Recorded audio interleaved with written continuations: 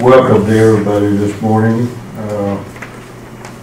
I have quit calling the roll. I think it's apparent who's here and who's not here as far as the court members are concerned. They're all present this morning.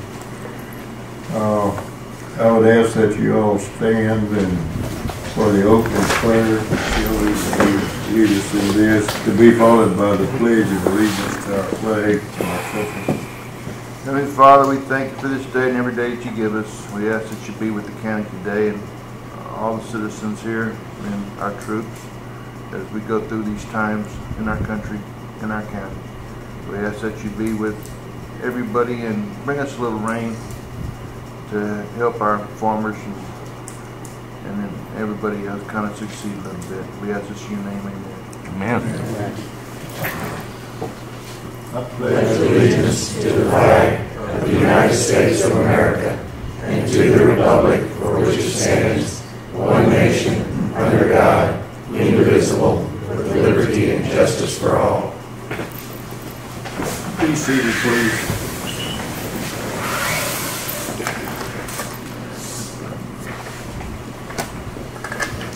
Do we have anybody sign up? No, sir. No citizens.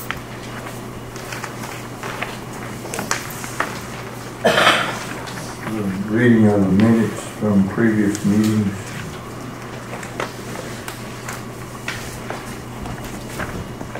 How many have we got that we haven't heard?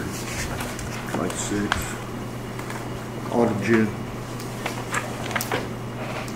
All of June? Yes, sir. June 5th through the last one would be June 29th. 30th, June 30th. Most of those don't have much in them. They do not know it, June. They were pretty good to me. They were good to me. I read them last night.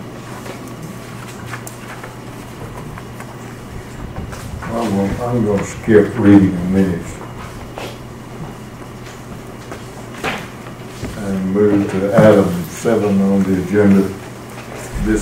Discuss, approve, disapprove having Karnes County accept the correction tax resale deed originally executed by Karnes County on October 24, 2005 by Karnes City Independent School District on November 7, 2005 and Karnes County Hospital District on October 25, 2005, which deed was filed in the public records of Karnes County, Texas, November 9, 2005.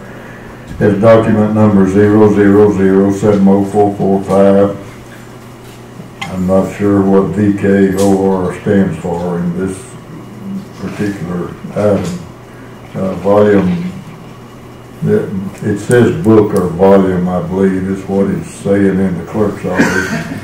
Volume 825, pages 413 to 419. The original deed describes the property conveyed as Track 8, being 7 acres more or less of the J. Nesbitt Survey, Abstract 219, Karnes County, Texas. No full legal description of such property was in the original deed description. The correction tax resale deed has the intended description as in Exhibit A attached to the agenda item. Author John Berry and M.E. Phillip. Is either John or Mr. Phillip? I'm present, Your Honor. I think Mr. Fulton is going to give a presentation. All right. Mrs. Phillip. Yes, sir. Shall I come to the podium? Yes, sir. Okay.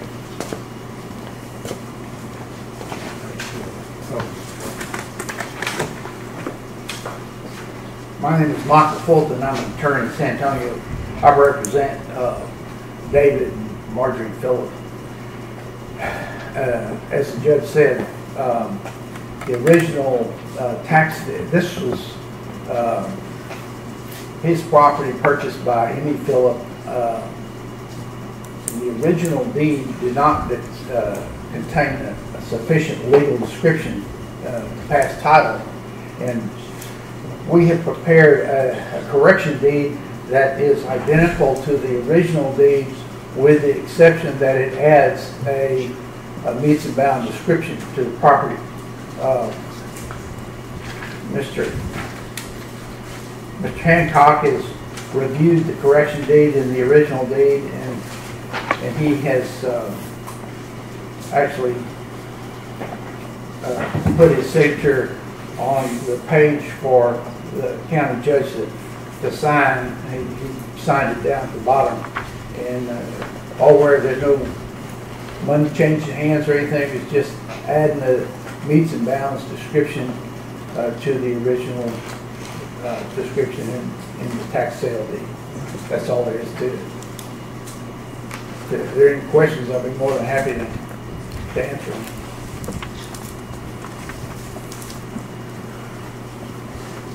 Is this intended to take the place of the original deed? Yes, sir. I have with me a copy of the Texas Supreme Court case that says a correction deed that goes simply to correct a defect in the description is perfectly legal, and it will in fact take the place of the original deed. Only and it's identical with the exception of the addition of the meets and bounds description. Herb, have you looked at the stuff that he's?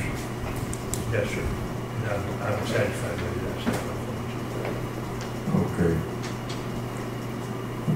Why would this way of correcting it be different or better than just a plain correction deed with the original parties being signatures on it? Well, that's what I've done, sir. That's what I have here is a correction deed. It's identical in all respects to the original tax deed, except it adds a meets and bounds description to the as an exhibit to the description in the correction deed. Have any of the courts seen any of this stuff that he's presented? I presented it last week in last meeting I was here, and I was told to give it to Mr. Hancock to look at, but I'd be more than happy to. I've got it here, both the original and the correction. It's already been signed by the hospital district, and I haven't presented it to the school district yet. How many signatures are going to be required, sir? Well, I have a couple of copies here if anyone would like to look them over. Yeah. If y'all don't mind. We ought to have one for everybody on the court. Well, I'm sorry, I'm not that familiar with y'all's procedure down here, but I'm not sure anybody is, but that's what we need to have at any rate. All I have is Exhibit A, and this is the proper. yes, sir. Yes, sir. Here's the limit. Sure. Judge, if I could just add, I mean, anyone looking at it, and I know you're familiar with it, but it's kind of like giving a deed to someone and saying, I'm going to deed you lot 4 in Karnes County. And then you look at it and you say, okay, well, is lot 4 in Kennedy? Well, I don't know.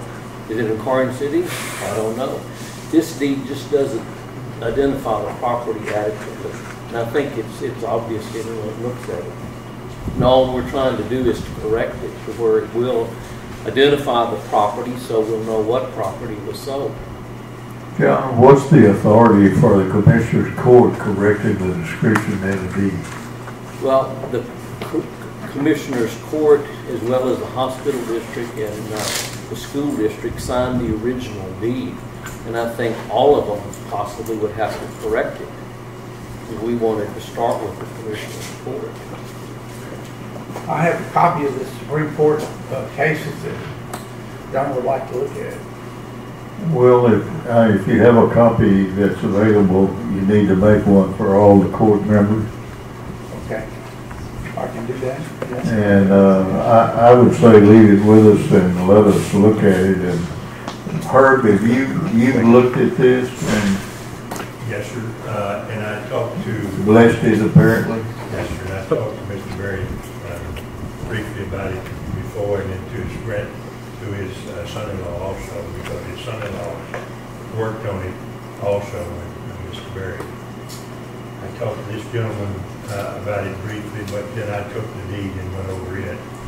And I'm satisfied that it is a correction deed. It doesn't change anything as far as the conveyance from the county to these individuals, other than this clarifies the description. That's what I get from the document that he is asking that the court sign.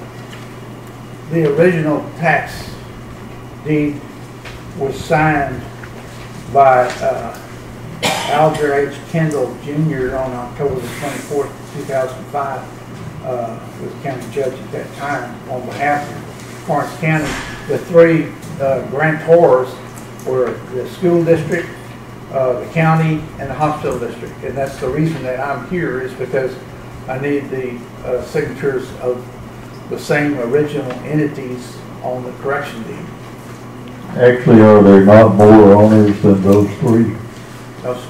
Because there are no other owners, because this was a tax foreclosure on a piece of property which conveyed title to those three entities, and then those, and it sat as a resale for a number of years. And when Ms. Phillip came in, purchased it, and so those were the only owners, and so they're the only grantors.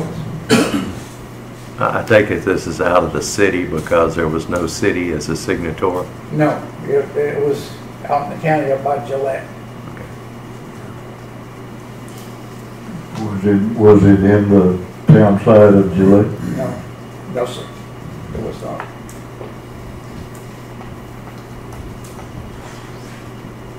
Herb, did you locate this? Well, I mean, when you were reading it and located on the map? I didn't locate it on the map, Judge. I'll do that if you want me to do that. I'd feel better about it. I just don't feel comfortable with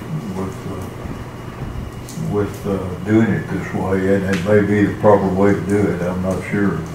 I'll locate it on the map for the court and get that.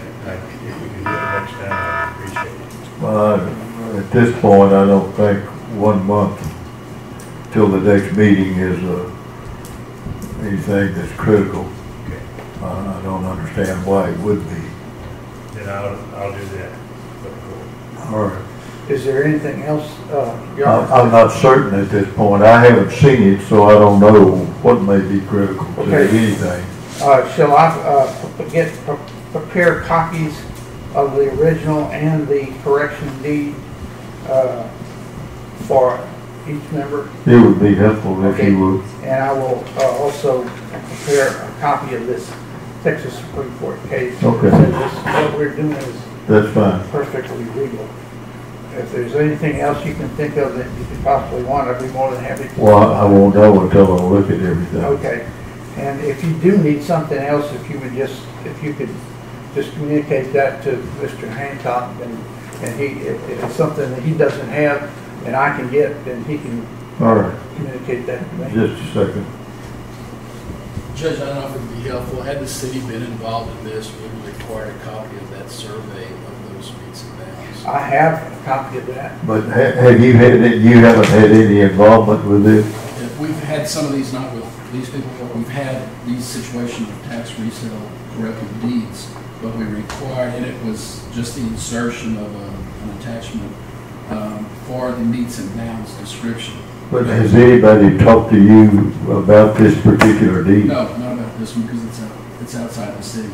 But all I was saying, it may just be helpful is whatever precipitated this was the fact the legal description did not exist in the first deed. And for us, when we have one of these and we've come across it, we've requested that certified survey to show those are, in fact, the meets and bounds. And that's what he's saying, is that he's including in this attachment.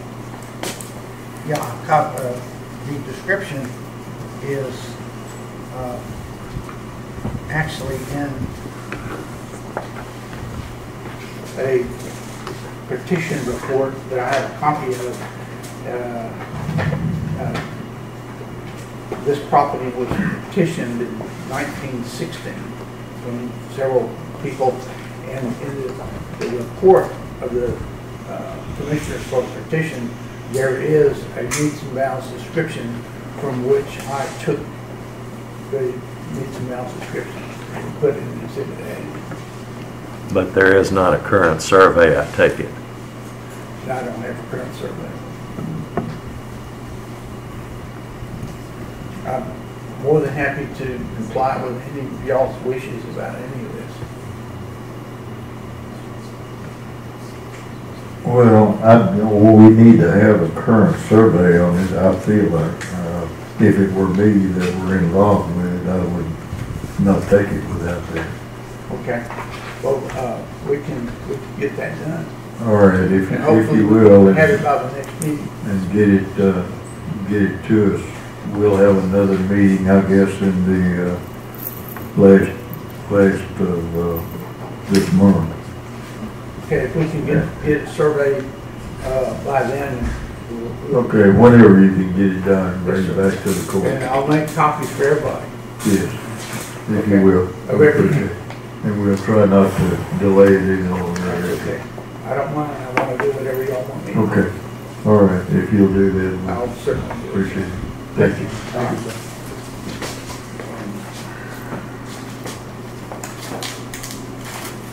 Can I get those back? Yeah, because then I'll give y'all each, I'll prepare a little booklet for each one. Thank you, sir.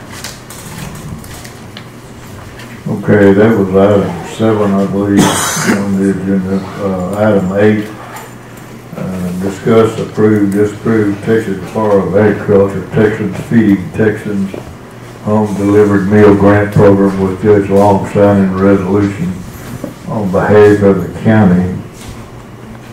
Have I got the resolution? If I have, I'm not sure where it is. Yes, sir, I think so. It's in here, hopefully.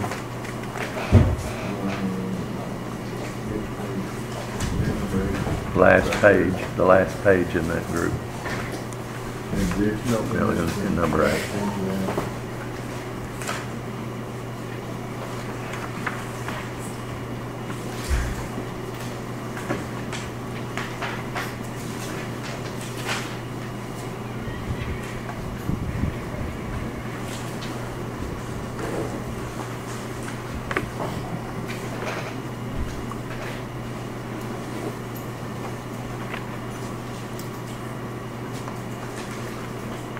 The resolution that I will be signing is a resolution authorizing county grant, and it reads, a resolution of the County of Karnes, Texas, certifying that the county has made a grant to Community Council of South Central Texas, an organization. That's the same one I'm reading. Is there any reason for me to read this one also? It's the same one I'm No, reading. that's just the one for signature, sir. Okay.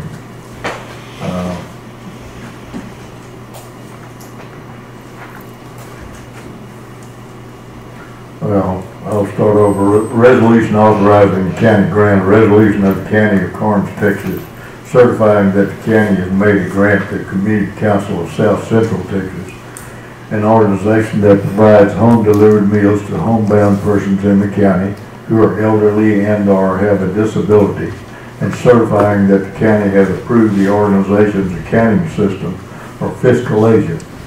Whereas the organization desires to apply for grant funds from the Texas Department of Agriculture to supplement and extend existing services, homebound persons in the county who are elderly and or have a disability pursuant to a home delivered meal grant program. And whereas the program rules require the county in which an organization is providing home delivered meal services to make a grant to the organization in order for the organization to be eligible to receive program grant funds. And whereas the program rules require the county to approve the organization's accounting system or fiscal agent in order for the organization to be eligible to receive program grant funds, be it resolved by the county, Section 1, the county hereby certifies that it has made a grant to the organization in the amount of, not filled in, I don't know how much we're talking about. $779.25.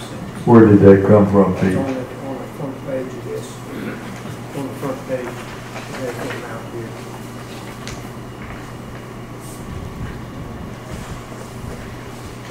$779.25.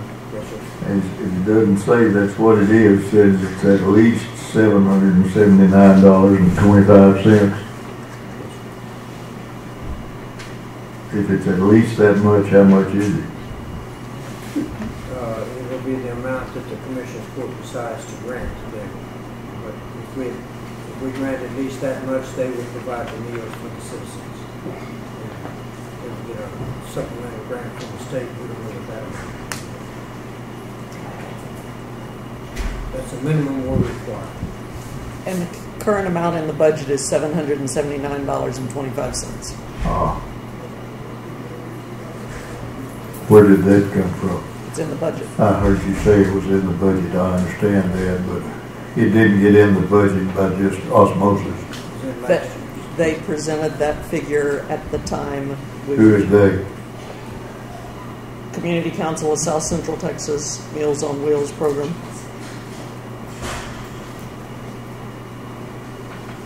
And so that is the amount that was included in the budget for this participation. That, I don't know if that's for our current fiscal year that you are doing now, or if that's for next year's I budget. don't have a clue. This is for next year's. Okay. Why is it in this today, Pete, if it's next year? So we can get that in our budget for next year. Well, we're not doing a budget hearing this morning. No, but this That's is, not what we're about. they asked us to, the Commission Court to approve it so that we can do it in our budget. Somebody should have talked to me about it, Pete. Nobody did.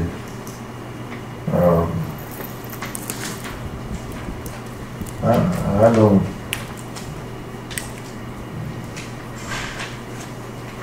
Really don't understand that it's something we need to approve today.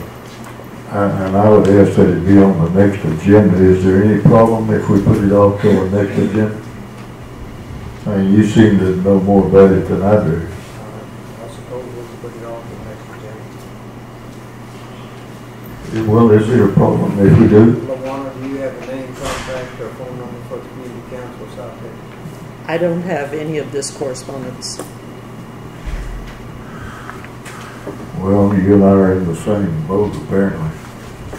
I don't have any either. I'm gonna schedule it for the next meeting and see if we can't get it squared away. On the first correspondence we got, there was a guy named Bobby Deek, or D-E-I-K-E. He's the executive director. And it's got some information on the letterhead for Seguin, Texas, and a phone number. Yeah. But if you read the current page you have in your hand on right now, gentlemen, it says dated June 26, 2015. Let the judges looking at the resolution.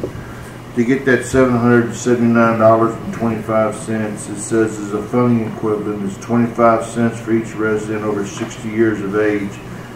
And according to their census, there's 3,117 individuals in Karnes County in this age group. You take that 3,117 times 25 cents, and you get $779.25. Since this is next year's budgetary item, Luana, where would this fall? We've been going through these different departmental things. What does it fall under? It falls under non-departmental, which is a departmental budget that we have not addressed yet because it has to do with all the county's non-classifiable specific department expenditures, contributions, budgetary, and or, the Soil and Water Conservation District, Community Meals on Wheels, plus several other things. And that's one thing we'll be discussing Thursday or Friday of this week. I was going to say then that might be an opportunity to take another look at this thing. Yes, I think so. That's what we'll do. So with that said, let's move on.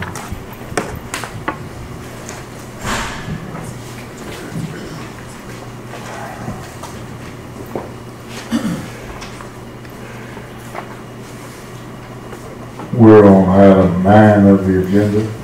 Yes, sir.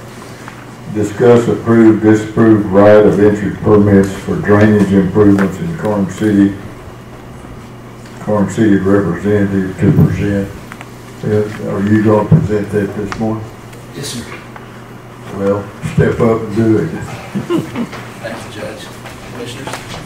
This is- The City of Karnes City has been working to remediate drainage issues. What we've got is a really tough situation because our major drainways, and there are 3 of them, are all located on private property. So it's not a matter of just going out and doing a comprehensive study and developing a comprehensive drainage plan and come in and find a way to fund that project. What we decided to do in looking at them, they're all natural drainways, and most all of them were just grown up in brush. So we contracted with a company called Brush Busters, and y'all may be familiar with them. You may have seen them even around town doing some of the work that we've requested. And we're going back through all of those drainways to clear the natural vegetation that is accumulated and clean out mattresses, refrigerators, tires. We came across a cash register that had been dumped in a crime, so we managed to solve a crime through doing drainage work, interesting enough. And a lot of other things we won't even mention. It's unbelievable what's found its way into our drainways. But the idea of doing it was really precipitated by the recent precipitation, the large amounts of rains that we've got. And many of y'all, even in the county, got to experience the road closing of 123 in the old railroad underpass, something we hadn't seen, at least in the time that I've lived here.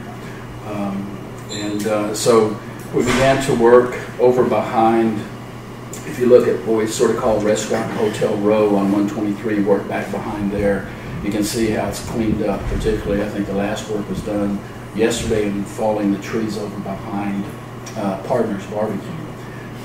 You notice also on the loop, if you just a block down, in fact, if you stood up here, you can see evidence of what was done over near some of Commissioner Rosales' property on Mayfield. But you look out off of the loop, looking toward Little League Field, you'll now be able to see the Little League Field from having cleaned out all those reeds and brush that was in that area.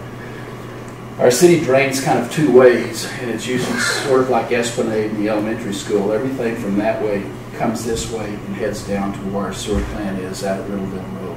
And then ultimately in the Dry Creek bed, ultimately will wind up in the San Antonio River. Everything on that side, including the school, drains to a single culvert, which is just a little bit north of the Dairy Queen and goes under the road and then cycles back behind all of that area I talked about, and ultimately to where the old railroad right-of-way is, and then to a Dry Creek bed and on down.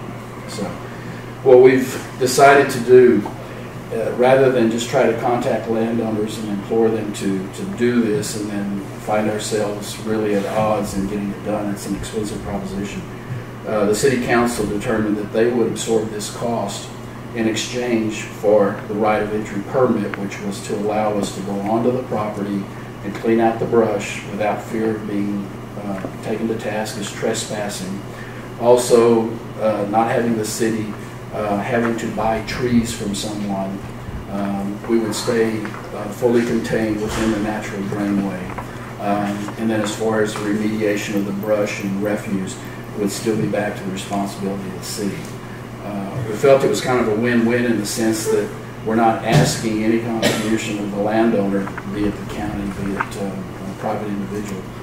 The city will take care of all aspects of it. In so doing, we could also make available that company to do any further work at that time, if that's between the landowner and brush busters. So what was presented is my code enforcement officer, Kevin Murray, is here, and I know that he provided the properties that were identified that were in the control of the county, either by ownership or as trustee, and prepared permits, right of entry permits that we ask that y'all would approve and forward to us.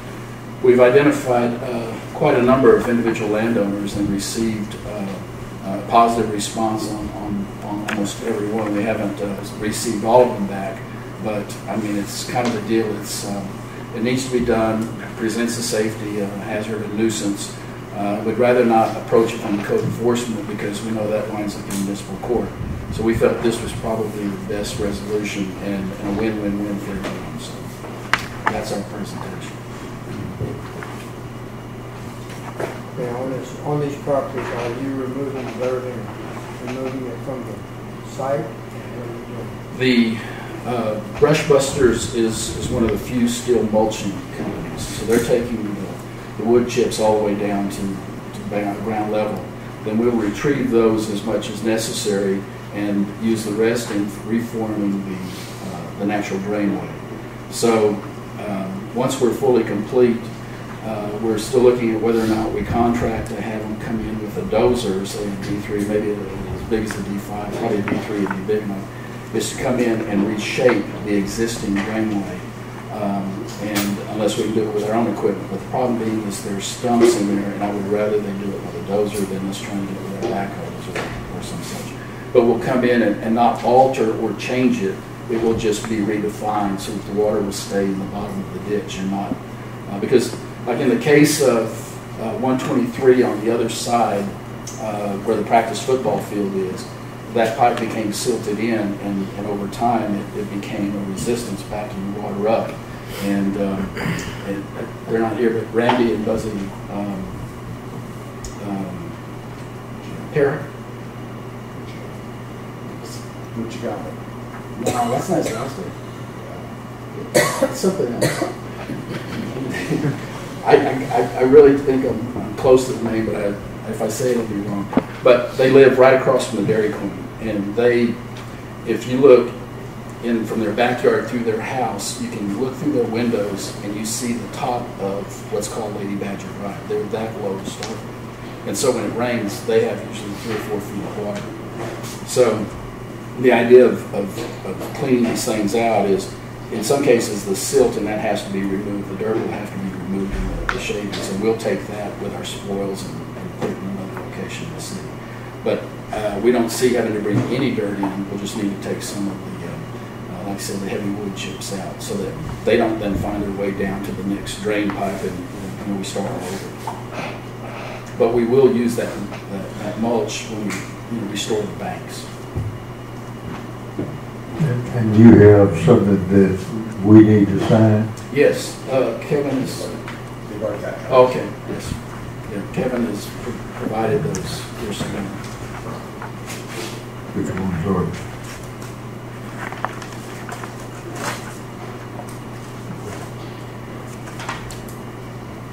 The right of entry permit for drainage improvements, is that? Yes, sir, that's correct.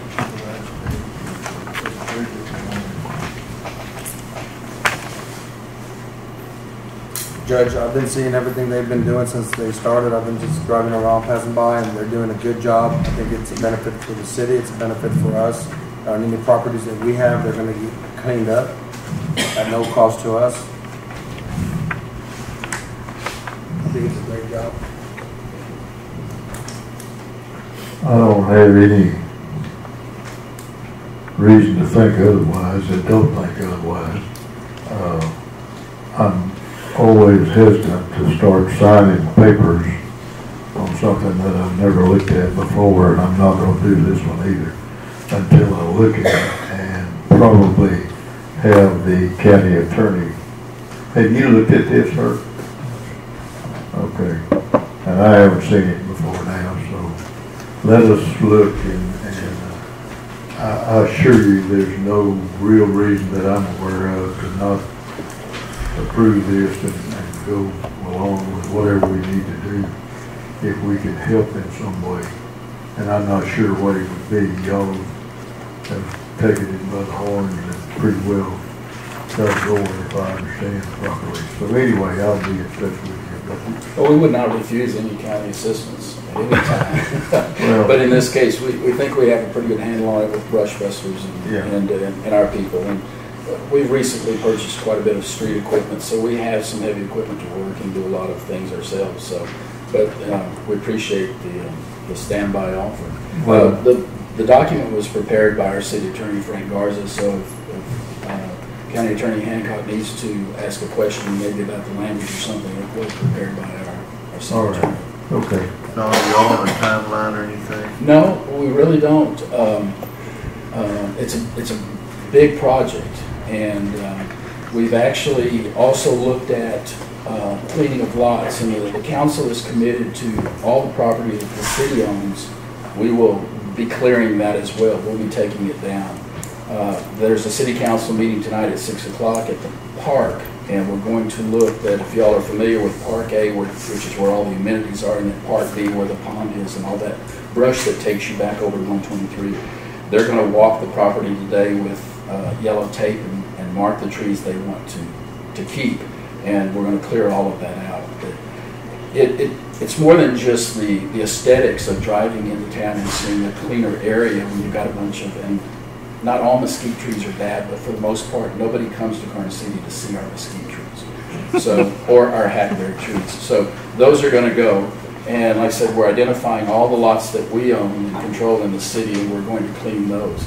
If you want to see what one looks like, if you go out Pata Maria, going toward what's called our Highland Park, which is now where the Little League has built one of their fields since they were displaced by the school. There is a lot right across from the LM Church that we had brush busted just to get an idea of what it would look like. And the cost is nominal. They're charging us $8.50 an acre for our complete clearing. So we're, like I said, allowing, we started a list because we've had landowners come to us and say, can they do my lot? So we'll get them and we'll create some kind of schedule. So if we're in an area, they can do that with the private landowners to clear their lots as well. And what it's allowed us to do also is identify better where some of our alleys and our streets are. Again, we've embarked on a street improvement program with building streets specifically in North Karnes City, which is all brush. And as a result, we're also cleaning up the city because as long as there's cover, people are going to continue to dump. And trust me, the dump, what we've collected and recently now transported to San Antonio was 14 tons of tires. So that was a pretty expensive proposition, but you know, if we're going to clean up, we're going to clean up, and it's going to be costly. But the number of trips, I can't tell, we made six trips, and we've already taken to Liberty Tire 14 tons of tires. So we expect we'll find more as we go, but the idea is as we're cleaning them up, we're able to get all that stuff out of there, and you know, it's substantial. It looks nice. Apperson is where we've started on our all-weather base roads, and we cleaned that's actually brush busted all the way from Riddleville to the old aviation field, so you can see straight through. And needless to say, the things that we find are, you know, amazing. So it helps to clean up. It also is helping us with, you know, rabid skunks are becoming an issue now. I know we sent our animal control officers to training in Midland. They came back certified, and one of the big things that they were pressing upon is there's a bit of an outbreak of rabies in wild animals, you know, particularly these skunks and that. A lot of vermin can collect, you know, snakes are real easy. We've encountered those while we're out there. So clearing away this brush unnecessarily, allowing it to grow is probably a good thing for our city on balance. So this is what we're doing, and there's some other areas that are minor drainways, but it's our major ones that we're working on, and I said that's what we can do with the county because y'all do these roads. These lots that you specified are part of probably tax properties that the county owns an interest in? It could be that y'all are trustee of those, okay. Yes. In fact, Kevin, it is. Some of it is trustee and some of it is county property. And it's listed on which one is which. There's one for trustees and one for the Strict County. And we asked the court to do the same as the council. The council is also trustee in some of the properties that we're clearing. So by virtue of that authority, we executed the private venture. Who's got a map that they could show us which ones are which? I assume It should have been. They're attached, Judge. Attached to what? To your number 9. I'll look at it later. I'm not going to look at it now. We appreciate the consideration. Thank you very much. We appreciate what y'all are doing. Appreciate it, sir. Thanks, Kevin. See, we're on item 10, I believe. Yes, sir. Discuss, approve, disapprove Terra Med Remediation LLC as an authorized vendor providing services to the county through the Road and Bridge Department.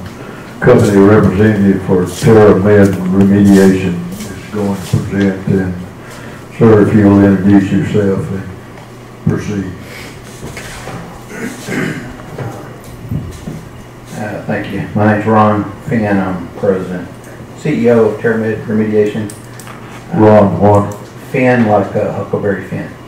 F-I-N-N? Yes, sir. All right. Go ahead. Anyway, last time I was here, I gave a presentation to the commissioners about approving my company as a vendor for the county.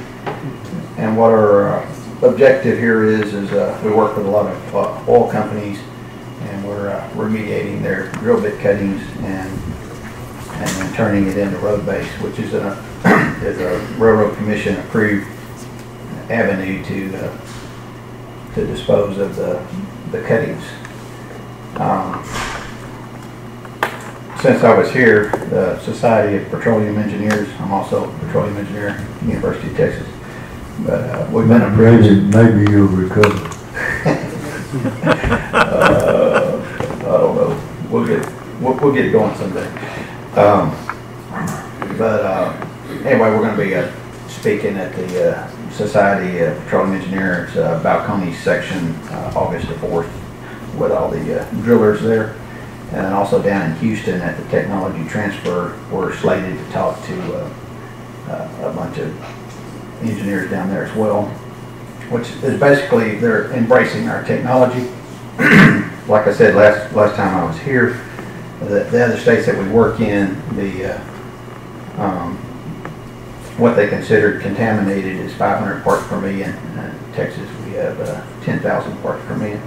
I brought some plants here from a sample of some drill bit cuttings from Colorado that's been remediated, and you can see it's only been in that soil for a week, but some of the drilling solutions they use nowadays are diesel, they're oil-based drill bit cuttings, oil-based muds.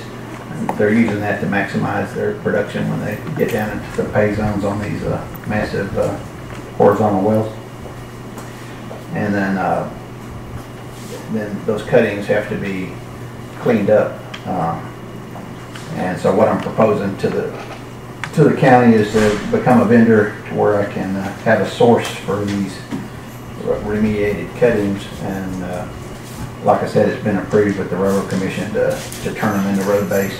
And also the Railroad Commission is also embracing our technology. I copied a letter from the commission to was it Sandra? Anyway, when I responded to the commissioner, if you guys don't have a copy of that letter, I can get it to you. But it's basically embracing our technology and voicing that the Railroad Commission has a desire to remediate the cuttings and leave them in place. It would be the preferred method of disposal of these, and I need the county to also be a vendor for basically remediated soil, because if the landowner doesn't want the cuttings to be on his land because they're scared of them or whatever, we can take out all the contaminants and use it as fill. Right now, the commission is permitting site-by-site places. If the commissioners know of an old mine or some place that needs a lot of fill, that could be a source for these cuttings. The main point to be expressed here is these oil companies, if they don't have a place to go with this stuff, they're going to just take it to a landfill and be done with it. If they do the old methods, which is mixing fly ash with it, a typical well, they'll bring in 30 truckloads of fly ash, they'll mix it with 30 truckloads of drill bit cuttings, and then they'll haul it off. And so that's 90 truckloads per well. if we could remediate the cuttings and leave them on location, you would eliminate 90 truckloads of material on the road. If they're transporting the contaminated stuff from get on the road to get in a wreck and it spills over, all that stuff. If they're just relocating it to a landfill, then it could be just relocating the basically toxic stuff. See. So basically, we just need a commitment from the county that if that you could take all that we could produce, because otherwise the oil companies are going to do what they're doing now, which is just relocate it. So I'm asking the county to approve us to be a vendor. I need help educating the landowners, and I need the county to help provide other locations to where if we're not turning it into drill bit cuttings in the road base, if we can just use it as clean fill, we need places to go with that. And any questions? Have you been in touch with our road man? Yes. And what's been the result of yours? Well, they wanted me to come here first. That's Mike, correct? Yes, what it was we talked about it, and got with Polk also. And what we did was, being Shelby brought up the hazard part of it, the slickness of it and everything, I figured we all need to be educated on this, and that way we all make the decision instead of just one person. Me, I have no problem with it as long as we can use it. It's free material. If you got to do something with it, we can use it for road base. I have no problem. The only problem I'm going to have is trucking, because they can produce more than I have trucks. So hauling is going to be another issue. And if they can help with that, that'd be awesome. But the deal is that I have no problem using this material. Like I've talked to Mr. Popo, we'll use it all in front of his place. That'd be the trial area. Because if it don't work, he'll see it every time he drives out his gate. And then we can probably do the same here on this Some of the pushback I've been getting from the drillers, there's a House Bill 1331 that addresses the liability of the drill bit cuttings if they take it and mix it with fly ash and turn it into road base like that. There's still some liability associated with that. If they remediate the cuttings, I mean, I'm not saying that. There's other ways of skinning a cat here, but if they remediate the cuttings, then they remove all of their liability, and then it can be outsourced, and you're not going to have any potential liability. So. Okay. What you're saying, if I understand right, is when you finish with the product, it falls below all of the acceptable, or below the acceptable norm as far as being safe. Is that correct? Correct. Right now the state of Texas is kind of behind the curve. When we started our company, they went to North Dakota, South Dakota, Wyoming, and Colorado. That's where the bar is really high. And we're trying to get we're trying to get the contamination level lower because it's better for us. But that's, you're fighting the big money there, trying to change the laws. But to answer your question, we can remediate some cuttings and get it below the Texas RRC levels very quickly. In Colorado, we're taking about 28 days to bring it down to less than 500, and then in about 6 months it'll go almost to zero. And we're also removing the hydrocarbons, the chlorides, and the salts. In Colorado, they have a deal where if you do all of this, if you haul the cuttings away there, you have to bring back a matching amount of soil. but they're allowing us in North Dakota also to remediate the cuttings and leave them there, mix it with the topsoil, and then they can grow grass. And that takes a lot of the trucks off the road, and it's a win-win for everybody. What I'm hearing is the remediation is done at the drill site, is that correct? Correct. Okay, and then kind of walking through this, once the drilling is finished, or do you start your process while the drilling is going on? There's two applications. The preferred one is as they're drilling and it's coming up out of the ground, goes off the shaker, it goes right into a blending equipment, and then it just stacks. And then after they're done with their drilling operation, they move their drilling rig and all. Need about 28 days to get it less than 500 parts per million. But anyway, at that point, then they just mix the cutting with the soil there, and they're done. Okay, if we're taking, I say we, the county is taking these remediated cuttings off a drill site, and I realize every oil company and every landowner probably has a different lease and different lease covenants, but how much material would be generated on the average, realizing there's a vast difference between the extremes, and how quickly does it have to be removed afterward? In other words, what I don't think the county wants to get into is a situation where we have to do something in a certain time frame. Well, a lot of that's predicated on the landowner, but normally a drilling company, when they do all this, they can do a 1 year permit. They could stay 1 year, but they try to get in and out in like 90 days total. And it's how the lease is written with the landowner, and you got all of these trigger points. I know what you're saying. I mean, a lot of it's got to be the education, really. But as far as, if we had a place to go with it, like, I mean, logistically, it's going to be where the problem's going to be, because the farther you get away from a processing center or Mr. Polk's facility or whatever, it could be cost prohibitive. How much, in terms of cubic yards, would a well produce? Well, about 425 cubic yards per well. That's about 30 truckloads. Now that's the cuttings themselves.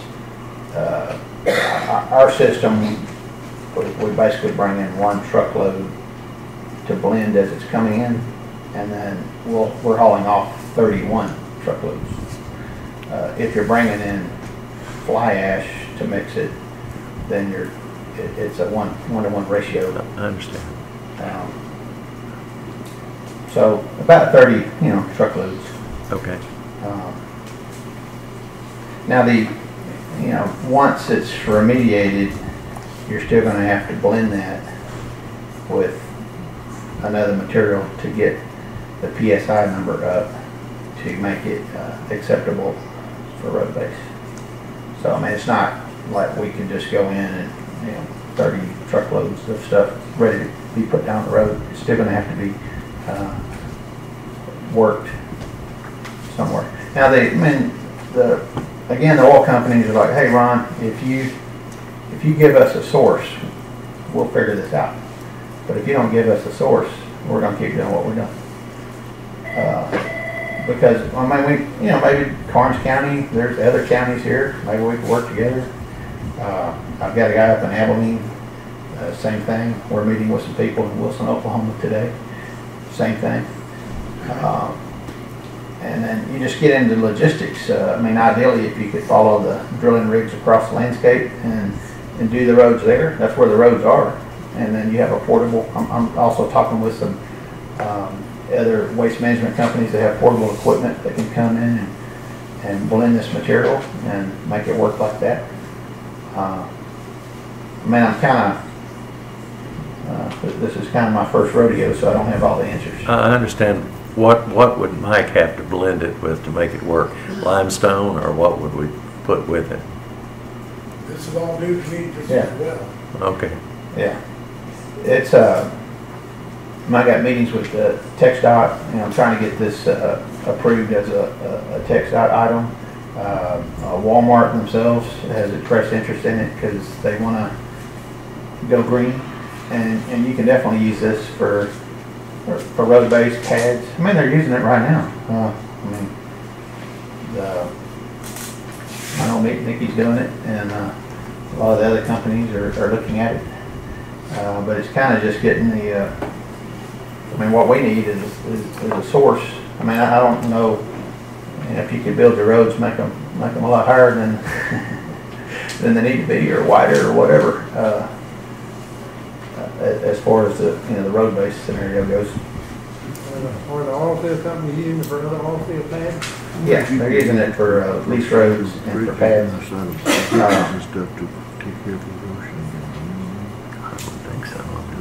My main concern about all of this, and this is my personal deal, is liability. I just want to see where the county's going to be in all this, because from what I'm understanding about it is we take it off there, we put it on the roads, that makes the county liable for it from there on. Is there a time limit? What if it gets to the water table? This is kind of where I came from. That's why I brought all this here. Because there's a liability somewhere's in there. Or otherwise, everybody in the county is building their roads to their houses. This is my personal opinion. So my main thing was, Pete and I went and looked at it. It looks good and everything, but this is all new to Pete and myself. So we said, well, we keep hearing liability, and it's like, wait a minute, I think we all need to make this decision instead of just one person or two people or whatever. So that's why it's all sitting here. All right, Ron, do you have figures of how much base material it has to be mixed with? What, one part to one part to two parts, or what do you have figured on that to lower the limits to a certain amount? Do you have those figures? Are you talking about the part permitted to the left? You said it couldn't be used. Plastic index up. You said it couldn't be used by itself without mixing it with another material. you can use it by itself as just fill. Fill, but not for road base. Yeah, I mean, this is, you know, cuttings coming out from the earth, and it's got a lot of pressure on them, and they're real small, and you know, shell formation, and I mean, this is just basically a creative way to go somewhere with it. Can I take this question? What are the potential liabilities? I mean, what might be the potential liabilities to anybody? Well, the House Bill 1331 that was written by the Railroad Commission talks about the liability, but also the gentleman I've been speaking with there and the commissioners, it's like, if it's, to them it makes more sense if they took all the contaminants out of the product before it goes out the door, and then all the liabilities come. If you leave the contaminants in and then you mix it with another product and then you go put that on the road. What kind of contaminants are you talking about? I mean, if it's not that much of a liability, then what's the problem? Well, you got radioactive material in it? No. It's just the parts per million. When they drill a vertical string, you know, 4,000 or 5,000 feet, and they use water-based muds, that stuff is not bad. I mean, it's just cuttings, like when you drill your water well. Right. I mean, what do they do with that? You know, they don't, it's not toxic or whatever. But when they get down in the pay zones and they start doing these massive horizontal legs, and they're in the pay zone, they're in the Eagleford Shell or Austin Chalk, whatever, they've learned that it makes more sense to drill those with oil-based muds. And when they're doing the oil-based muds, they're adding additives into that mud to maximize the return on their investment to get the most money, so they're not damaging the formation. And so that's kind of where the problem comes. And then also when they're in some of these formations, they can pick up some chlorides and stuff like that that come out as well. And so it's kind of like self-induced, you know. But you know, same thing with the fracking. When they frack with a water-based fluid, it actually damages the formation to some degree. But the pros outweigh the cons. There was a company that was fracking the petroleum. They went out of business.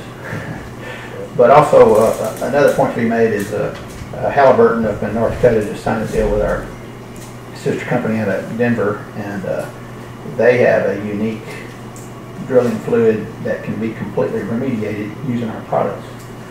And so that gives them an edge, because the other drilling systems have contaminants that can't be remediated. So what you're saying is, with your process, by the time we would say we accept the offer, or the county does, to use it for road base or whatever, so by the time you're finished, your process is complete, and it transfers to us to use for road base or whatever, the potential for liability is virtually zero. Yes, it's virtually zero, but I mean, I'm arguing this with the guy over at an oil company. He's a seasoned veteran, and his word is, if anything ever happened, the lawyers come out of the woodwork and they sue the people with the deep pockets. And that's what House Bill 1331 was trying to get rid of, because the oil companies are almost strapped, because if they bring it out of the ground, they're liable for it from here to eternity. When they haul it over to a waste facility, they're still on the hook. If that waste facility goes out of business, they're liable for cleaning that up, whatever it costs. If the companies that are in that pool go out of business, then the guys that got money, they have to do that. So, but you're all right. If they take the contaminants out, then what's left? Your probability of being sued is like zero. But anybody can sue anybody. That's my stance. If you get rid of, if you do third-party testing and it's all validated, and you have manifest of everything that goes in, goes out, there's nothing there. I guess the big question would be, if the county accepts these, would your company or the others that are remediating stuff be willing to give the county a hold harmless agreement to sever any liability issues? I guess anything could be done. I mean, the one that's going to really need to give you that is the originator of the cuttings, which would be the oil company, because they're kind of the ones that dug it up. And then that, you know, that transfer. But that's what they're trying to do, is make it a road-based material, and then or make it asphalt or put it in concrete. You've convinced me personally. I'd be happy if you wanted to haul some off. I've got some places you can fill. But, you know, that's me. From the county standpoint, I understand that there's liability or potential liability issues which Mike brought up, realizing they're rather minuscule, but nevertheless they're there. So that's what I'm talking about. Yeah, I mean, you got the liability of hauling this stuff up and down the roads. We had a gentleman last time here said that he hit a big old pothole and wrecked his truck, and the guy got killed, and blah blah blah. I mean, I'm sure I guess it's a risk management question. But I mean, I don't see any harm. To me, if we could remediate the cuttings, leave them on location, that would be my first choice. Second choice would be to use it as clean fuel. Third choice would be the road base. But the road base does extend your reach. But so does hauling it off, trucking 90 trucks over to a landfill and just relocating the problem. I mean, they're still going to process it over there and turn it in. I don't know, Mickey speaks next. I'm sure he'll address the group about that. He's been in that business for a long time. Mr. Hancock, do you have any thoughts on this? No, sure I don't. I would not really listen to what y'all are. I think that the stuff might be, I think your stuff here might be used as maybe as a subgrade or maybe to take care of erosions on the side of the road, you know, that we may have, but we can beat this to death. But I quite frankly think we need to either we need to go ahead and approve this or disapprove it. But doesn't say that we have to, you just trying to find to be a source to provide if possible, right? Yeah, we're just looking for open doors and opportunities to discuss later, and We're not buying anything or obligating Yeah. ourselves to anything other than you being an approved vendor, is that correct? right. We have one more strange benefit to our remediated cuttings. If you had a huge tank battery like they have up in Oklahoma, if you used our stuff to line all of that and put up berms, once the oil is gone, our microbials become dormant. Think of it like mildew, and they sporulate. So once there's nothing there for them to eat, they die, sporulate. They reactivate if they get hit with a food source again. So that makes a good, that's a good solution. Yeah. If you're in an area that could be possible. But then again, it's going to be logistics. And the trucking part is like 90% of this equation. Do you have any in our area that you're fixing to work on? Any major companies you're going to work with? Yes, EOG. I got 2 meetings with them next week, and they're forecasting to do another 180 wells in the area, 20 a month. But you haven't done any of that yet. I mean, No. you haven't done any. Didn't I understand you say early on that you don't have any operations in the state of Texas? That's correct. My company, we're in Texas. Our sister companies in Denver, our manufacturers in Dallas, and we're collaboratively working with those two parties. The guy in Denver has done over 1,000 of these jobs up in North Dakota, South Dakota, using our product. And I mean, we've got some tremendous bids with the country of Mexico going on right now. And what they're doing is people are vandalizing their pipelines and their tank batteries to collect the landowners. That's how they're making their money. And they've got a lot of cleanup they've got to do. In those cases, we're basically doing land farming. We're just going out there with tractors and putting our product down and tilling it in. I mean, that's the easiest application. But it is a technology thing. Microbials have been around for a long time in the liquid form. It's just the way that ours is encapsulated in a silica product that's basically like a big sponge. It makes it work really fast and works real well with water. If you have oil on top of water. But anyway, any other questions? All right, I'll give my summation of this. This is the same thing as if you had a diesel tank or a gasoline tank that had a leak. You dug it out. And that dirt that they dug out there and they decided to contaminate, they stock it, they pile it up.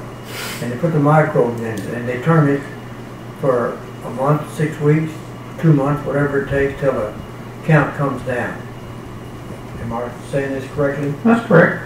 All right, so when the count comes down, they can haul this dirt off to a landfill or haul it off and use it for fill or anywhere when it gets down low enough. So he's saying the same thing. So what they're working with is they have to do something with this product.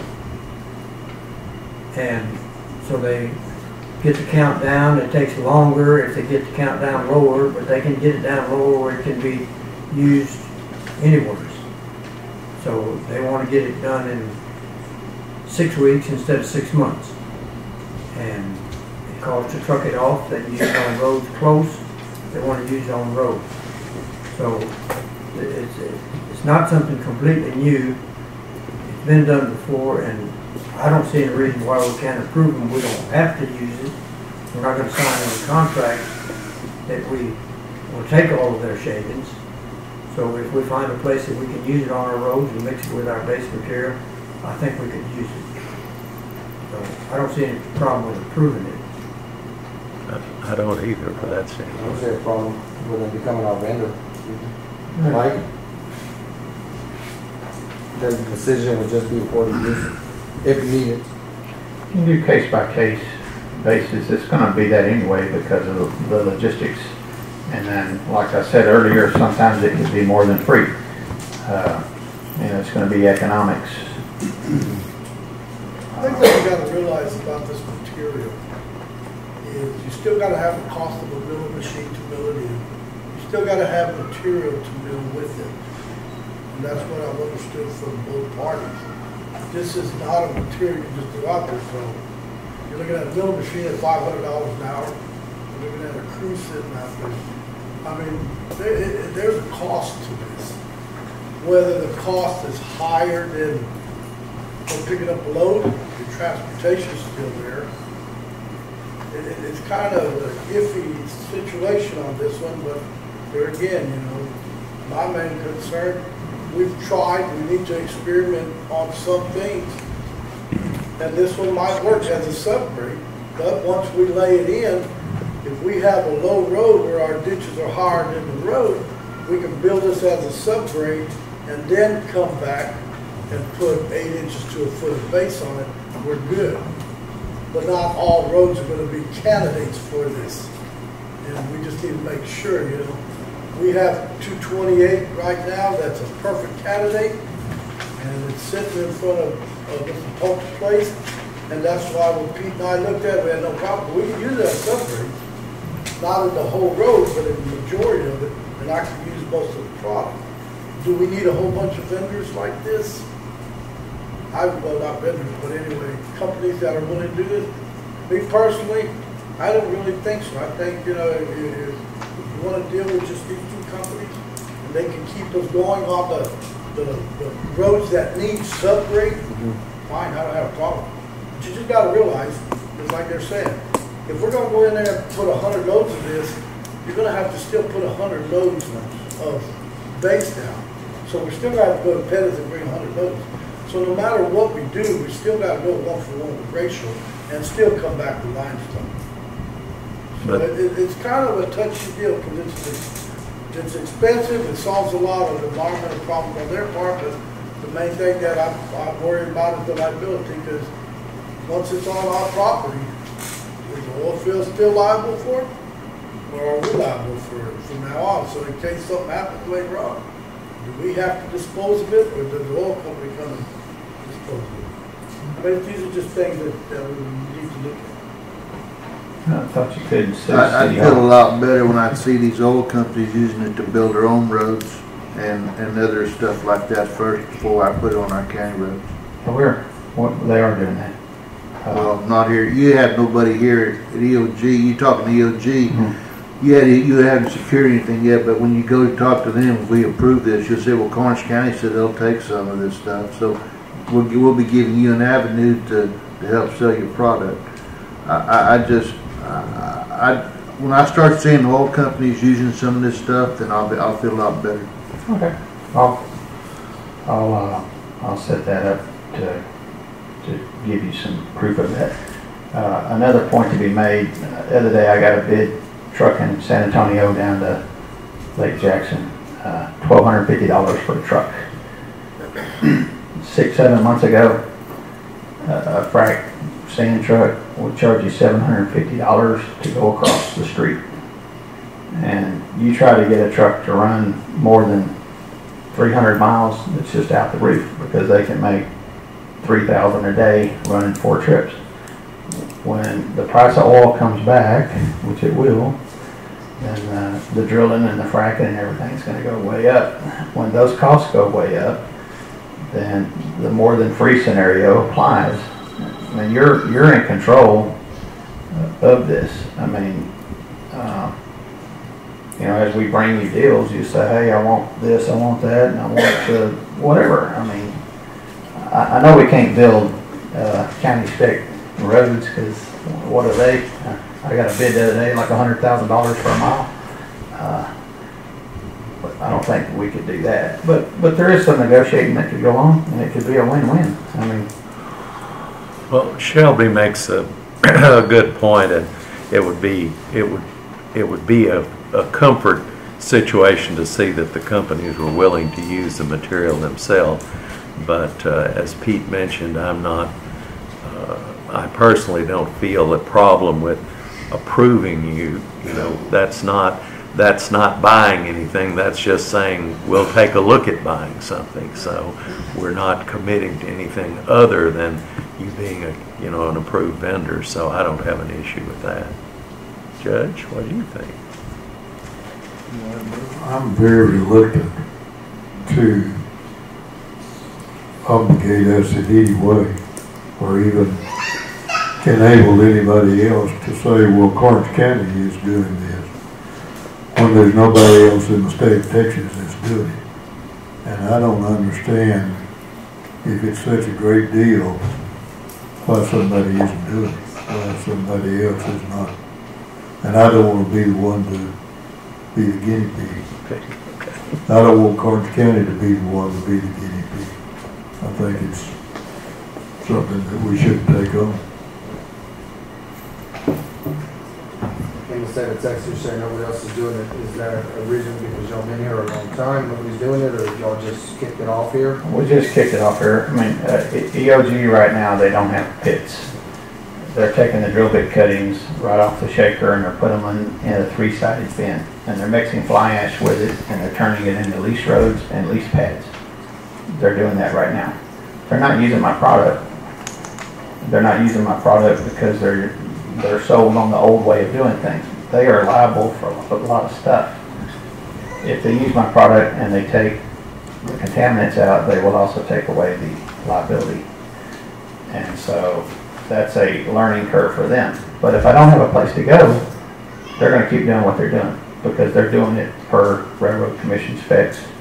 It works for them, and they'll roll the dice on the liability, but their liability is there. They can blend it up with fly ash on location, turn it into roads. They can put fly ash with it and take it over and put it in a landfill. Their liability is in the landfill. Their liability is in that road. If they work with me, I take away that liability. But if I don't have a place to go, I can't play. Ron, do you have a permit from the Railroad Commission to recycle into liquids?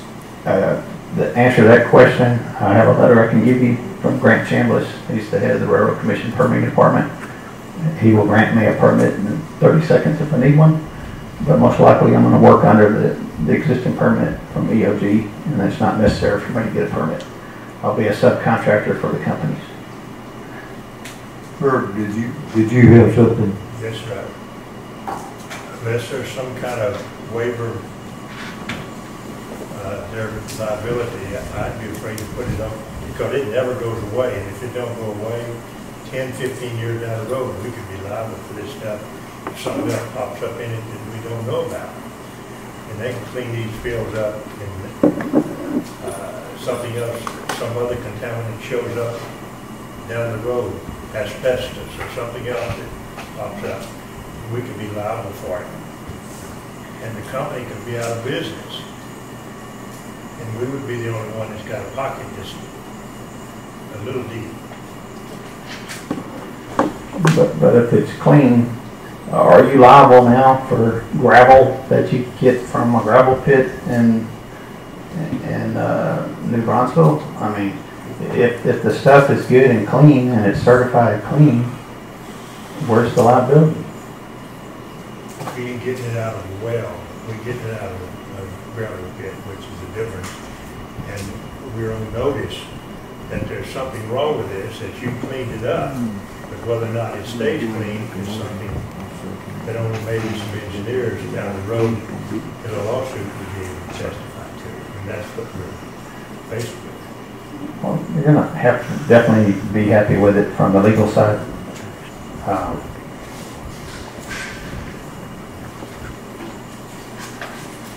mean, I'm liable for it myself. Well, because you are a good man, we ought to jump off and be. I mean, I'm sorry. That doesn't give me a warm, fuzzy feeling. The fact that you may be liable. Well, theoretically, everybody's liable. I mean, no, they're not.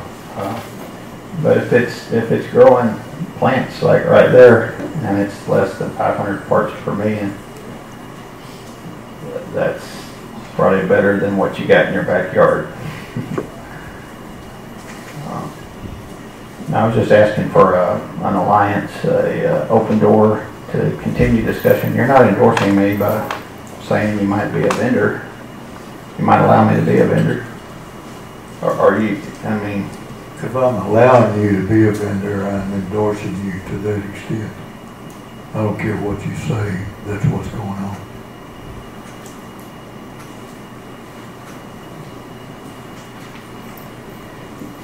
Did you want to look at it or go through it or?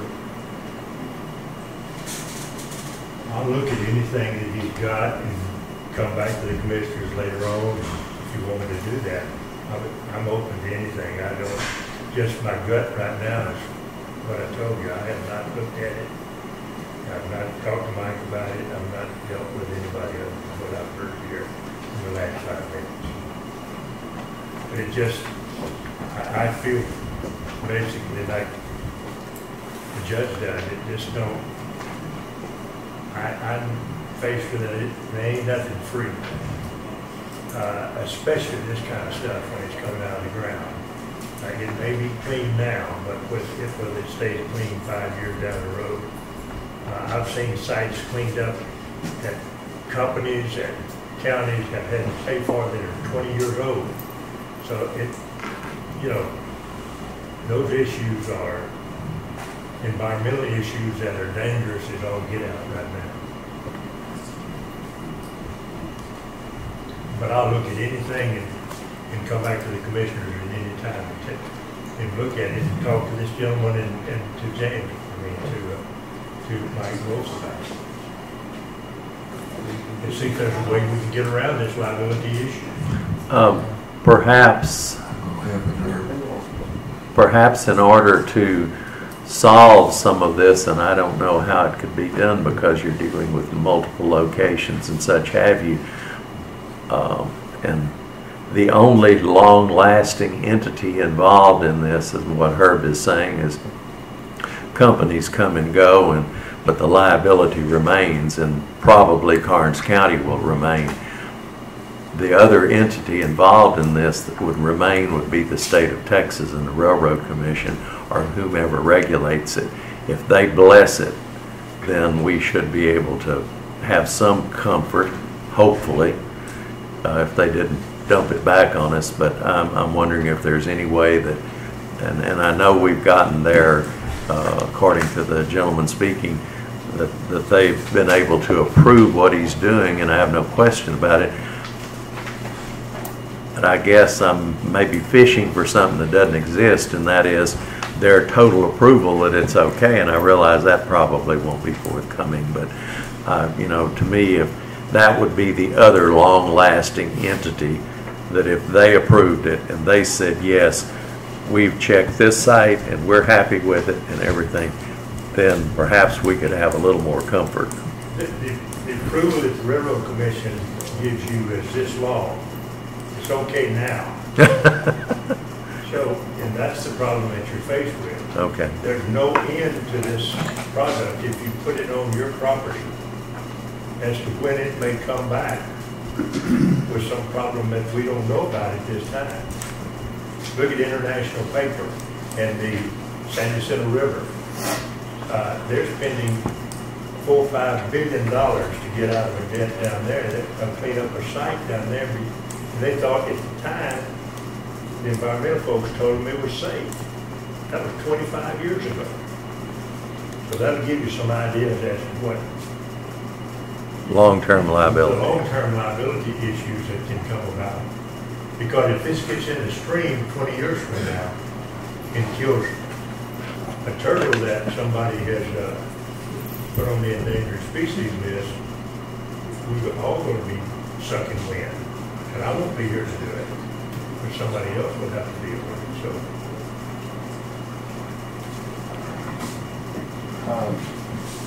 excuse me, Judge. I've got a copy of the letter from this gentleman here. That's from the Railroad Commission. It's in your stuff. And it's from Grant Chambliss. And if you take a second to read that, the very last statement, he says, however, proactive treatment of oil and gas waste that results in a waste that is less likely to cause pollution and in this case, a significant volume reduction is highly encouraged by the Commission and is beneficial to all parties involved. Should you have any questions or require any additional information, give him a call. Grant Chambliss, here's his phone number.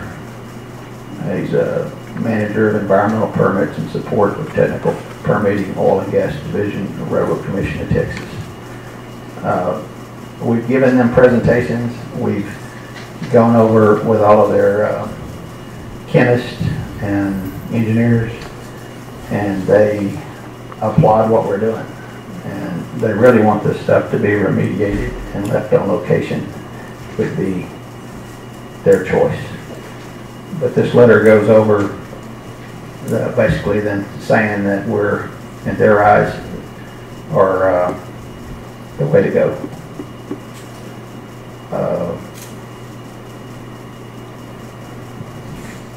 But like the gentleman said in the back, I mean, we've got the Railroad Commission in our corner. We are fighting the regulations that are in place. We as taxpayers and everything, we make the laws that we live in. This we need to lower the contamination levels. And so anyway, I think it's endorsed by the Railroad Commission. So, like you say, what else? Who's the governing authority for that in the state of Texas? I think that's them. Could I ask a question? What about the spent energy is applied for a permit to dispose of some product that's coming out of a well site? Shelby, are you familiar with what? Is this a product that we're talking about? It is drill cuttings, but they're going to have theirs in a slurry of those. They're going to be dumping into a lined pond, okay. a lined area. Then they encapsulate. Actually, I think they've applied for a permit for a Class 4 landfill. I'm not for sure what it is. Where'd you get that? I was talking with Sprint one day.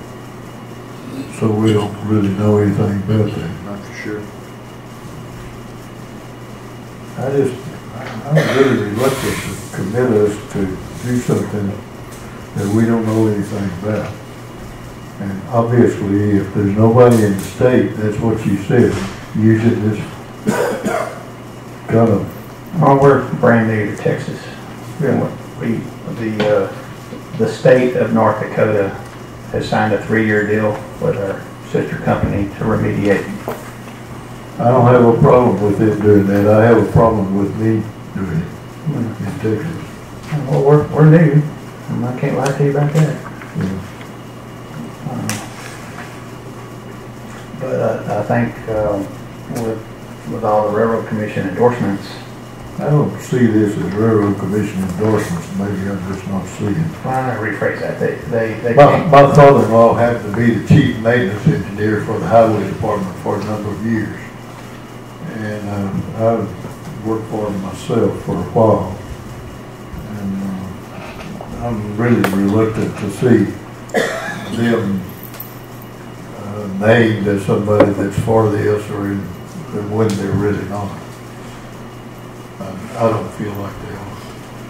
Well, they have a hard time. All legal entities cannot endorse somebody. Well, they can. I understand that very well. They can embrace it and try to move forward.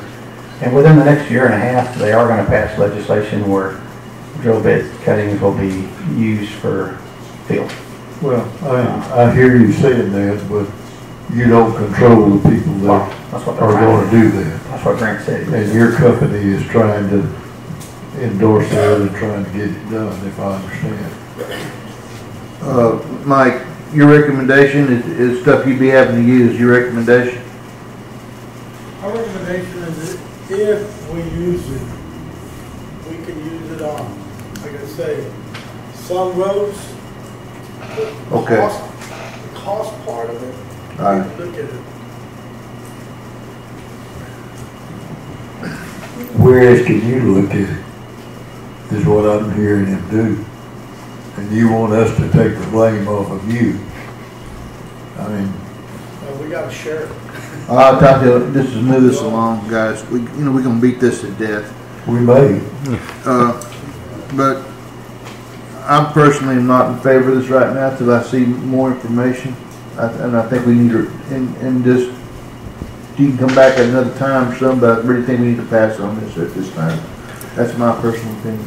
What kind of information would you like Ron to bring back to us? Well, I want to see somebody using this stuff in our county first. I don't want us to be the guinea pig for this new type of technology. I mean, if it's that good, then I know these oil companies talk to each other from across state lines. Mm-hmm. And Halliburton is in Texas. So we'd think that they would be doing this down here. If it's that good, I think the Marathons and the Conocos and the maybe probably EOG would be using this stuff to limit their, bring their costs down. That's what it is. We can approve them as a vendor, but as we said a while ago, we don't have to use them as a vendor. I mean, we can use them if we need to, but put them on as a resource list, that'd be fine. I don't care, but I'm really leery till I see something. I want to see this stuff in place first somewhere. That's me. And it's also me. Well, what if I propose to make Shelby, I can't say your last name. That's right. I tell you what, I'll just speed this up. I'll just make a motion. We approve TerraMed remediation as a authorized vendor, and then we'll have to look at Road and Bridge as it needs to do that. Is there anyone wants to second that? I will second that.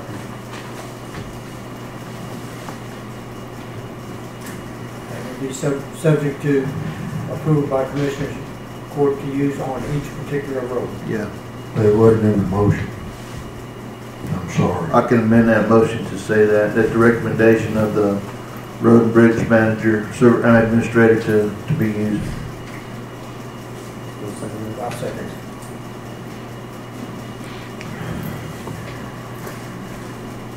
A motion and a second. You want to state it again? I'll move that we approve TerraMed Remediation LLC as an authorized vendor providing services to Karnes County through the Road and Bridge Department. Okay. Any further discussion? And I'll just make a comment as part of the discussion that I'm not going to vote for that. I'm not willing to be the guinea pig for the state of Texas. I've been involved with the highway department a good while ago and knew at the time that DeWitt Greer was the state engineer quite a bit about what they were doing, and this is not something that they would have approved, I don't think. And I don't see us being the guinea pig for it. I just think we're crazy if we do that. There's not anybody at this table up here that really understands the process, or I don't feel like there is. I know I don't. So with that said, any other discussion of any kind?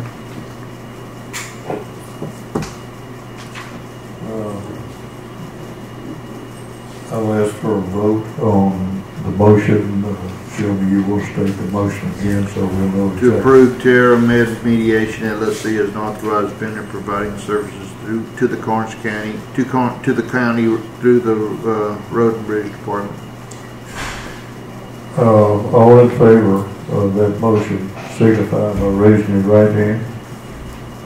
All opposed, the same sign. I'm opposed. Votes 4-1, motion carries.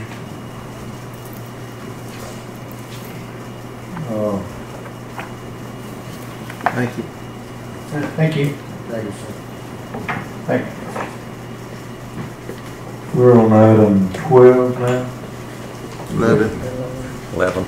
That's all we discussed. 11. No, that was that was 10 we just discussed. That was public. All right, discuss, approve, disapprove Polk operating as an authorized vendor providing services to the county through the Road and Bridge Department. Company representative for Polk. Is that you? Yes, sir. We'll fire away. Well, we're going to talk about apples and oranges.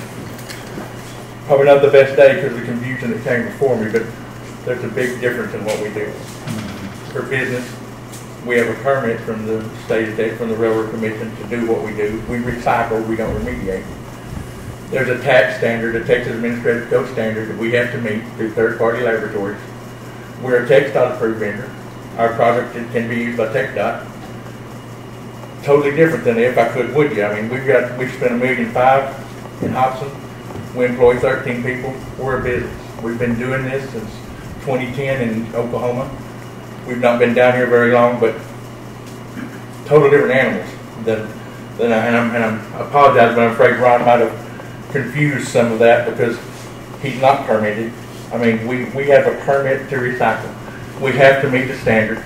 Once that standard's met, it's no longer considered a waste. And so the operator's liability is gone because it's chemically been proven not to be a waste.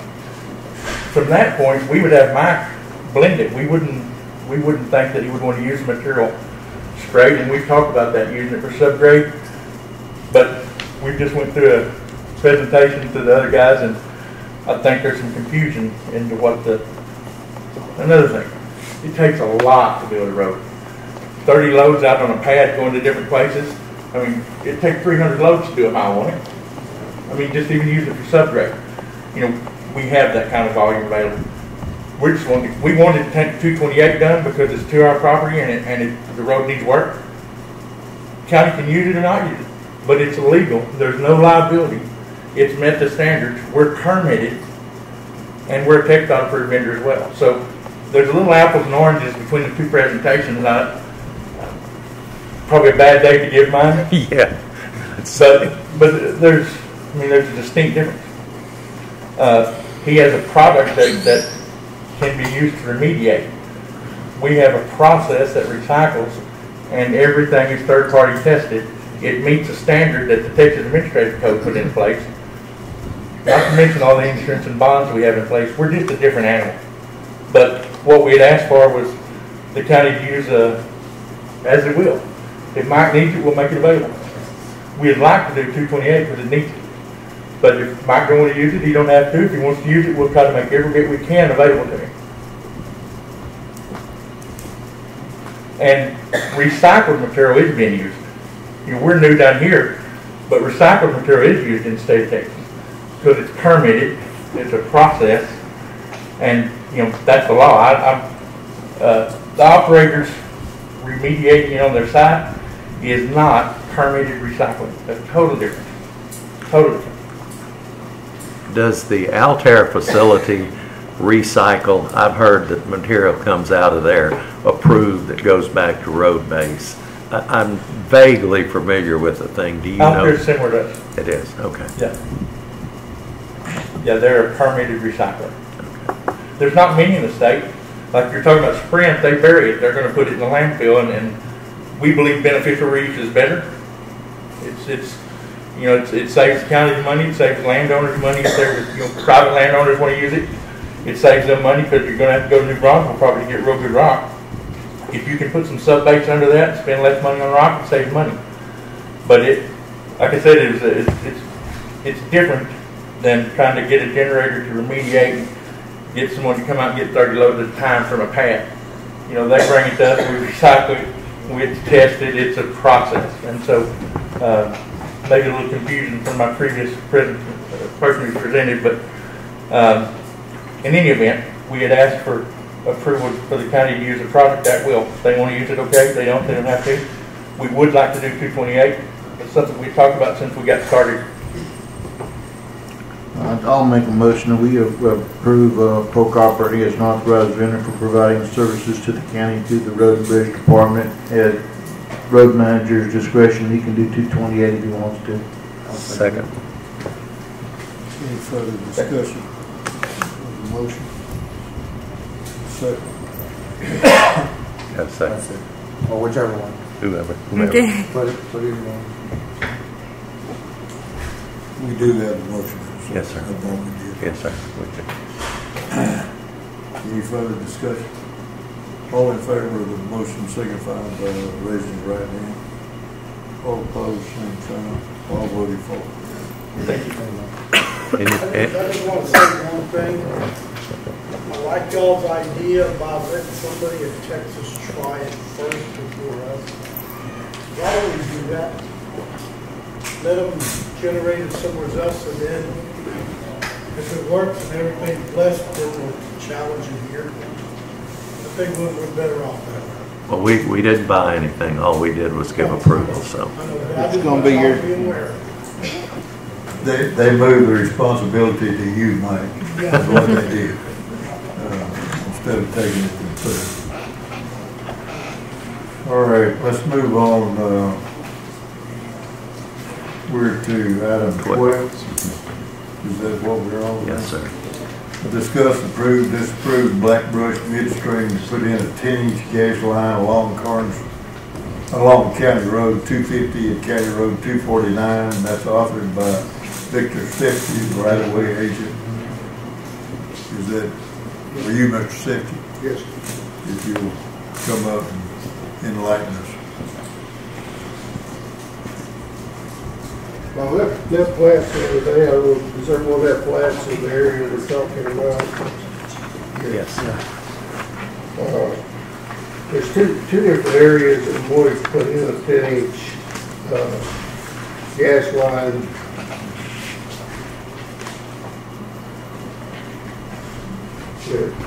I talked to the Road and Bridge folks, and they said we need to come through the Commissioner's Court to get the approved permit.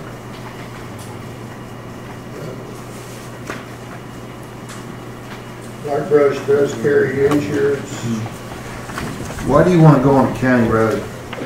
Well, not all landowners are acceptable to going through their property, so we've got one here that just planted coastal, and with all the rains, he's got to stand the coastal, he doesn't want it disturbed. Is he one of Black Brush's lessees? In other words, is he in the pool or is he out of the pool? No, he's not in any pool that I'm aware of. Okay, so you can't force him to do it. No, sir.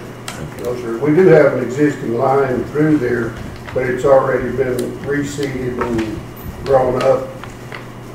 And he's just not wanting it to go back through there and tear up everything. How many total feet are you talking about? On County Road 250, it's going to be somewhere between 16 and 1,800 foot. But on County Road 249, it's about 600 foot. And that pipe would be laid like 48 inches below ground level. Y'all going board? Didn't want to bore that far, no, sir. It'd be in the bar ditch itself. I don't have the roads, but just as information, Alvin Hans did indicate that this is not the first time that the county has several roads that they hadn't approved for permanent pipelines in the past, and I'm sorry I can't give them to you, but I do know that there are some, just for that bit of information. Do you have a proposal in terms of a payment for this, Well, easement payment? I didn't know exactly what the county had required on that, but would be like to negotiate the price and probably start at $1.25 per pipe diameter inch per foot.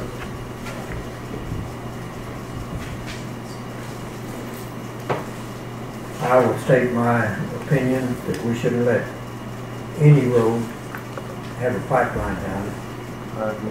Especially a 10-inch, you can cross the road, or you showed on 49, crossing the road is the case, but I don't think we should allow any line installed on down county road. In my opinion. Well, there's already precedent set in several. Well, there's precedent that's happened, but I haven't approved any of it. I don't want any, I agree with you, Mr. Young. I don't want any pipelines running along our county road. I don't think we need any pipeline. Mike? I'm the same way. We don't need no more hazards out there than we got. We had that one they applied for on County Road 387. They went back to the landowner and proposed a different deal and it went through. From what I'm hearing, he has coastal he doesn't want disturbed.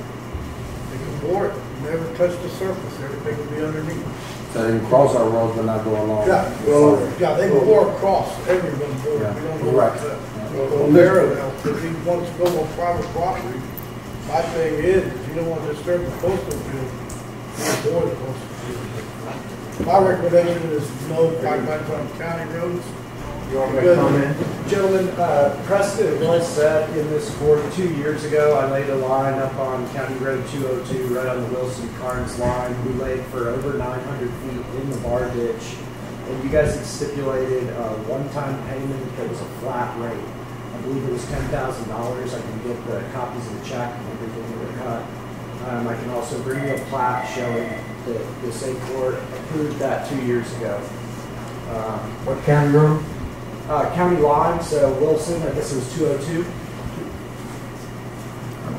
You don't pay Karnes County, or you pay Wilson County? Both, sir. We actually started on Karnes side. We hopped across, hit a T in the road, and then we're on Wilson. We paid both counties and laid in both counties bar ditch. Well, from a landowner perspective, I would say that's a bad policy. And two rights or two wrongs don't make a right. And I've had a situation where I own both sides of the county road, and I've been in negotiation with an oil company, and when they didn't pay what I wanted, they threatened to go down the county road. And so I think Mr. Yar's exactly right, and Shelby's exactly right in disallowing that, because you're concerned with the liability of the remediated product, and this is a large liability, in my opinion. Yeah, I mean, I'm not going to argue whether a pipeline is worse than already a toxic material that's being pulled out of the ground. But at the end of the day, we're looking to pay you guys, and again, it's not like we're not making reasonable offers to these landowners. I mean, these are the same people we just bought an easement from a year ago. And we're even trying to lay inside our existing easement. We're not trying to take any more property. We're doing everything within our power, basically, to make it as small of a footprint as possible and to compensate the landowners fairly.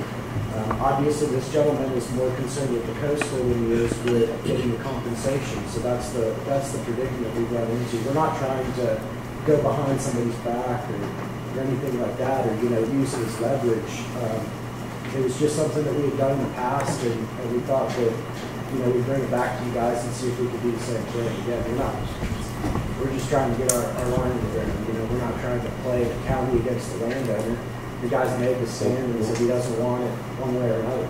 Yeah, we understand it.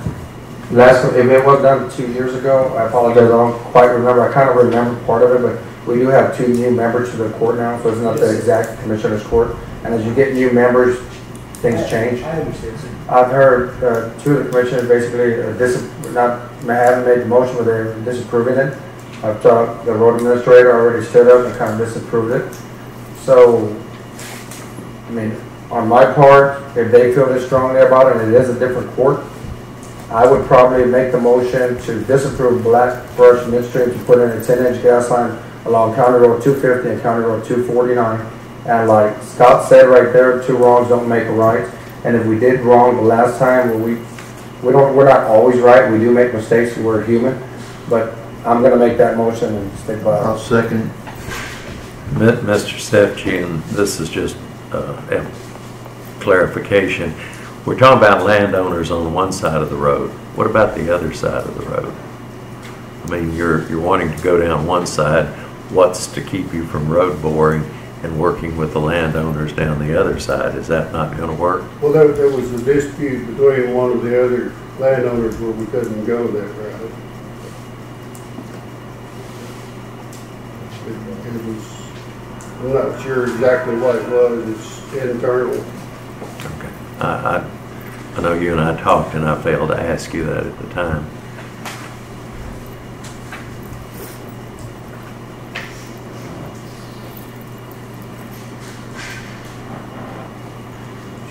What's exactly before the court now? Have we got a motion? To disapprove.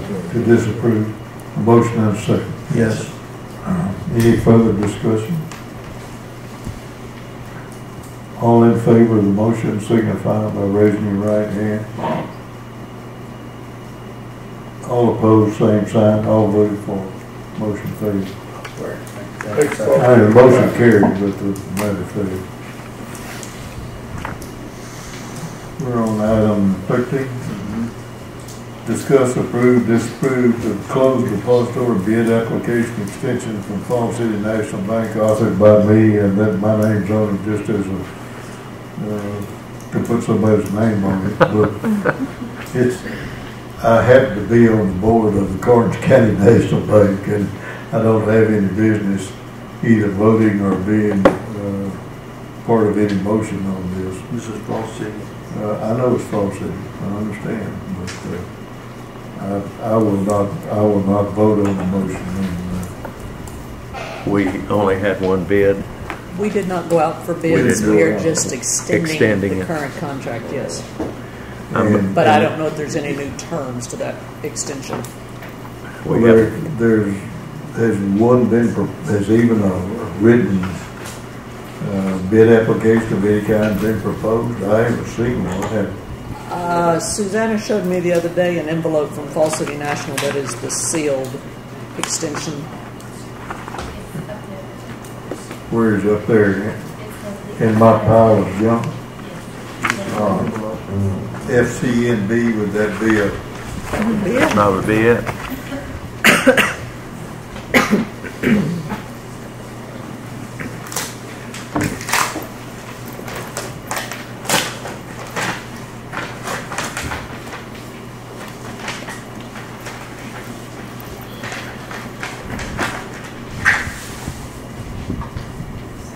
Like they sent you a check, Judge.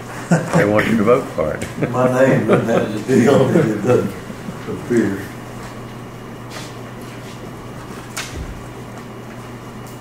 The depository bid form to members of the Commissioners Court.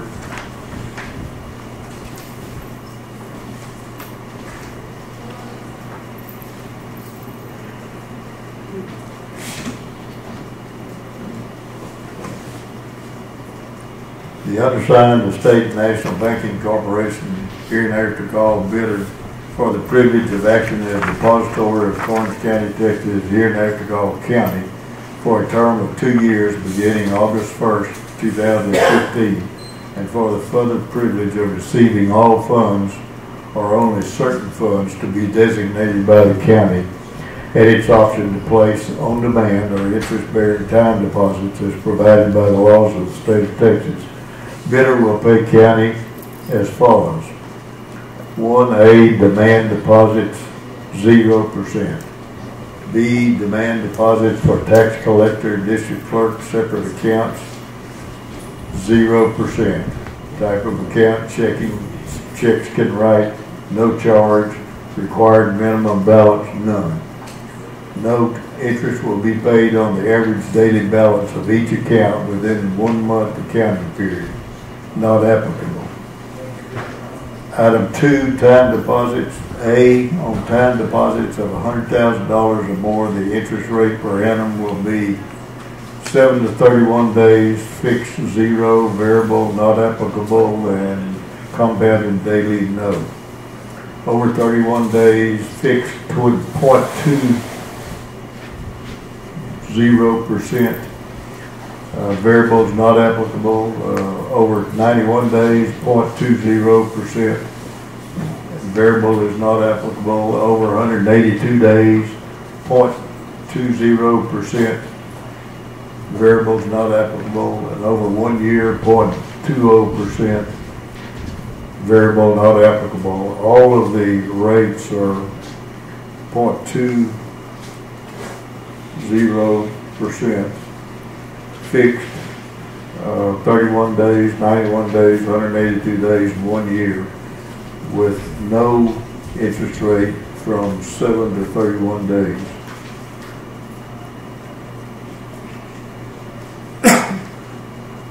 Item B, on time deposits of less than $100,000, the interest rate per annum will be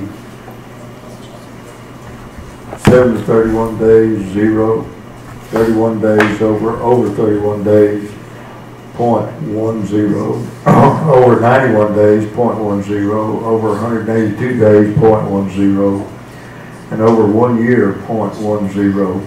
All of the rates are the same, except 7 to 31 days is 0, 0, and the others are all 0.10. Item 3, the following services and supplies will be provided at the cost indicated. A, zipper lock and bank bags, $25 deposit per bag.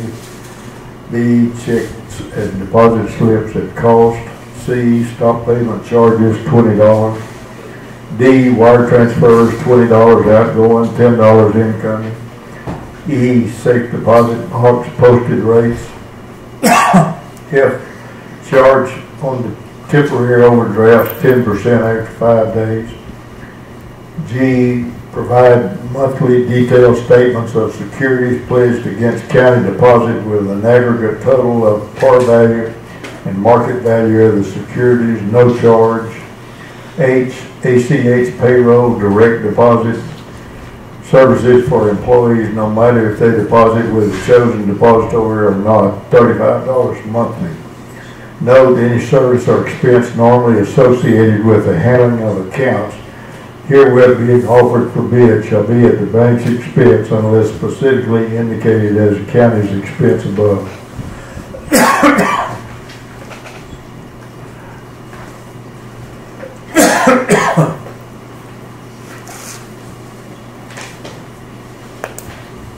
There's a cashier's check of $10,000 payable to Karnes County from the Fall City National Bank bid with this depository bid form.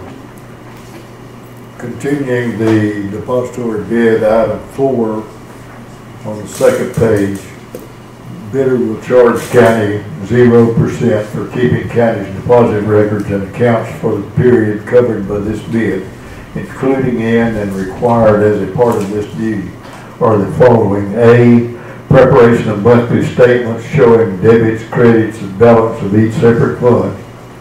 B, preparation of all accounts, reports, and records as provided by law.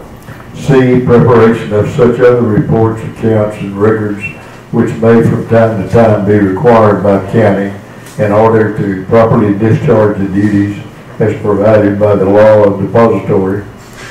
Item 5, county reserves the right to invest any and all of its funds as outlined in the county's investment policy. A copy of the policy has been attached for your review. The bank has the right to limit total deposits to $7 million at any one time. Item 6, the bidder agrees to provide the county with loans under the following terms and conditions. New York Prime adjusted every 6 months. Item 7, county reserves the right to maintain certain funds at local banks until transfers can be made to depository bank. Item 8, bidder shall furnish the county a bond in the amount and conditions provided under the general laws of the state of Texas, or in lieu pledged to prove securities in an amount sufficient to collateralize the aggregate amount of deposits at all times, or is determined by the Commissioner's Court of Karnes County, to adequately protect the funds of county from bidder. County reserves the right to alter from time to time the required amounts of securities to be sufficiently adequate to protect said funds and to approve and reject the securities so pledged. Bidder shall have the right and privilege of substituting securities upon obtaining the approval of county, provided the total amount of securities deposited is adequate as herein provided. Bidders shall be responsible for reviewing fund balances and corresponding collateral levels on a daily basis and shall notify the county of any deficiencies in its pledged collateral at any time a deficiency is found to exist. 8A, All deposits must be made by 2 p.m. to be processed the same day. If deposits are received after 2 p.m., they may be held over until the following business day.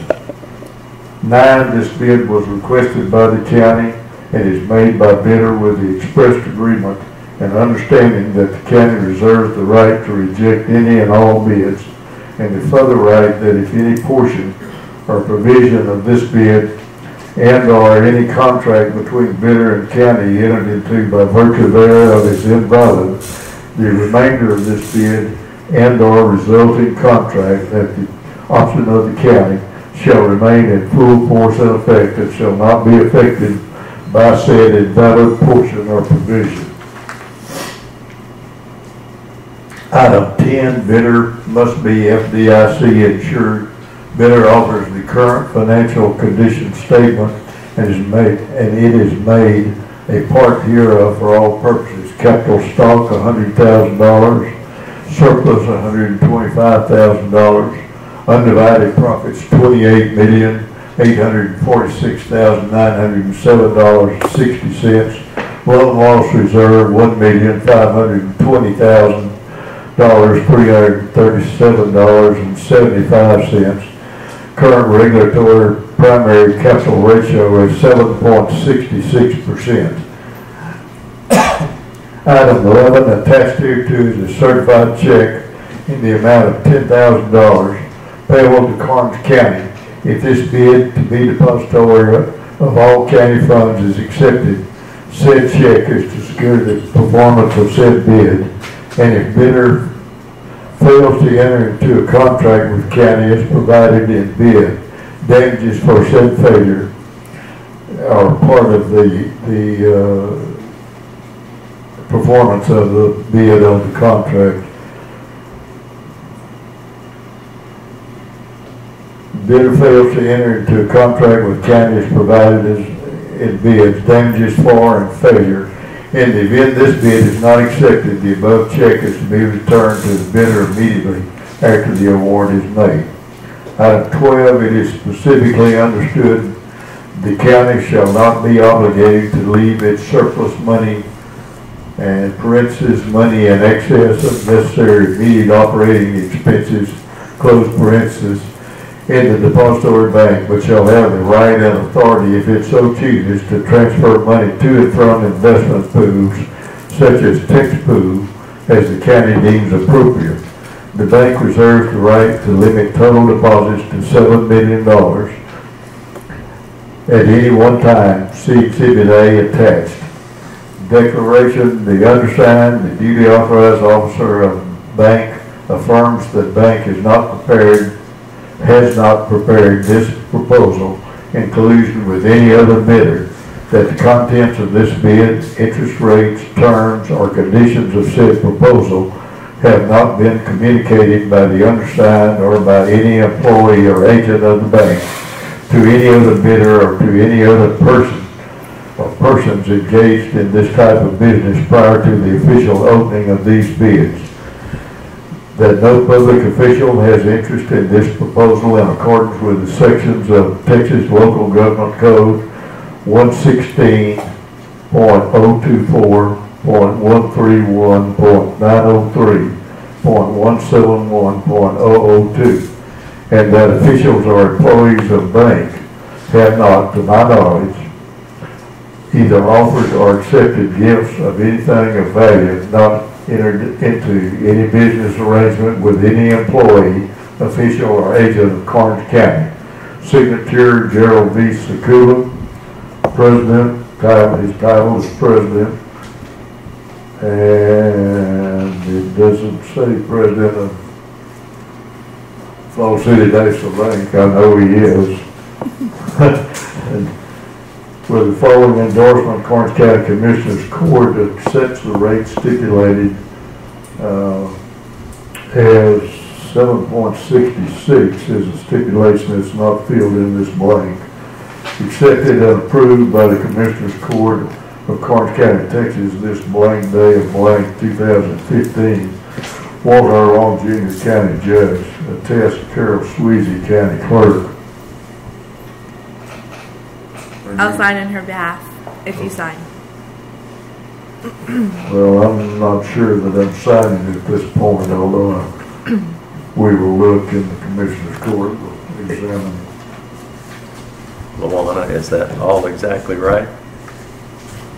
She doesn't. Most probably, but without looking at it and comparing it to last year's, I could not confirm. I think we need to do that. We're going to. Luana. Excuse me. You have last year's. Not with me, no, sir. I didn't say would. Yes, sir. I do. You have it On my in your desk. office? Yes, sir. Okay, then you can compare. Yes, sir. And we'll then report back to the court. Yes, sir. Thank you. Yes, sir. And until we get that report back, we, I think, cannot take any further action on it. Let me know when you're prepared to get it back to the court, and if I need to, we'll have some meetings coming up that may not be business meetings, but we can provide for our business section of it. We'll take care of it. Okay. All right. I've lost track. Are we on item 14? Discuss, approve, disapprove Maddox Construction Equipment LLC and USA TEQ. I don't know what all this stands for. USA might stand for United States of America. That's right. As vendors to be used by Karnes County through Road and Bridge Department. Authored by Carlos A. Silva, CEO, USA TEQ, and David Maddox, Chief Technology Officer, Maddox Construction Equipment. Are you? I'm Carlos Silva. This is a tough day on vendors. Yes, sir.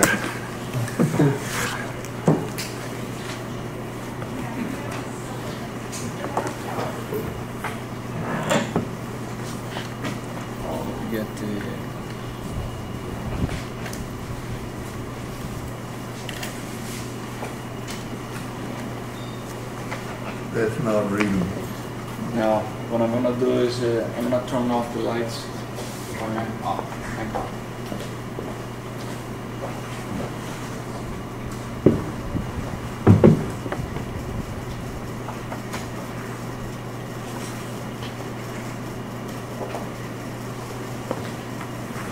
Do you need me to shut some of those blinds? Yeah, it would be helpful, I think. Close that door back there, if you will, sure. Maybe close the other blinds above. Those blinds above. I guess they are down. How do you suggested I climb up there with a ladder? That would Much be better too like simple. this.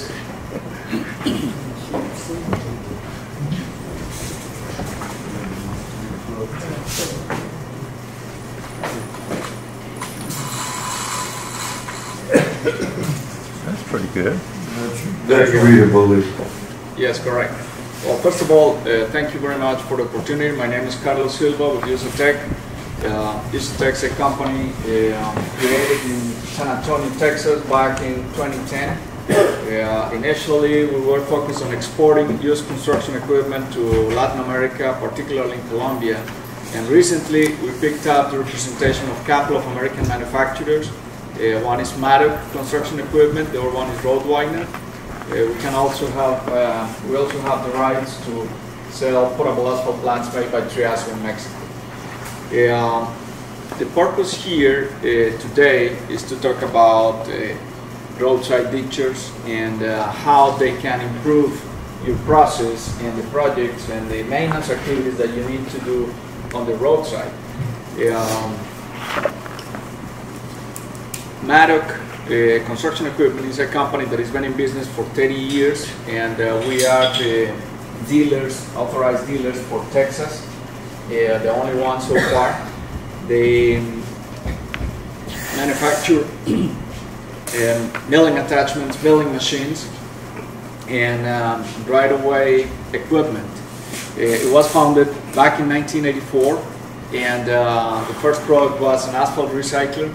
They have a sister company that is in the construction business. It's actually Maddox Construction, And with that company, they have already milled over 1,000 miles in the states of Indiana, Illinois, and Missouri with those machines. The company is located in Bloomington, Indiana, and designs and manufactures, as I said, roadway maintenance equipment, including asphalt recycling, milling, ditching, and shoulder maintenance equipment.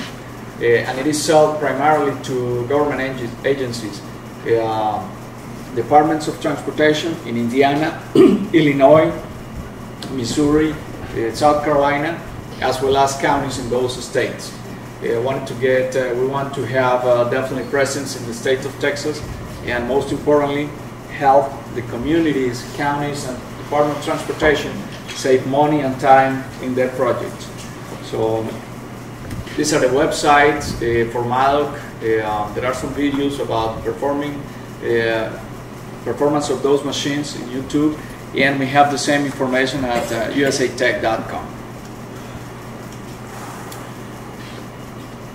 Improving drainage and lowering costs is the goal of the maintenance road. Significantly, when we have, like in this case, gravel roads, and if the ditches and the drainage is not good on the side, we're going to have an issue on the maintenance side. And it is important to take care of that on time and quickly to avoid significant major expenses on the maintenance side. Like here on the paved road, because of the water is standing on the side, it damages the side of the road. So it's a very, very typical damage that can be found all over the place and relatively easy to take care of by having the right ditch, the right drainage. If the improved drainage from ditching 200 miles of roads reduce the amount of stone by 2 loads per mile per year, the county would save over $100,000 per year just by doing so. There are some cost analysis that I wanted to share with you. The first one is the traditional ditching method that includes an excavator, includes 3 dump trucks to make it efficient, the production of the excavator, and of course 4 operators, 1 for each machine. So the total is $290 per hour, and the average productivity per day per ship is half a mile when weather permits the backhauling of the material coming out of the ditches. So in other words, the cost per mile is over $4,600. So now, doing the same thing with the MADOC roadside ditcher, Model 160, the cost per hour are significantly reduced because you have only 1 operator and 1 helper, 1 machine. So we're talking about $150 per hour. But the important thing here is the productivity is way, way higher. We're talking about 6 times. Departments of Transportation using this machine have reported between 2 and 3 miles per day production. That's when they need to do the ditch.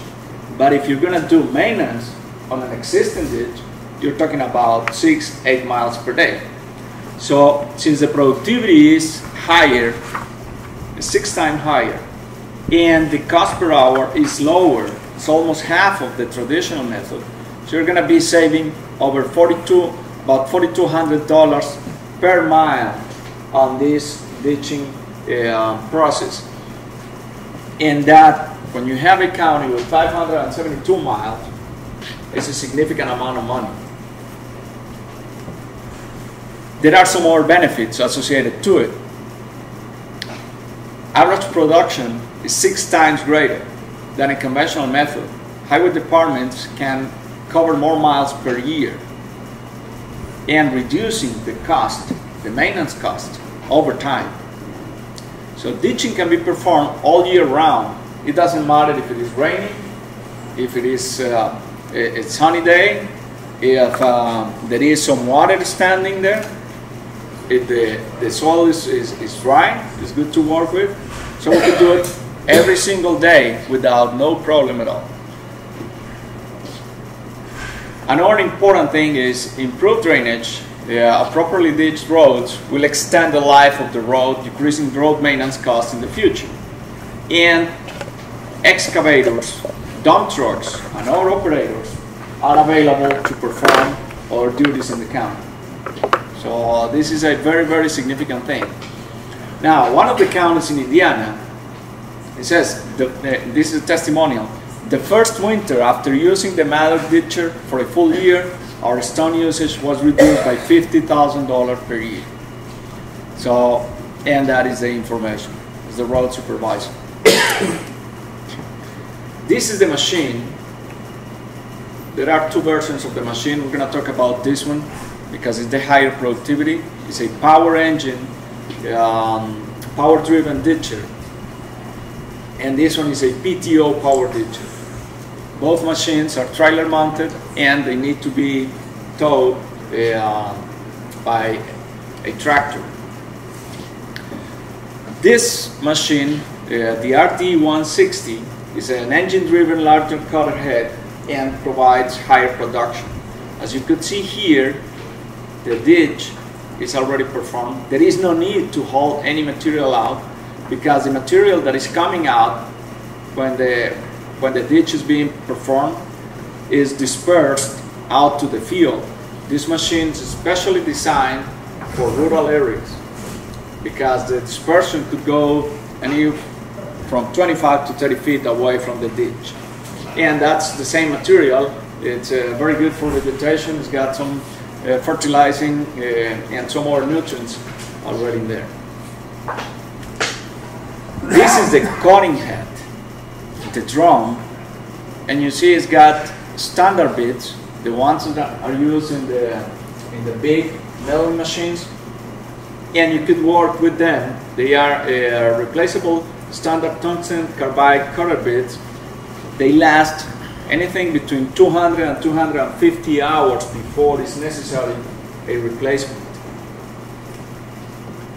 This is the machine. It's equipped with a 213 horsepower turbo diesel engine. It's a John Deere engine, industrial engine. It's got controls to adjust not only the length of the boom where the cutting head is going to be working at, but also to adjust the position of the head and even the elevation of the head. It's got the ability to go off the trailer or off the machine up to 84 inches and below grade up to 60 inches. This is the machine in a transport mode position. All components are made in the US. The engine is a John Deere engine, hydraulic components, and still everything is here. And the labor, of course, is American labor as well. This is the machine.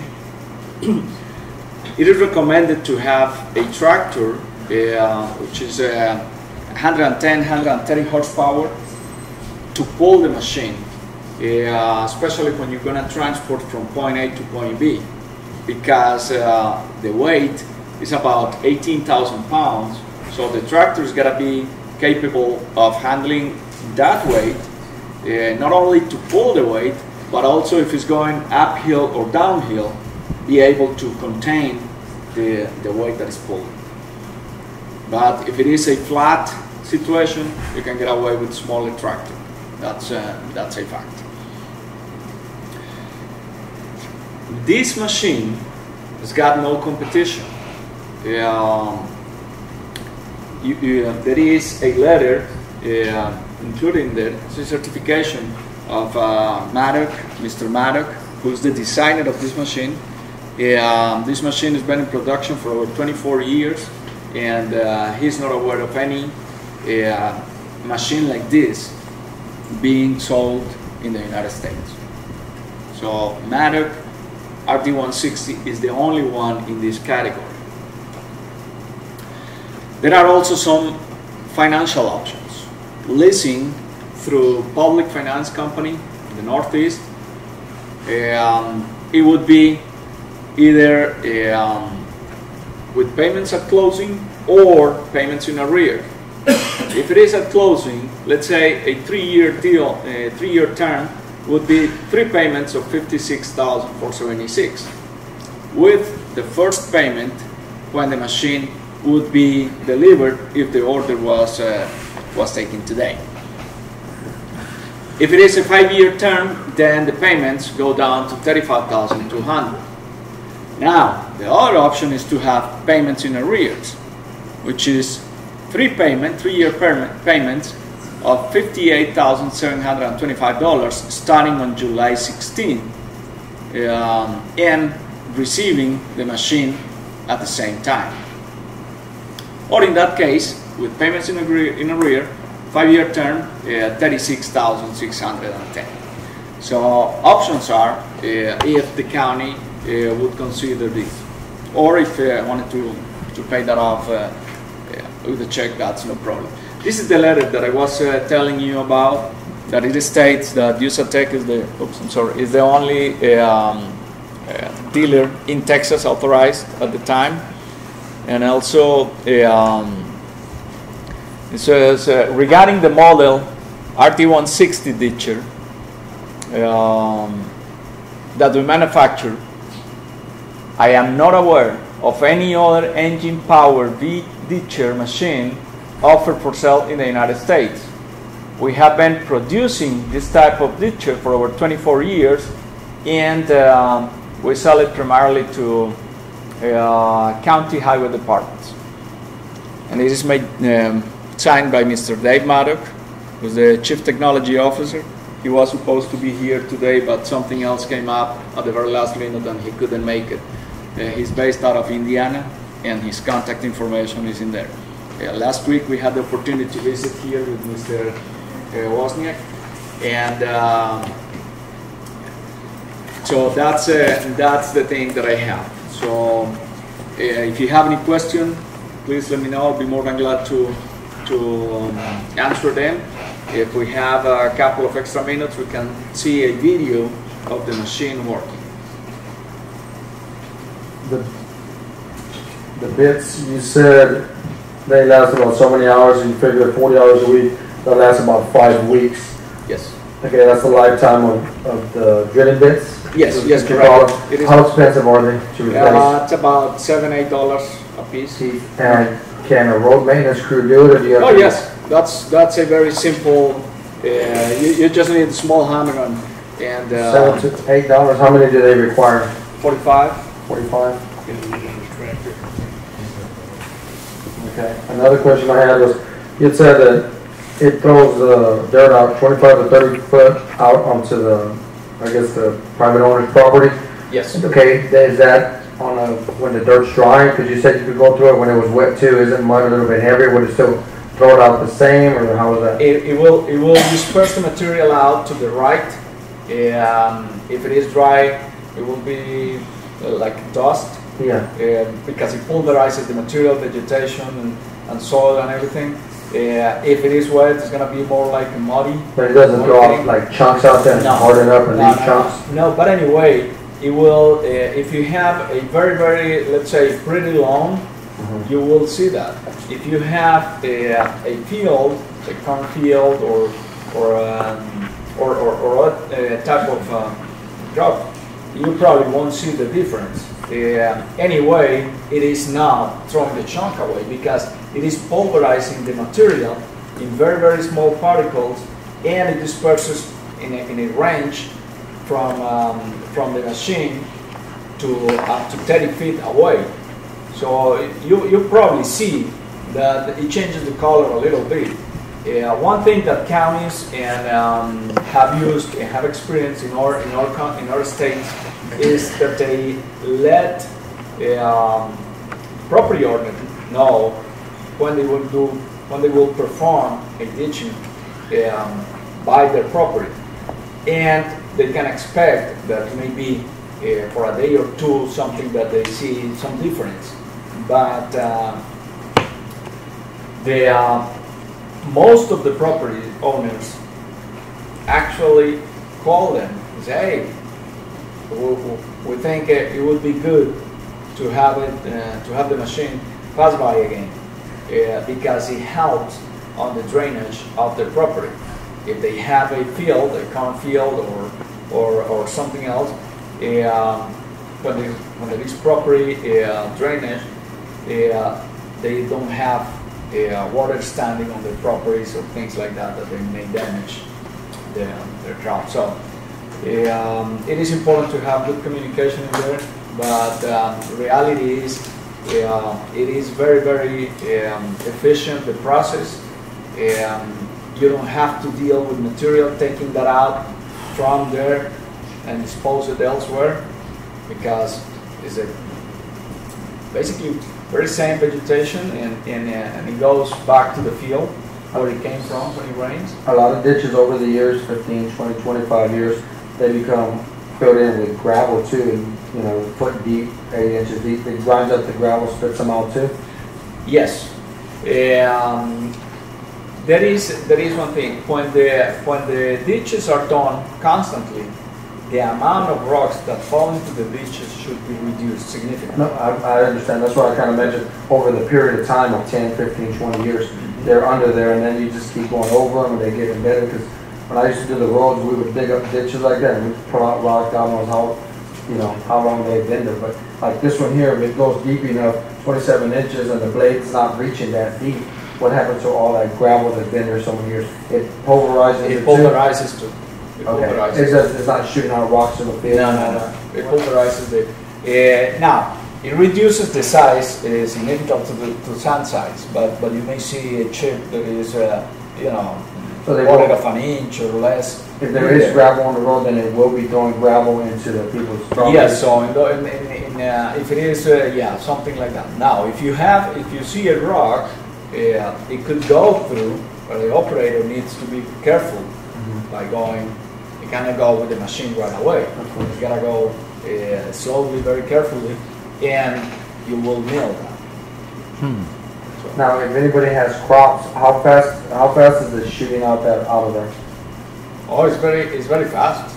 It's like if you had a hose of water, well, that's gonna be like this. And I'm just thinking right now that if there is gravel there, I bet there's probably gravel in some of our ditches, right? And they're going to be shooting at X amount of miles per hour. They could damage some of the crops, and that would probably be our responsibility. Well, actually, there is the smaller rocks will go there, but as far as I know, there are no damages to crops. Right now, it is recommended not to be done if there are some people standing by right there on the fence, of course, or some animals there. You probably wanted to. That's the reason why it's good to have the property owner informed if there are some animals there, to move them a little out of the fence, in order to avoid one of them being hurtful. Or do the roads when the crops aren't there. Right. What conveyor system is just the rotary motion throws the dirt out? That is correct.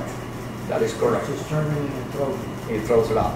It pulverizes vegetation, soil, everything, and it throws it out. It disperses that. It doesn't go into all where it throws it, or no conveyor belt, nothing. No, just the rotary motion. Just the rotary motion, correct. And it reaches up to 30 feet under? Yeah, it could go up. How do you maintain the grade? There are two things. If you wanted to do it the most sophisticated way, the machine, you can install a laser controller like in a motor grade, exactly the same thing. So, and it will be controlled from there. Otherwise, it's going to be done by the operator. Where is one of these in? Where have they been sold? To the counties and to Department of Transportation Indiana, Department of Transportation Illinois, Missouri, South Carolina. None in Texas. None in Texas, sir. Not yet. You bring one to demonstrate?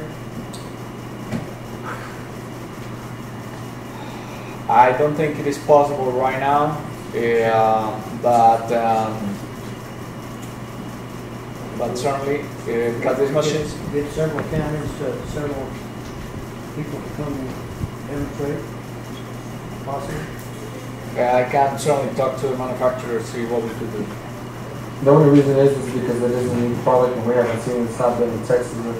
And most of the time, if somebody sells them, they'll try to do a demonstration for us or the road administrator just to see what it can do. Maybe we can take you down the road that has the gravel on it. We'll see how it performs, not only in soil but in that deep gravel too.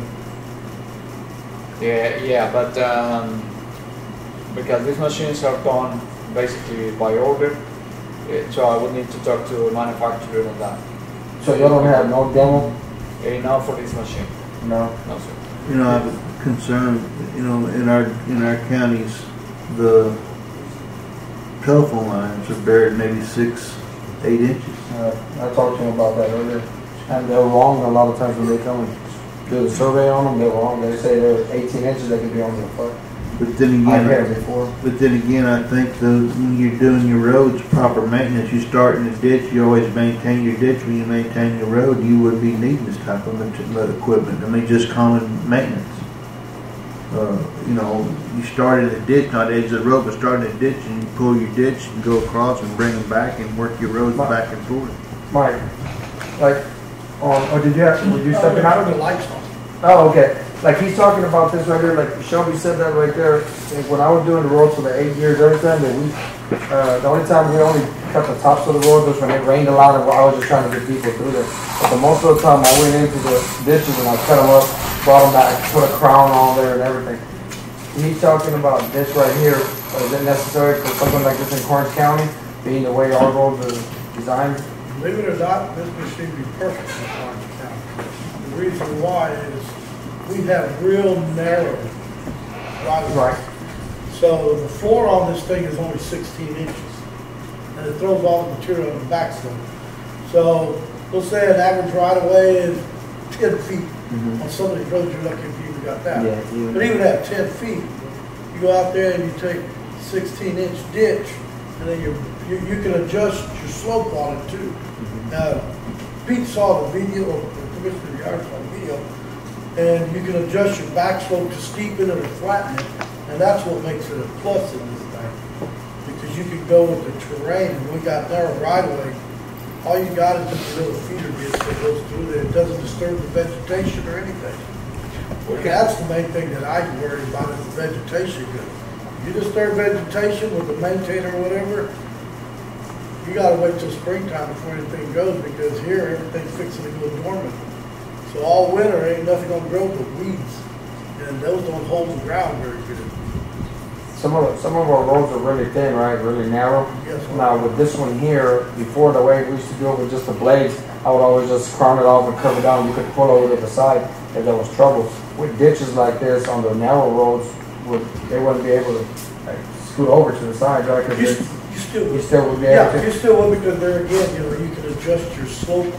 You just slope it? Yeah. Okay, I got it. Yeah, you can either steepen it or you can flatten it. It's whatever you want to do. That's the advantage to this rotary type, and you still get your 16-inch floor.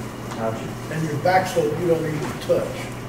It trims. The video shows it better, demonstration of what it does, and which, Commissioner Geyer saw it, and he was, the thing that was good about it was the money saving. One man operation.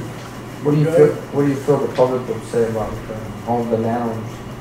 I think at first they would kind of frown about it because you're spreading the material on the back slope. But if you did it on a rainy day, I could see there'd be a little concern because it's going to stop. Yeah. Most of it, this is the same thing as a milling machine. It's the same concept. It grinds it down to almost, we'll say, some of it might be 1/8 of an inch.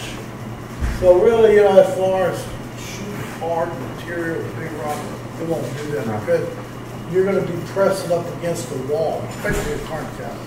You're going to have a straight wall, so when this thing's turning, it's like the milling machine. It's going to mill into the wall, and it'll pulverize it there before you get further down.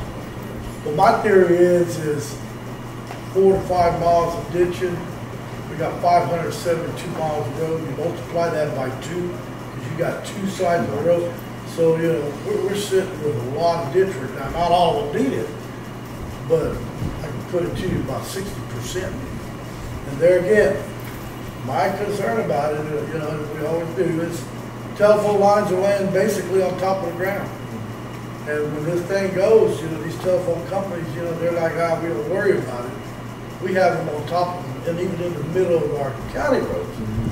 So whenever we put any type of equipment in the ditch, we're gonna pull them out, whether it's a machine, a blade, or whatever.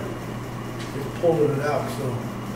All we can do is warn them ahead of time and tell them, hey, you know, do something about it. But the prices I got, $162,000 for this machine versus the savings and how much ditch we could get in a day, it was great. I tried to convince them to get a demo down here. We'll get all the counties around us. Come look at it, come watch it. They are getting on the buy boards. They're going to be the only piece of equipment, but they'll also go with the state price, and that's what's going to help a lot also. But I told him he should get a demo down there. He knows that too. We're working on A question Yes, on sir. the, some of our ditches, and Mike is certainly familiar with them, would probably require more than one pass, where we do have a fairly wide right-of-way, but where the ditches have silted in over the years. I'm sure the answer is yes, but you could make two passes with Yes, the sir. thing if you needed to clean it out. Yes, and actually, in some cases, especially when you're gonna go the first time doing the drainage on the road, you may encounter some of those sections that you need to do a couple of passes to have a properly done ditch. But for the most part, one pass will be enough. Mike, will that thing throw the dirt between the trees that are grown up in the fence line, you reckon? It's small enough. Small enough. Some of them are pretty tight. I was gonna say, I've got a couple of fences I don't think a snake could go through. Do you have a tractor that's, That's the only thing, we were looking, it was a 92 horsepower tractor. And the only thing that I was looking at, we are most likely gonna have to buy one because I can't pull a tractor off my shredder. I need to keep all my shredders moving. For one, so I can get this machine, we're down. We still got a mold. pull it with a loader? Probably visibility might be a problem. What about a Bobcat? Will Bobcat do? Oh, no, Bobcat. Where the culverts come out, this will be able to edge out all the culverts and then. So what you'll do is you'll run in, you'll tie it to a culvert, you'll pick up and jump on the other side and take off it, and you've got all kinds of adjustments. I was going to say that it's a free arm. I'm assuming that that head will swivel. Yes. Yes, Yes, sir. sir. Just true before. The head will swivel? What's the difference to do anyhow? Yeah, and the way I looked at it is 4 miles a day, and that's, you know, even if you got to make 2 passes, 2 miles a day compared to what we have right now. That's great.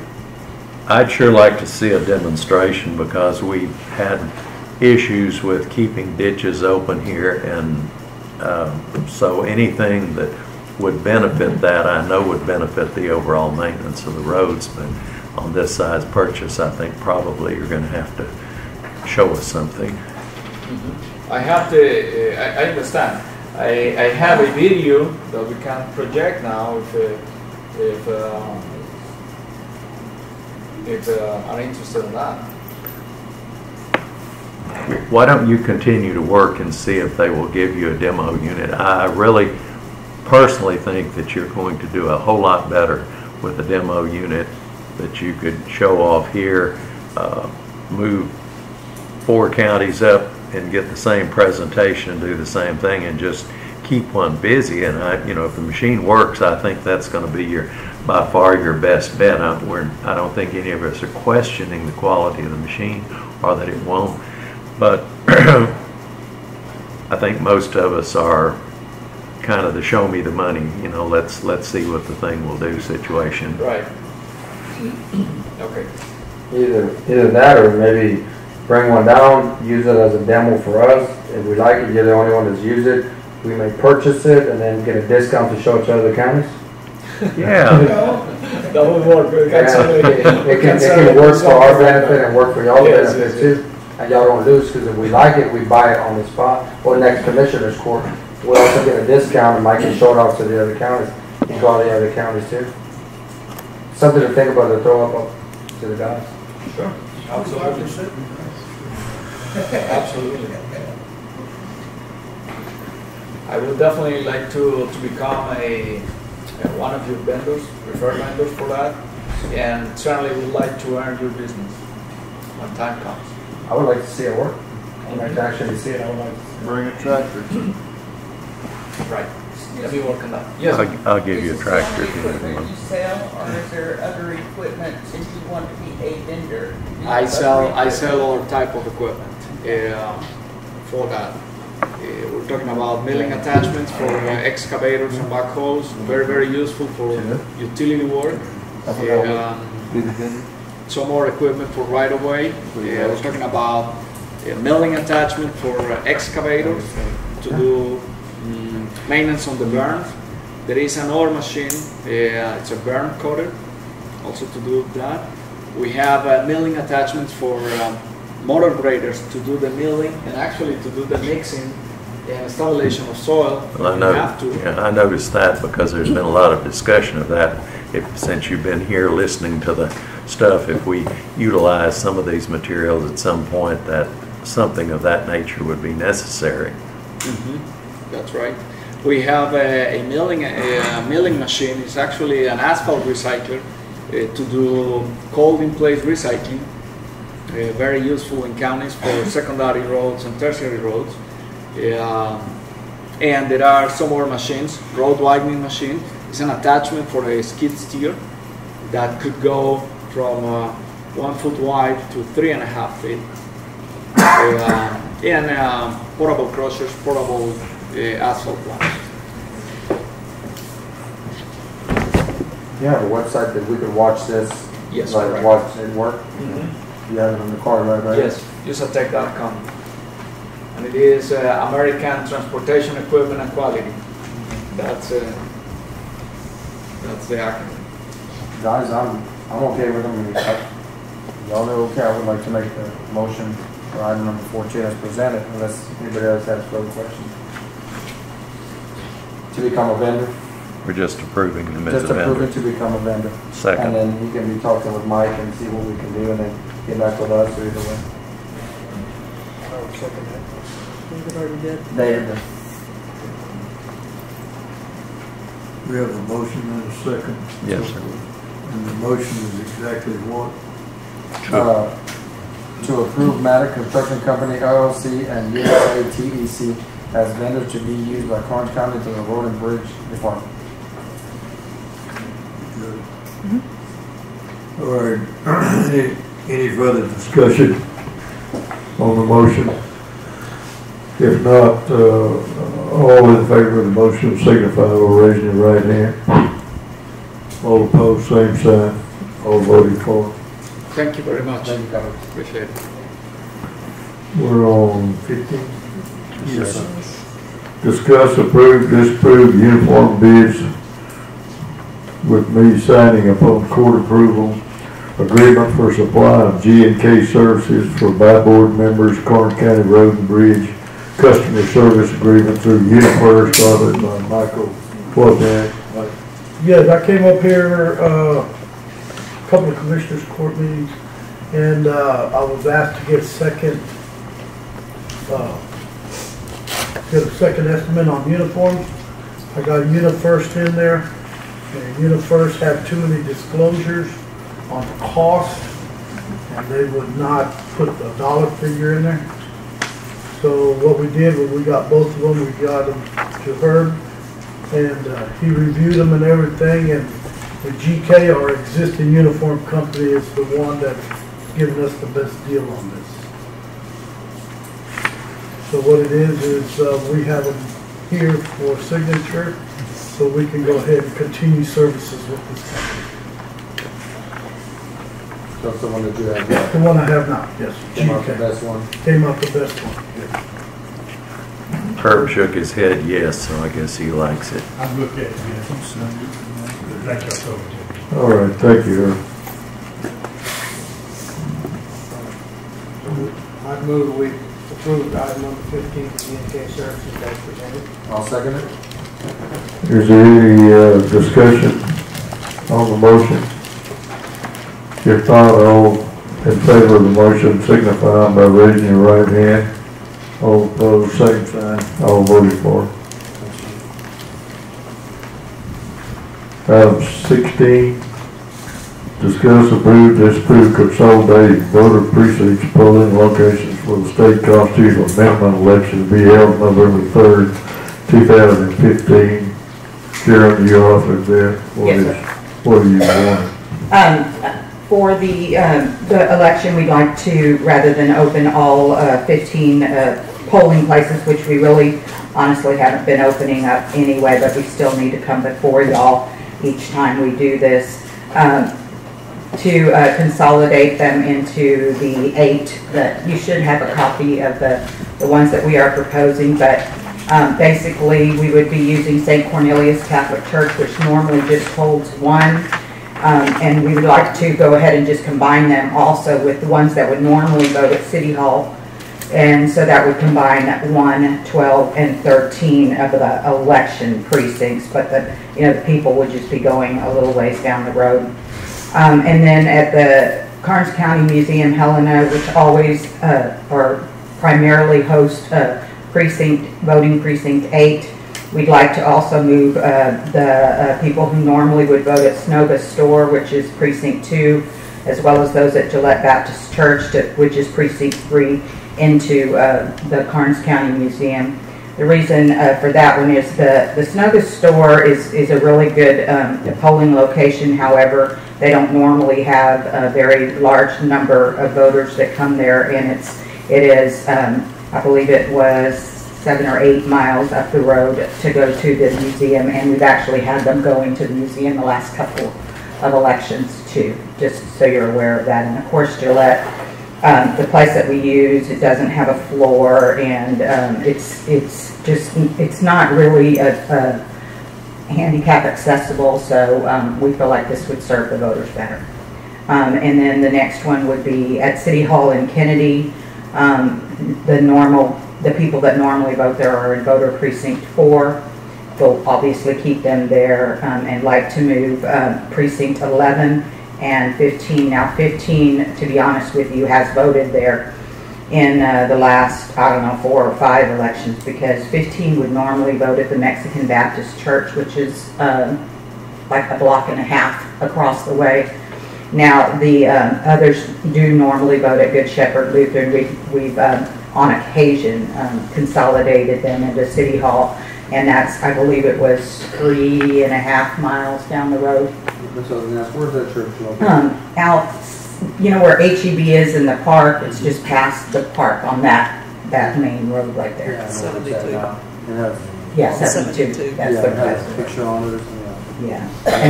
And then, of course, Runge VFW, we wouldn't be messing with them, just leaving all of those voting at the same place. Fall City Diner, we'd like to combine them and have in a couple of other elections with the Fall City Diner and the ones that normally would vote at the St. Boniface Catholic Church there in Hobson, which is, I believe, 6, if even that, miles down the road. I don't remember the exact mileage. I meant to have those. Is it 3? I didn't think it was even 6, but I was over guesstimating.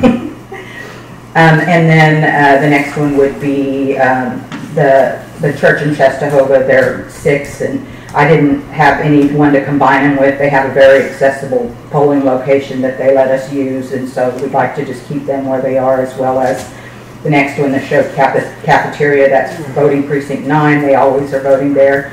Now the last one is actually not a consolidation, but because it we're wanting to use it now as a voting precinct.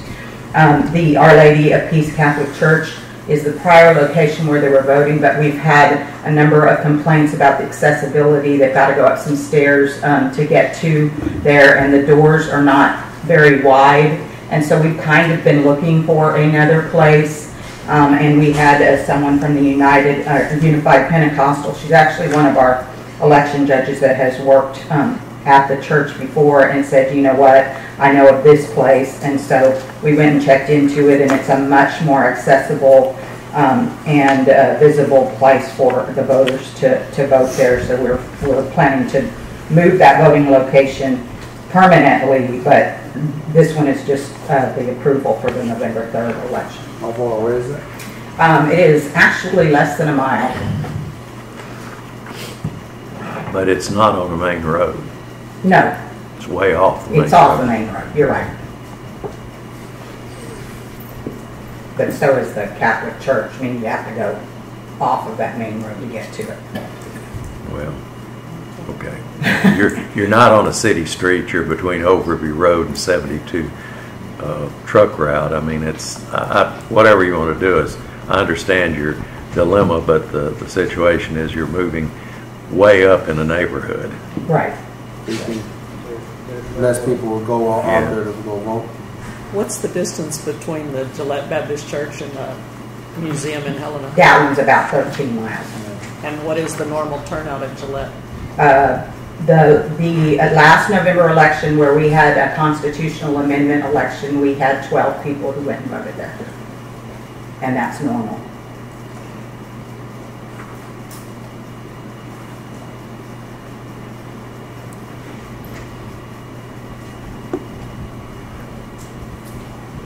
Are we violating any laws by consolidating these? No, sir.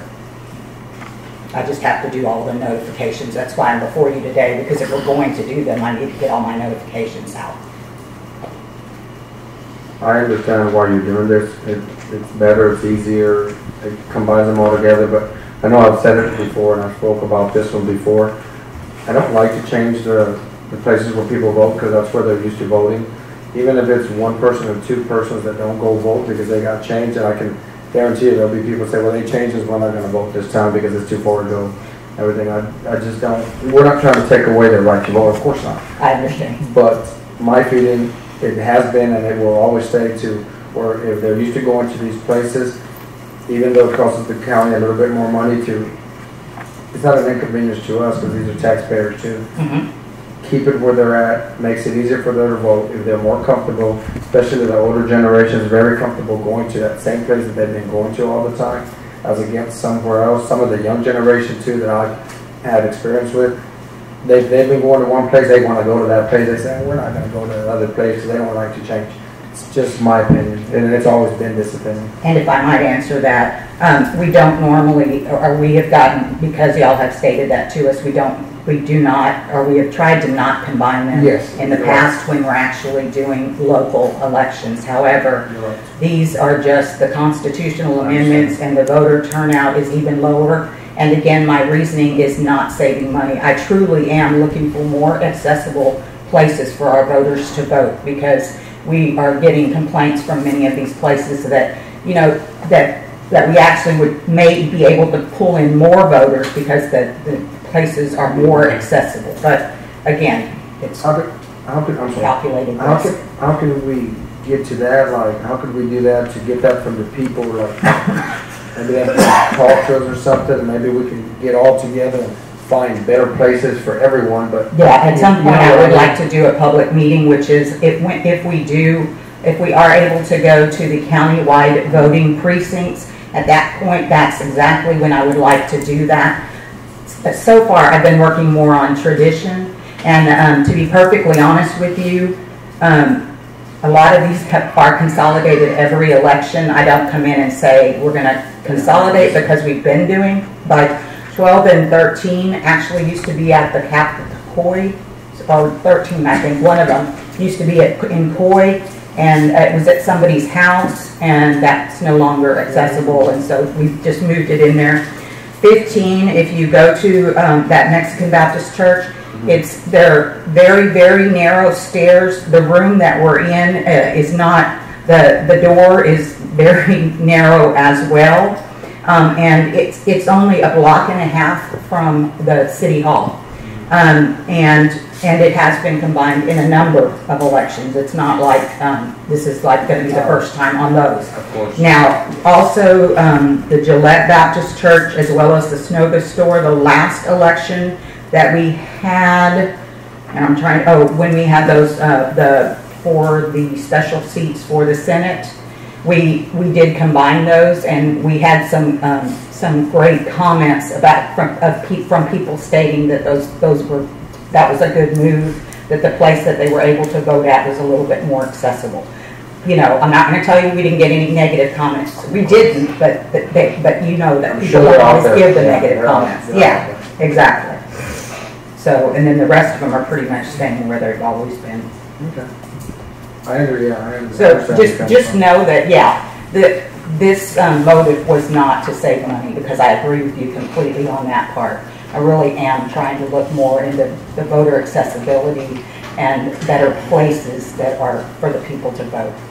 No, I appreciate everything you do. I know you're doing a good job.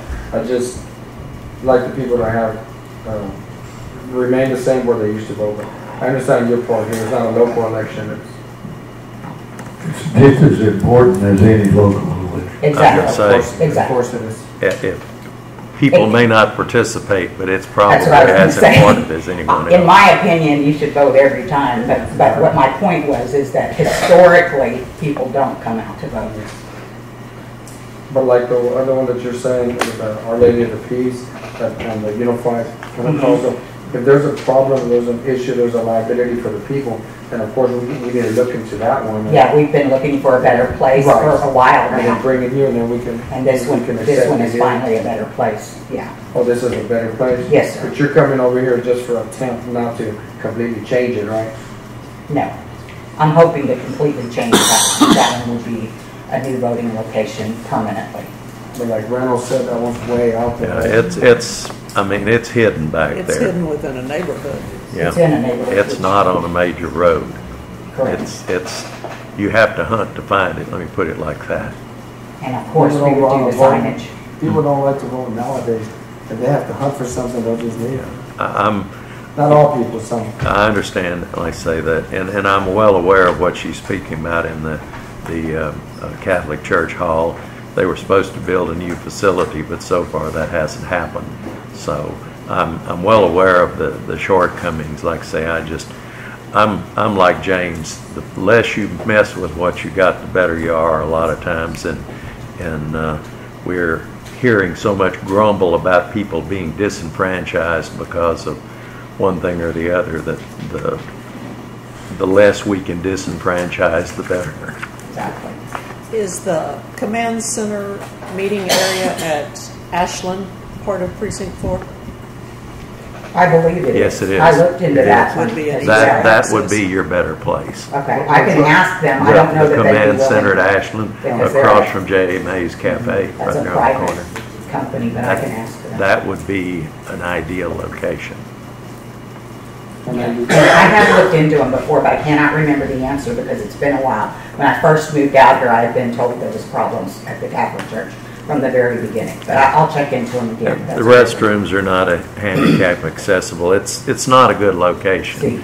I mean, I understand what you're saying. Catholic Church. Yeah, the Catholic Church, yeah. But probably the command center is, because corporate entities are good about taking care of all of those ADA things and everything else. So right, and just so you know what my thinking was, not that it can change. I mean, not that it can't change, but we do try to find more buildings that are truly not private businesses or private homes these days. But it doesn't, like, again, I just. You might check with the county chamber, the chamber offices. Chamber office is also in 4. Is it? Okay. Yeah. And 14. Baptist Church too. 14. Baptist Church. 14. And Baptist Church. Again, 14. You said 4. I just want to make sure. 14. 4. Well, it should be 14. He's referring to the county precinct 4, not the voting precinct. Okay. Sorry. Precinct 4. What other one did y'all suggest? The Baptist Church. Yes. Even though it's not right on Escondido or Business 181, it's a block off. And it's got great facilities. Yeah. And that's a voting precinct 14? I would imagine, because precinct 4 contains 14. And it's more accessible as far as for handicapped than that. Yes.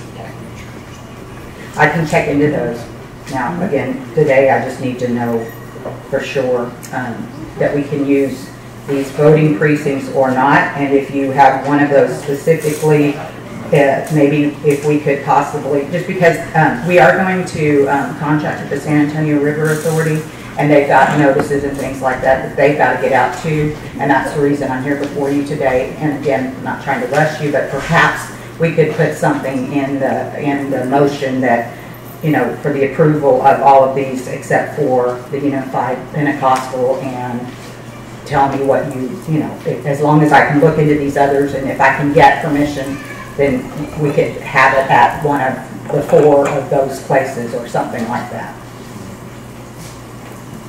Again, I don't know how much time you've got to do this, but if this is a timeline situation, my thought would be leave your thing at the Catholic Church in Kennedy for right now, and then investigate one of these other 3 locations. If they're available. Because I haven't checked with the Catholic Church, whereas I've checked with all of these others, so just so you know. You're saying just leave it as is? Everything as is? Leave it kind of as is for right now, and then go forward from there. And I understand what you're saying, and yes, probably it's a good idea to do some of these things. Okay. If that's a motion, I'll second it.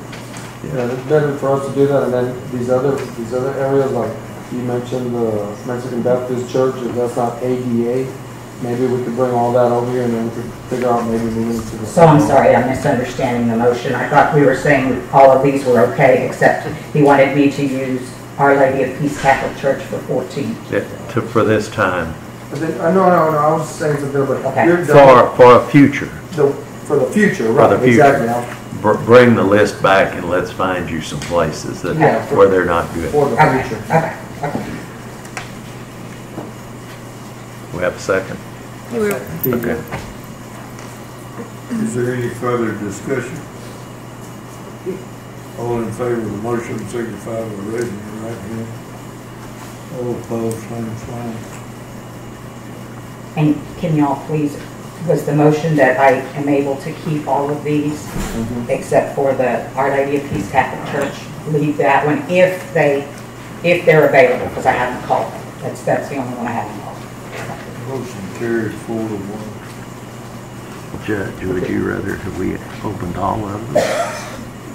Wait, would you rather we have opened all of those places? That's why I'm asking. You've asked 2 times, so let me make sure next time we'll do that.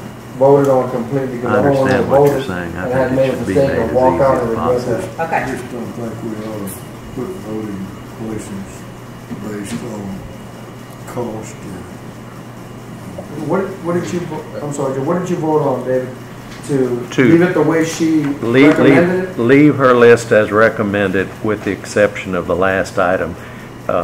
Precinct 14 would stay at Our Lady of Peace if it's available. I misunderstood. I apologize. I misunderstood. I did too. Yeah. That's I'll pull back. You know what I mean? I don't want to. I made a mistake and voted for it. So, Herb, how do we pull out of it? How do I pull out of it? Motion, rescind the motion. I'll read it. I don't want to vote that way. I want to vote the way to leave it the way it historically was. In other words, you want all of them.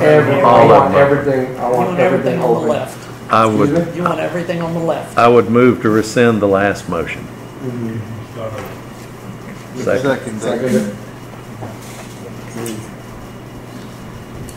Who second? Shelby. This is what, looking at her, because I want to make sure this is done correctly, because it's with the voting boxes, and I do want to. And just so y'all know, I mean, I would need to know, because there are certain ones that we have not used that may be on the list, so I need to know specifically where you want me to hold each precinct. Well, these are the ones that you brought up to us, right?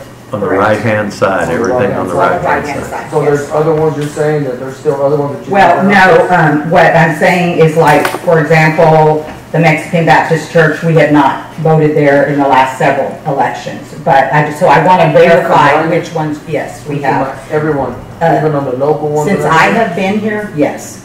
We had one since I have been here that we did at the Mexican Baptist Church, and that was the very, very first one that when I was here. And that was the first time I had actually seen the place. It's just, it's not accessible. I would like to find another place if we need to move them out. But Anyway, but I'm good with whatever you guys say. I'm sorry, let me bother you for a little bit here. I can go over this with you, because I want to get this straight, because I'm confused. Me too.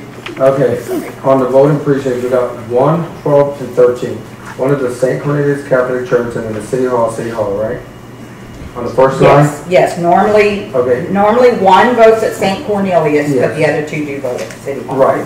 And I've never combined those before. Okay, you've never combined those before? No. Okay, so we can leave those alone. On the floor, Okay. yeah. The next one, the Snow Store in Santa Maria, Gillette Baptist Church, Karnes County Museum. You want to move all of those to the Karnes County Museum, right? Correct, and the last 2 elections, I did do that, but I just want to make sure you know that.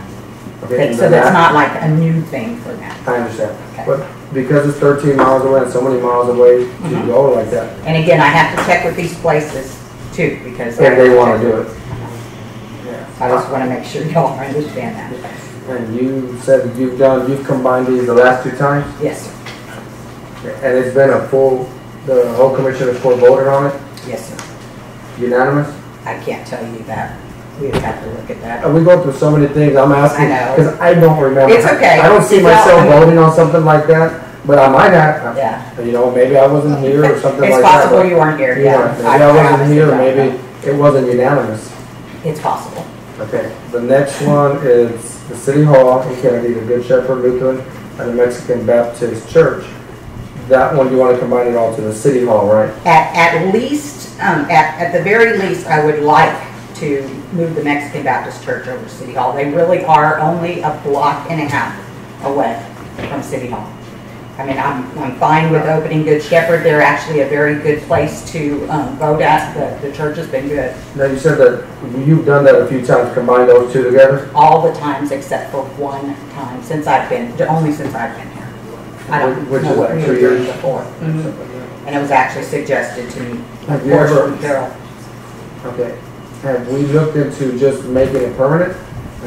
Like, have you looked at making it permanent from because we haven't been using the Mexican Baptist Church? Yes, but I haven't done anything with permanent because I was trying to do the voting centers. So once we do the voting centers, that's going to change everything again. So instead of continuing to switch those back and forth, I just make it that. Okay, and then all the other ones, the Romney, the Falls City, and Catholic Church, just a whole show, and then the Lady of the Peace. Those are all single ones. The only one you wanted to change was Lady of the Peace. Change it to Unified, but David said leave that one alone for now. Correct.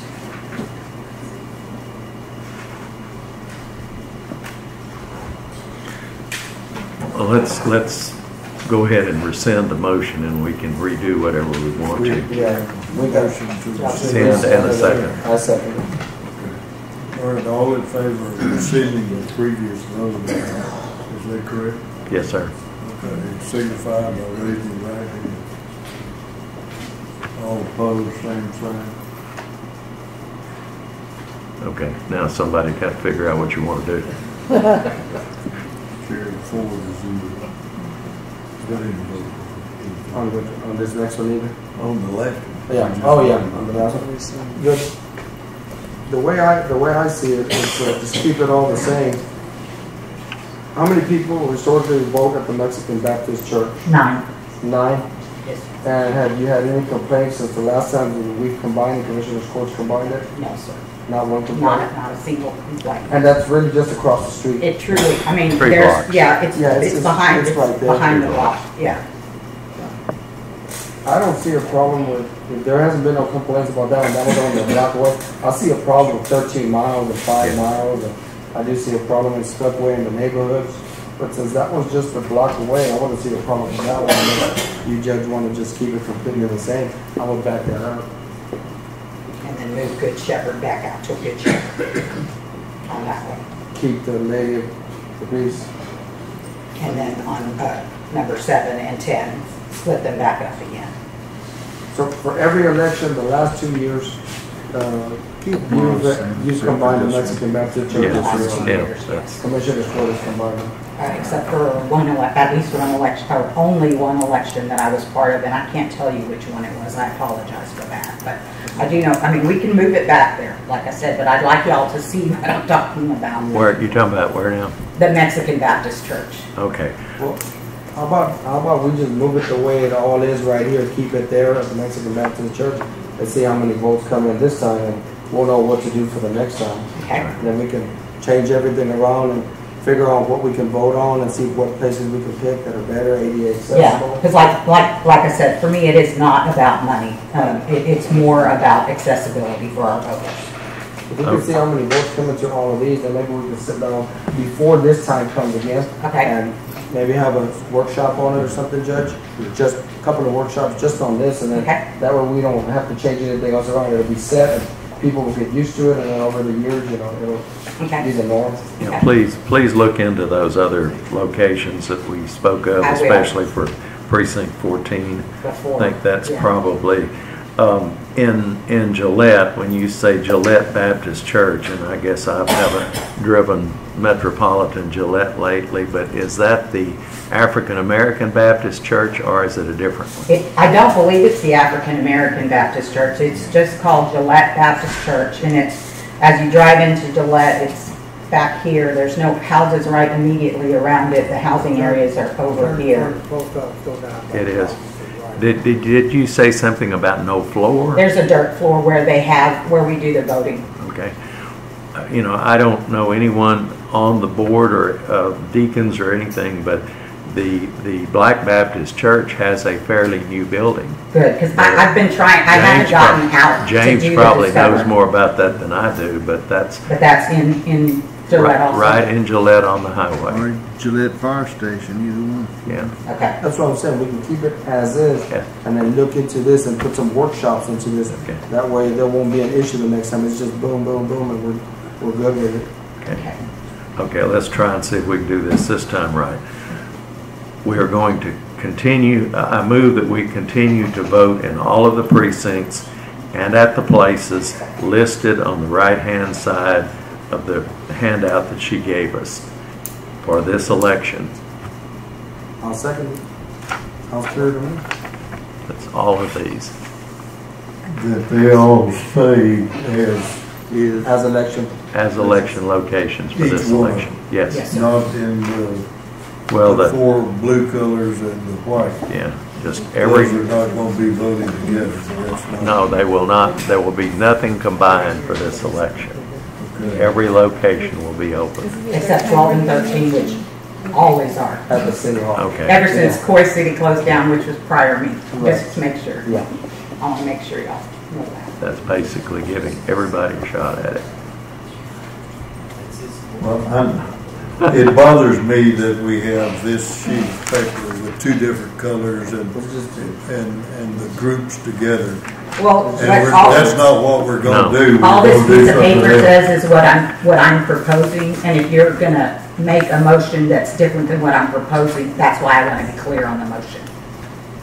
We would be voting. If we want to make a motion, we'll make one on whatever we want to do it on. Yes, sir. Anyway, we would be voting at the usual voting places that have been used. I don't know which ones are. Those, sir. The ones on the right-hand side. All of those. All of those are usual? Yes, That's sir. what she says. They're historically the same ones, sir. Well, we're trying to give everyone that opportunity to vote.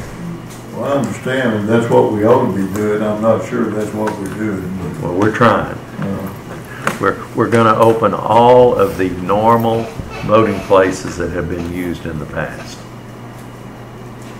Okay. I don't think that's a good way to word it, a good way to do it. Okay, well, how we need to say each one. Those don't take Then no action. If we can do voting precinct 1, we'll continue to vote at St. Cornelius Catholic Church. Voting precincts 12 and 13 will continue to vote at City Hall, Karnes City. The voting precinct 2 will continue to vote at Snova Store. Voting precinct 3 will continue to vote at Gillette Baptist Church. Voting precinct 8 will continue to vote at Karnes County Museum in Helena. Voting Precinct 4 will continue to vote at City Hall in Kennedy. Voting Precinct 11 will continue to vote at Good Shepherd Lutheran Church in Kennedy. Voting Precinct 15 will continue to vote at the Mexican Baptist Church. The Voting Precinct 5 will continue to vote at Runge VFW Hall. Voting Precinct 7 will continue to vote at Fall City Diner. Voting Precinct 10 will continue to vote at St. Boniface Catholic Church in Hobson. Voting Precinct 6 will continue to vote at the Catholic Church in Shestahovah. Voting Precinct 9 will continue to vote at the Show Cafeteria. And Voting Precinct 4 will continue to vote at Our Lady of Peace Catholic 14. Sorry, thank you, James. Voting Precinct 14 will continue to vote at Our Lady of Peace Catholic Church. We have a motion on the table for final. Including all of the locations just stated by Mrs. Opiella. Okay, is there a second? I'll second that. Including what Karen said. Let me ask a question before we actually vote. Why does it say Mexican Baptist Church or City Hall, Kennedy? Because that's the one that I said that we have actually moved a number of times. But when I stated, I just stated the Mexican Baptist Church so that there would be no confusion. That's the historical place that, or? No, that's the one that's a block and a half from City Hall. But it is, the Mexican Baptist Church is the historical location. That is what they It's what, oh, the historical. Which one are you saying now? The Mexican Baptist Church is the historical voting location for that precinct. But which place are you saying the election this time? We're going to use the Mexican Baptist Church. That's the. All right, I'm pretty dumb, and I have to be told several times because there were several different things said. Yes, sir. Okay, with that said, and does everybody understand on the court, the ones that were voting for? Yes, Judge. Okay. All in favor of the voting places that were named, signify by raising your right hands. All opposed, same sign. Vote carried 4-1. Thank you.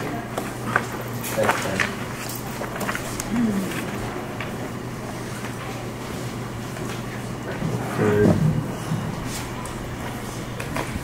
We're down to 17. Yes, sir.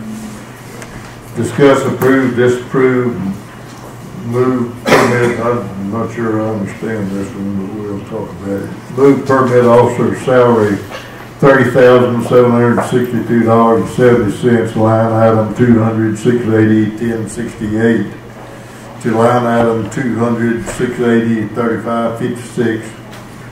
Contractor equipment assistant, I don't know what ASST stands for, whether it's assistant or assisted or whatever.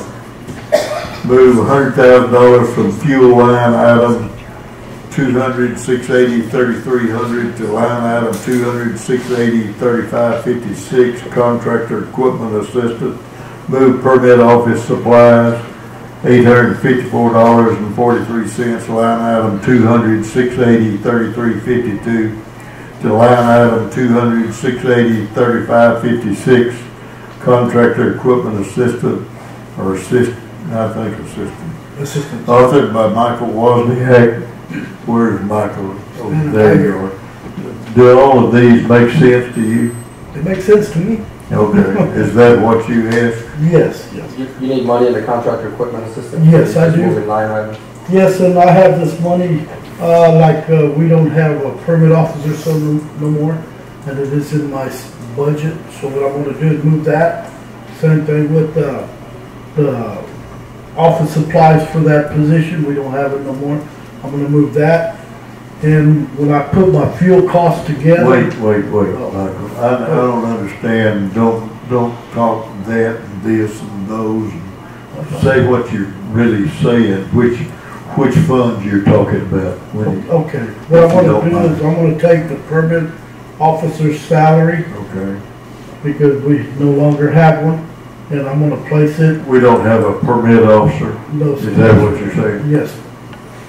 And I'm gonna move that into the contractor equipment assistance. And that line item is contractors that assist me on doing road work out in the field. And I'm gonna take the $100,000 of fuel that I allotted for the new equipment. What is fuel line? That's a fuel line item. I have a line item on my budget just for fuel. Okay. And I've been averaging about $60,000 a month. I mean, a month. Yeah, basically, give or take. Anyway, what it comes out to is I'll have a little bit over $100,000 left by the time I end the fiscal year. So what I want to do is see if I can take this money and put it into the contractor's assistance. And then I've got $854.43, which is the office supplies for the permit officer, and move that into the contractor's assistance.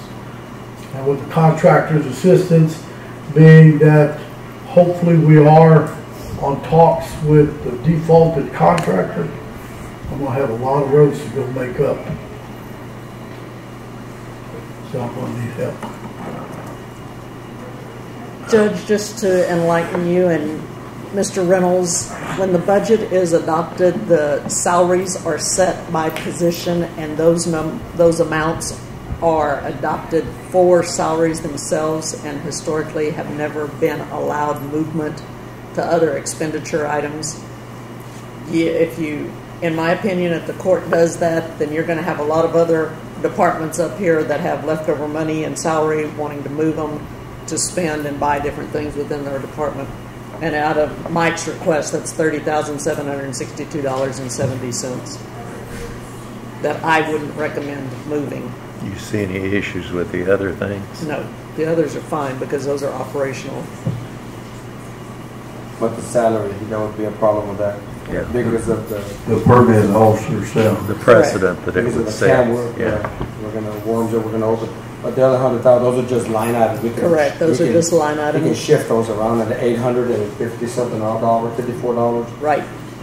That's for office supplies, so that can be shifted. Sure. Well, that doesn't mean, the line item 200, 680, 1068 is not the permit officer salary? Yes, that's the permit officer's salary, and that line item is the code that is used in our financial software. But when the budget is adopted, the budget is adopted with specific salaries and positions and fringe benefits and then operating expenses. When the budget's adopted, it has always been adopted that salaries are set along with the fringe, that you can't move them.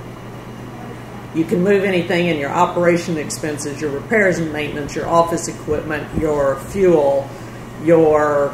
But we're moving the permit officer salary. Well, that's what I'm saying. I wouldn't recommend doing that one. The rest of them are legitimate historical movements. I tend to agree with Luana that the salary should stay as salary. It shouldn't be intermixed with the other items. It'll be taken, he can take it out next budget, which we talked about. Yeah. But the 100 and the 800. Right, that can be, that's not a problem. Even though we don't hire a permit officer, that money's just gonna sit there. Yeah. Through the end of September, correct. It's not all bad that it just sits there. No. But the thing is that maybe because, you're saying that because, we've opened up other cans like this, and then everybody's gonna come back and say, hey, well, that was quit, I'm not hiring another one, I want it for this or that. Yeah, I want to remodel my office. And that's right. Historically, we've always just let salaries alone. Well, that's good to know. Well, I move that we allow the road and bridge to move $100,000 from the fuel line item 200, 680, 3300 to line item 200, 680, 356, 3556, the contractor assist, as well as $854. Line item 200, 680, 3352 also to line item 200-680-3556 for a total of $100,854.43. Second. Okay, is there any discussion on the motion and second? If not, all in favor of the motion by Mr. Digby, signify by raising your right hand. All opposed, same sign. I'm opposing. Okay, we're on item 18. Is that correct? Yes, sir. Discuss disapprove County Road 326 San Antonio River Bridge scour. What does that mean? Scour. Scour means erosion. It's eroded. Never seen that word before. Excuse me, I'm kind of dumb. Authorization for an engineering services agreement with Naismith Engineering and authorizing the county judge to execute the contract for these services. Authored by David M. Underbrink, Naismith Engineering. David. Okay, well, I'll go ahead and start it off. Well, we have... Whoa. Why are you starting off for David? You have while we're talking. Mike asked us to look at this project. The San Antonio River has eroded the foundation on the bridge across at County Road 326, and so I've put this contract in front of Jeff. Herb's had a chance to look at it. It's not our standard 10%. It's probably a little less than that, but we're going to come up with cost estimates and everything. He's got a line item in the budget, I believe, for this, and is trying to expend the funds and get a contractor locked in before the end of the fiscal year. So that's in a nutshell. Tell me again what the river bridge scour means. It's where the water has eroded the soil around the foundation to the point that it's exposed the piling. And so our solution is going to involve trying to reinforce that to the point that it will hold up and be protected from future erosion. When water moves across soil very quickly, it will scour the soil, and that's what we're talking about, or erode the soil. Does it matter how fast it's running? Well, the faster it runs, the better it Well, I was works. just wondering what miles per hour it becomes Usually scour about when it's something else. Usually about 10 feet per second, it starts to pull the soil with it. I think you're kind of pulling my leg. 10 feet per second. Yes, sir. Why don't you find something that says that and bring it and show I'll it do it. today? I appreciate it. I This always is- like to learn. This bridge is the one that TxDOT recommended that we correct the. Yes, they did. Yes, they did. This is the one that the different yacht trip called that material that came in mud. Walker's Crossing? Yes. Yes, Walker's Crossing Bridge Walker underneath. Crossing Have we Bridge. started working on it? No, we're trying to get everything started. I need This is the first thing. Yes, this is the first step. Okay, so the agreement is for how much? Sir? He cleaned it all up. The agreement is with the contractor. He didn't reinforce it? No, because he had to have an engineer certified that it meets TxDOT. They had to have an engineer stamp.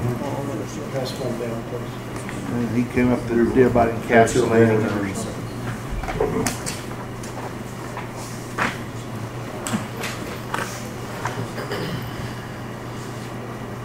So you're Thanks, sir. going out for something right like the bid? Yeah, we're going out for Okay. bids. We will go out for bids, right.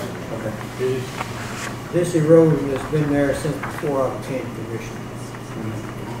For long. The concrete is a concrete slab, 6 inches thick, standing in the air with pier going through it, sticking down into the dirt. This needs to be repaired. This is, It's been on the TxDOT list for repairs from before I became commissioner, so it's more than 4 years. Okay, but my question is, the agenda item is authorizing the engineering services agreement with Naismith. So what is the cost of that agreement? This contract is $78,600. That's for the engineering. Yeah, that's for the study, doing the bathymetry, the measuring of the depth of the soil in the water. And you have to do it when the water's not moving, which is hard to pick a time when the water's not moving. But putting all that together, doing the geotechnical investigation, see what the soils look like, and then get the plans together. Is this a TxDOT bridge? It was built by TxDOT, but it's the county's responsibility to maintain. I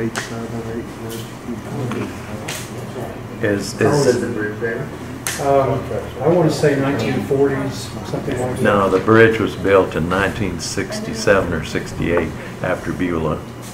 We talking about the one on River, on Wofford Crossing? That was built after the flood in 1967. Is that far apart? No, I've seen the plans. that's a hard race. I don't remember the date on it.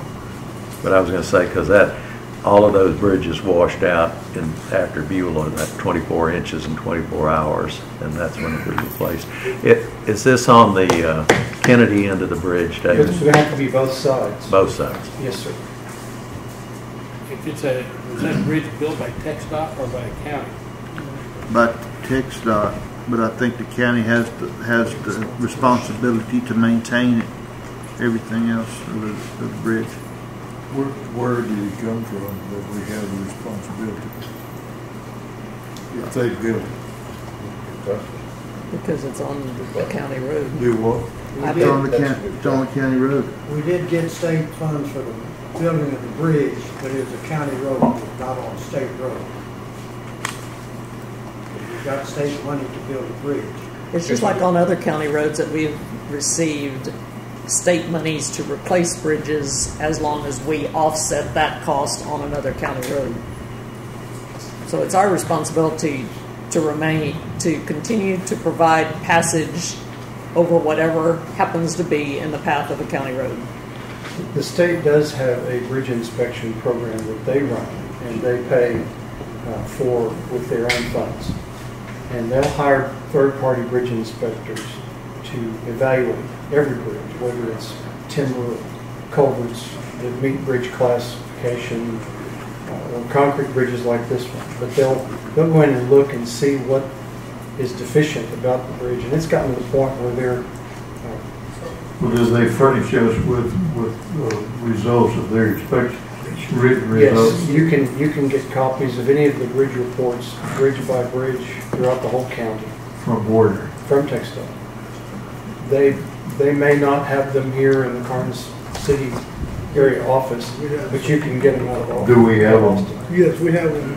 They usually, not all of them. We got like 2 precincts, but You got 9? yes, I got it. The odd year, which is 15, they're going to send us the new evaluation of all the bridges here. And what we do is we go back and repair the damages, for which we just finished redoing the Escondido. The deck had a fall in there, which was a hole that you can see straight through. We went back in there and fixed it and added 6 more inches onto the whole deck, according to TxDOT specs. every other year, TxDOT gives you, the county, a road report and then also a bridge inspection report. What do you estimate the total cost of this repair to be? I put 225,000 in there. That's probably, excuse me, that's probably not high enough.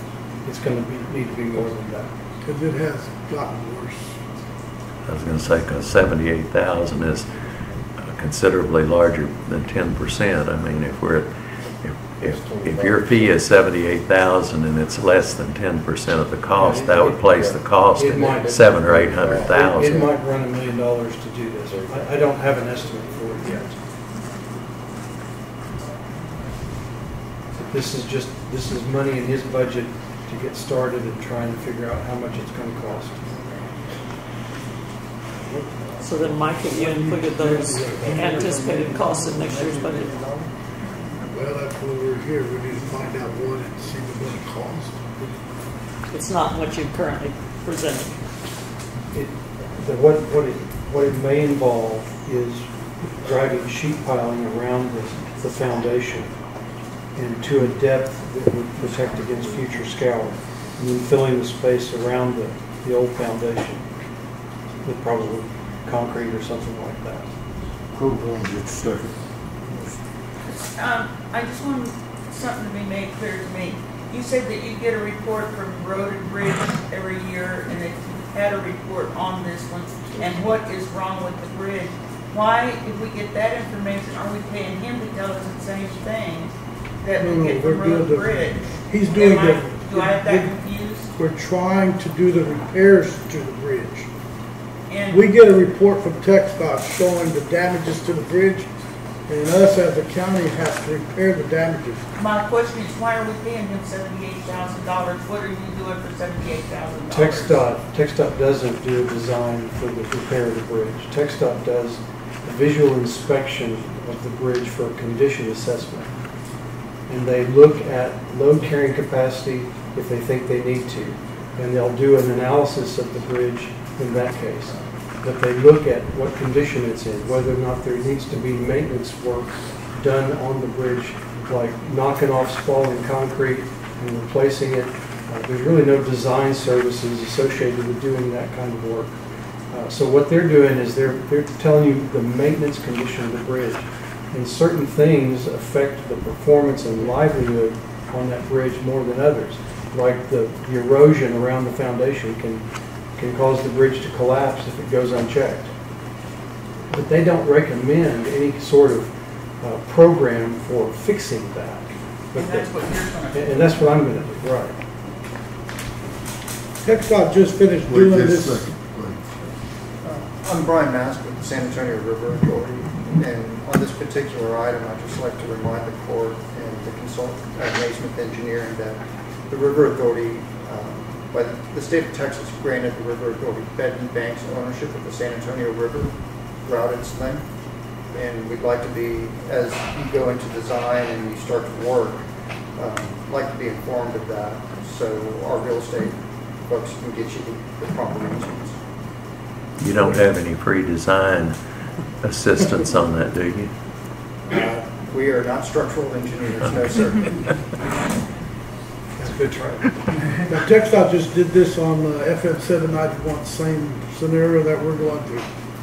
And what I did was I got with Donnie Liska, in which he was the one that did the job, and I kind of got some estimated costs. But the deal is it still has to be designed and do because this is a totally different part of the county. And we were going to get a hold of y'all because we remember the last mistake that happened. We don't want to go through that again. So everybody was going to get involved in this. We appreciate it. Yes. Thank you. Sir, I'd like to make a recommendation to the Commission's Court that we go out for request for professional services for engineering, because we're using Naismith as essentially as a sole source. And perhaps somebody could do the same job for substantially less money. We paid them a lot of money. That's not on the agenda today, which you know. I'm just making it. Well, I heard what you said. I'm a little concerned that the cost isn't written into the agenda item, that it has to be kind of drug out. And that, you know, that I think that would be prudent to have those numbers where everybody can see those. Well, in the future, I'll take that into consideration. Thank you. We're on item 18, sir. 18, I believe. Discuss, approve, disapprove County Road 326, and we went through this one. Okay. Are we going to study scour again? Yes. I think we'll just skip that since we've been through it once. 19. Discuss, approve. We're gonna take action on this thing or not? We didn't. Was there a motion? No, sir. No. There was no motion. No, I know there was. That way we could I'm execute going the on to the contract. next. Start working on We don't have to have a motion. If we don't have a motion, we go on to the next item of business. Or that's always what I was taught when I was a youngster. it. Nobody's gonna make a motion. So then, I think we're going to take this under advisement, Mike. I don't think there's going to be any action today. Okay, there's a liability in there? yes, that's my question. There's a liability to the county if it's not fixed? Yeah. Is it a significant liability, or are we talking about way out maybe? I don't think you can quantify it. Okay. We just got a lot more 18-wheelers going crossing than we normally do, and that's where the issue is. Have a lot more what, Mike? Big trucks, 18-wheelers, they're loaded, they're They're moving going rigs huge. across, yes, I mean, I want to get it repaired before it all falls, and then we start from ground zero. I mean, I just need, plus the money's in there to get this thing Well, the started. money's in the budget, Right, and you just need to get to work on it. yes, sir. Need to execute the contract so we can start doing the plans and everything else. And so the next court action we have, which will be the last day of this month, you'll be ready to tell us what you're doing on it. So we'll know that you've taken action and you're working on it. No, we've got to get it designed and everything right now. Well, then we'll know that you've got a design working. And I want to know where you are, if you got to work on it. That's more of a David question here. Well, you're involved in that, Well, I know. and y'all need to report to the court, every court meeting from now on of where we are on this. So David, how long will it take you to develop this assessment and a plan? Well, we're probably going to need 2 months minimum to get the surveying work done, get the geotechnical work done. Should be able to get the plans done within 2 to 3 months, depending on how quickly we can get everything else together. Of course, it takes 2 months for procurement when the court's ready, and then it'll take time for construction after that.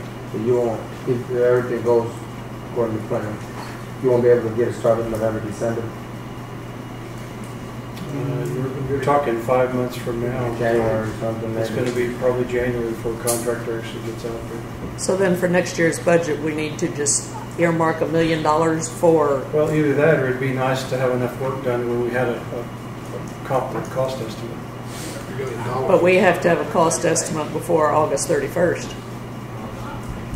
You say 2 to 3 months. If you don't have one, then that's right, you need to plug in a number for it. And $1 million would be a safe number to complete the project? I think that would be plenty, yes. I would like to, as the judge said, pass on this now, but I would also concur with Mr. Yarder that we might need to go out for proposals to see what else is out there. We've become, as someone said, sole source supplier, and I don't have anything against David or his firm, but I think we also need to look around and see what else is there. We don't buy, for the most part, don't buy everything without shopping, and I'm well aware of that you can negotiate for professional services, but I think that it's something that needs to be looked at. But I think we ought to pass it and go on right now, Judge. Can I respond to that, please? Yeah. I have to be very careful with providing you with fee information according to state law. I'm not allowed to give you fee information unless you've selected me. And you're supposed to select me based on qualifications. And I don't mind you selecting someone else, but I thought I was selected, which is why I'm providing you with fee information in the way of a contract that has a scope of services and a corresponding fee in it.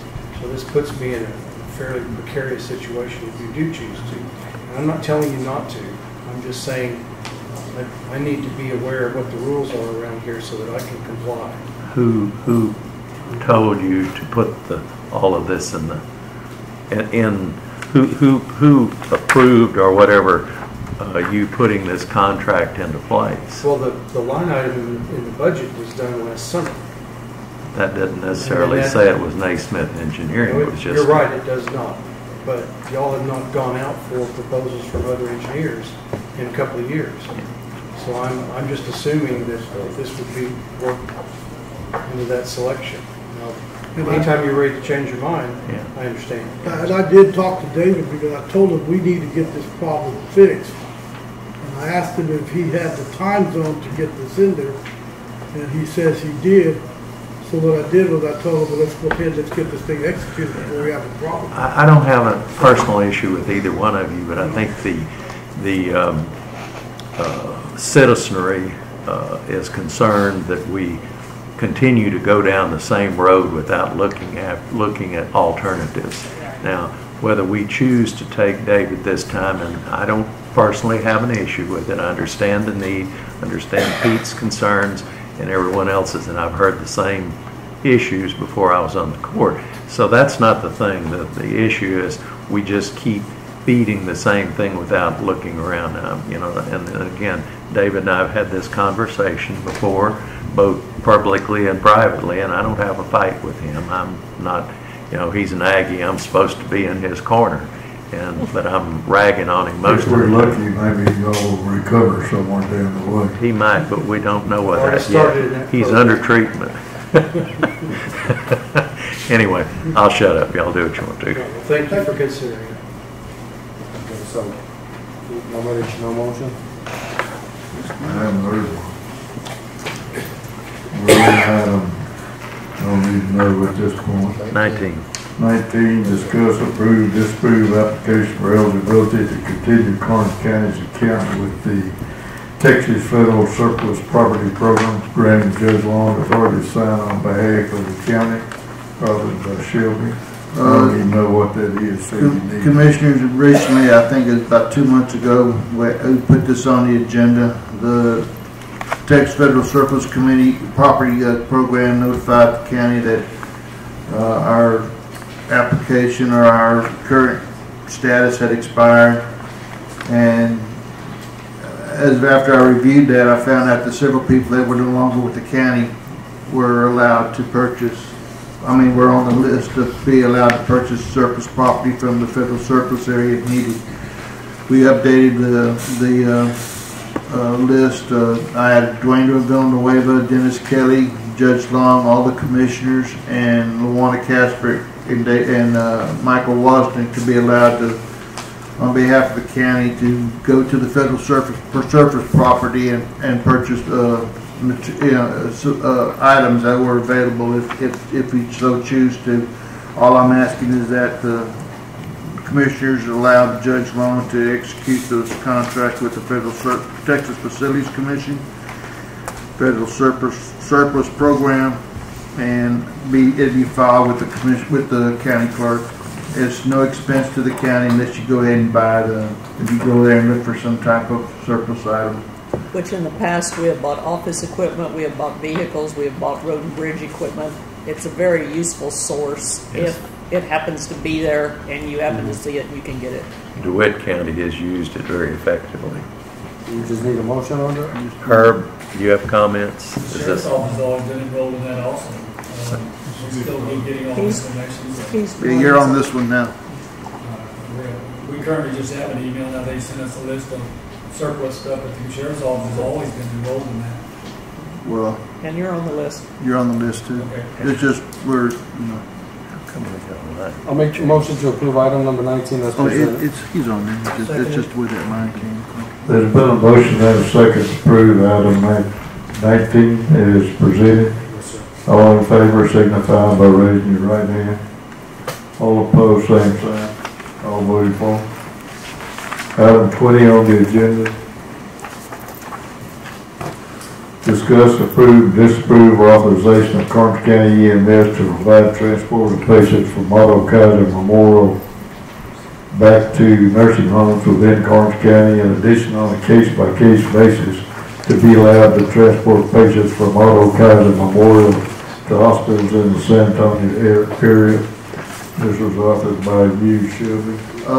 In discussions with Otto Kaiser and the local EMS director, Mr. Kelly, and the hospital administrator, David Lee, Otto Kaiser historically has had a problem getting people transferred from the hospital back to a nursing home or from a hospital to another hospital in San Antonio if patient is not able to fly by air type of transportation. And what it is that for a while Karnes County had private services available to provide these services, and now they've been through Obamacare and other reasons they have left Karnes County, and the closest ones are in Beeville,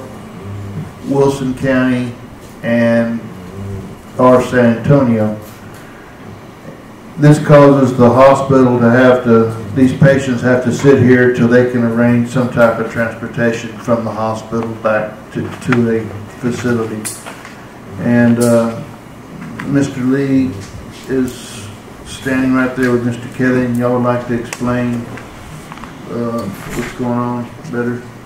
Yeah, the way the agenda is worded there, if we're talking about the nursing home patients, if we're talking about transporting from the hospital back to the nursing homes, that generally is arranged by the nursing home. We would let the nursing home know that that patient is being discharged and ready to go back to that nursing home.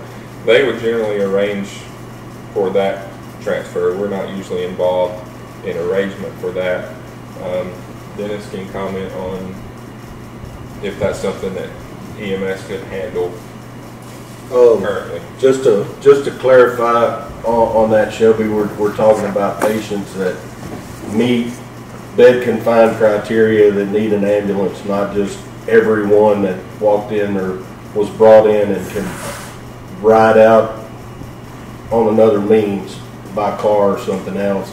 But yes, right now, given the manpower that we have and the number of trucks we have, doing those would not hinder our first line job, which is provide 911 service. In addition, the hospital has stated that in discussions that they would, the indigent care, that they would provide compensation for indigent care. Is that correct? On the transfers to San Antonio, we've talked about that. Generally, your nursing home patients are going to have some type of insurance coverage. That wouldn't come into play there very often. And again, that arrangement is made by the nursing home. We're usually not involved in those. If we're talking about a transport to San Antonio, then yes, if we can work out some type of cost, we can ensure that the county's never making a run that is not at least cost covered. Dennis, I see we have two sheets on here that say startup cost estimates, and they vary a little bit. Could you enlighten us? One was done using the exact same equipment and the same payroll that we have right now in place. The second one would be buying a actual different model ambulance and a different and using an incoming new employee rate on the payroll. They were just I went back and I did it at first, and I used the numbers that I had, and then went back and redid it to see what the, currently right now we couldn't take on all of Otto Kaiser's transfers to San Antonio with what we have. There's no way. We'd leave the county open too much. I mean, and there's no way to predict. We did 2-3 calls a day before yesterday, and yesterday we did 8 or 9.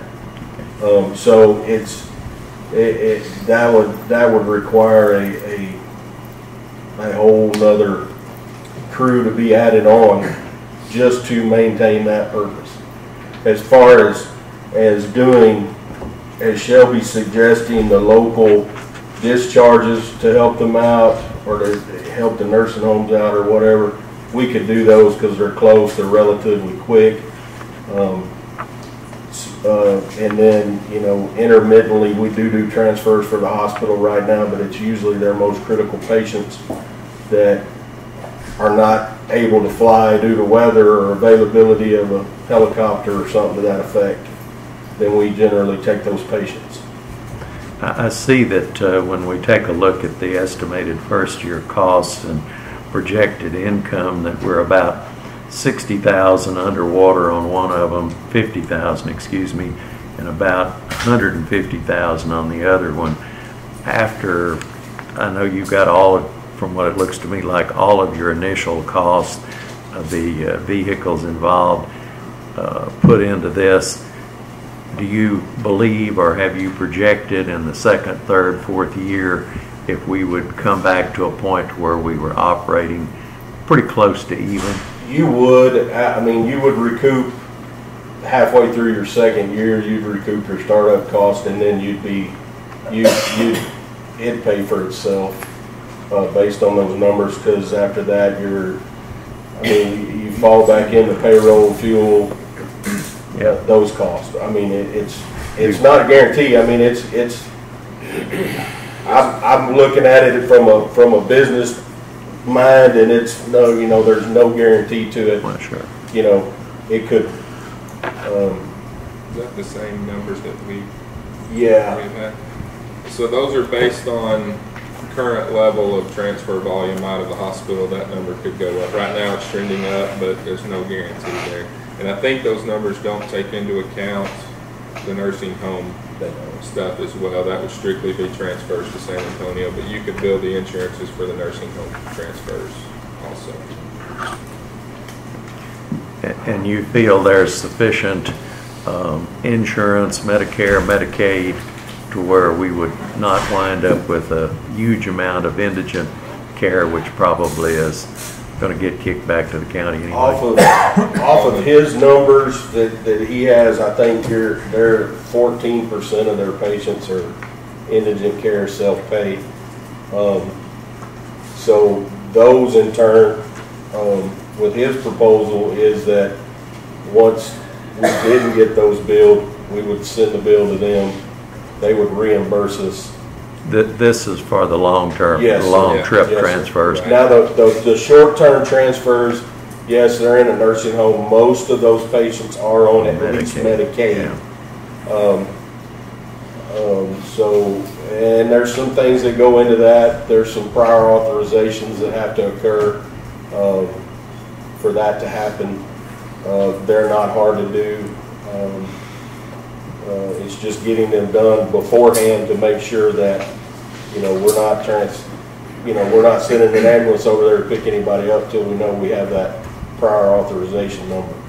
I'm not proposing we buy another unit or nothing at this time. I want us to start and see where it takes us, and on a case-by-case basis that y'all be allowed to transfer one from Otto Kaiser, or you have the right to say no.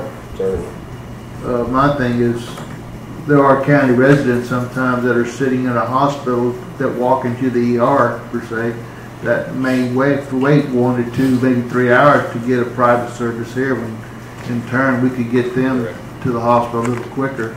Again, on a case-by-case basis, and I know that the emergency room department, the trauma nurse there, the head nurse there, she works with the EMS pretty well, and they communicate very well together. Yeah, that's the problem in a nutshell. Is just the wait time, given that there's no local service. And yes, we work very well with them. And when you talk about the uninsured patients, currently that money is going out of the county. This is a way to keep that money in the county. And not to mention the insurance part of it as well. And I'm by no means am I asking to add another truck or pay. I put these numbers together because I knew somewhere down the line someone would say, well, what's the startup cost going to be? That might be next year's budget if it worked. If it worked. Okay. So I'll make a motion and we go ahead and allow the Karnes County to provide transport of patients from Otto Kaiser back to nursing homes within Karnes County. In addition, on a case-by-case basis, be allowed to transport patients from Otto Kaiser to the hospital designated in San Antonio. I'll second it. And is that just San Antonio? I know there have been some transfers of patients to Victoria. I think some they would go to various places. 99% of them are going to San Antonio, so I don't put them. Well, they also had Victoria. Out of county. Out of county transfer. Out of county. Because that could be Seguin. I'm not going to take one to UTMB Galveston. Come on. No. Right. No. They could decide out of county transfer. Out of county transfer to Gal second to that one too. And they could decide based on where it is, whether it's something they could. That's on a case to case. Yes, yeah. I mean, if I have, if I can't, we can. If my priority is the 911 service here. And if they can't, then we just operate under the same conditions we currently do, which is Just gives them another avenue to try to expedite a patient out of the hospital. Correct. Okay. Any other discussion on the motion? Yes, sir. There's a motion and a second. Yes, sir. All in favor of the motion on transportation of EMS, signify by raising your right hand. All opposed, same sign. All voted for. Thank you. Thank you, guys.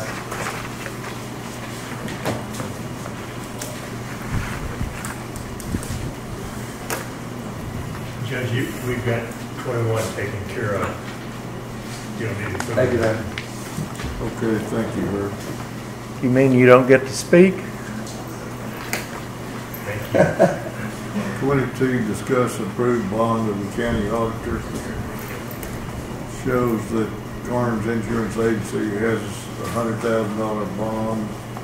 It costs $350. That's payable to the district judges. Is that correct? Yes, sir, it is. I think that would be payable to us. That's in effect at this time. Yes, sir. And when does it expire? June 30th of next year. We do bonds for 1 year. So we just recently renewed it? Yes. Why is that on? Because the court has to approve all bonds. Why didn't we approve it before we renewed it?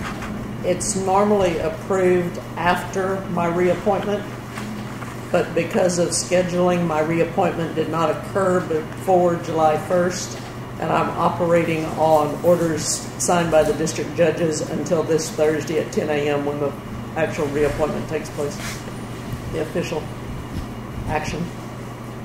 So you're running without any backup. I'm running on my papers only. Yeah. When does this bond need to be? June 30th, effective? July 1st. Okay, so you don't have a bond now?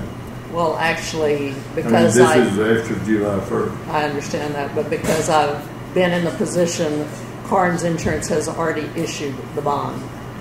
This is just we owe them for it. Yeah, we do. This She's is just a expecting us to formality. pay them. Well, but I'm expecting not to. You're expecting not to need to bond me? No, Is that what you're saying? Not to have to pay if I'm it's leaving. done, if it's done without approval of the court. Was it in your budget? Yes, it's in my budget. I'm gonna we approve the bond for the county auditor. I'll second it. Let's get on. Do we have one to approve? You're wanting to approve something that we may or may not have. Yes, You we actually have a bond? I do not have the physical bond at the moment. It's in the county clerk's office. But it is waiting. But there is one? Yes, yes. Okay, but can they find it in the county clerk's office? Can you find Yeah, it? Feel we most can go. confident. Yeah, we can get it. Where is it? I'm sure I can find it with all our bonds. Or all our bonds. I will see it tomorrow. Okay. Okay. All right, let's move on. We got We need a vote. We have a motion and a second. Motion and a second. On what? On To the bond. Oh, on Approve the bond, okay. I was just gonna let it go. Oh, man. Okay, all in favor of the motion signify by raising your right hand. All opposed, same sign. All voted for. Thank Okay. you. We're on 23. 23. Discuss approved budget amendment funding Social Security, Medicare, and retirement benefits for the additional state supplement for county judges who certify 40% or more of their time is spent performing judicial duties. Reference Senate Bill 1025, effective 6/17/15. $10,200 additional year, total 25.2, additional additional $392.31 per pay period. 6 pay periods remain in fiscal year 2015, plus proration from 6/17/15 to 6/27/15 in the pay period. Social Security and Medicare 7.65%, $204.08. Retirement 11.88%, $316.92. Total amendment $521, and this was authored by Luana Casper. That all concerns me, I think, but I don't know it was there, you know. Take off. Yes, that's correct. The Senate passed a bill number 1025, and the governor signed it with an effective date of 6/17/2015. If it would not have passed by a 2/3 majority, it would not have gone into effect until September 1st, 2015. But as the state does, they do crazy things, and we once again have another unfunded mandate. And to meet our obligations of retirement and Social Security match on this additional state supplement, we need to amend the county judge's budget by the dollars referenced earlier. So I need a motion to amend the budget and a second and a vote. And that's a total of $521? Yes, sir. I guess he's worth it. I move so. I'm not so sure. You got a motion? I'll second it. All in favor of the motion and a second, all in favor of the, signify by raising your right hand. All opposed, same sign. All voted for.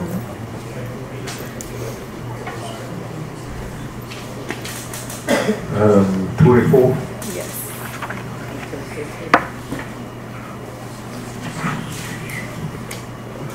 Discuss approved manner to proceed with budget, and this parenthesis, discuss each department's request and decide what to allow and disallow pending receipt of certified tax roll and tax rate calculation.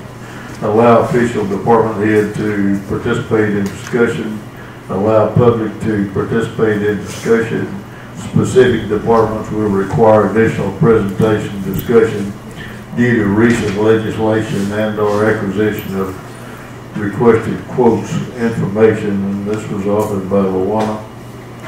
When I referenced in there allowing official and department head or the public to participate in discussions, after Thursday and Friday, we will be down to the point of going by each department and y'all indicating to me, put this in, put this in, put this in.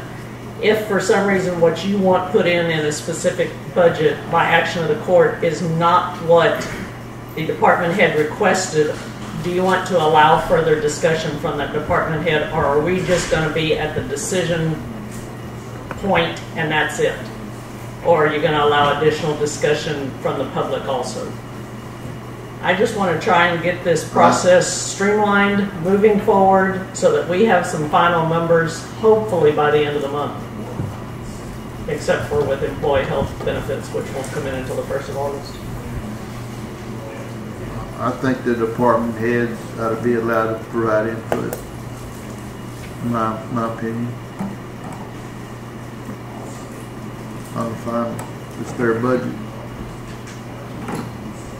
I agree with Shelby, and I don't want to disenfranchise any voter, but we've gone through most of the workshops with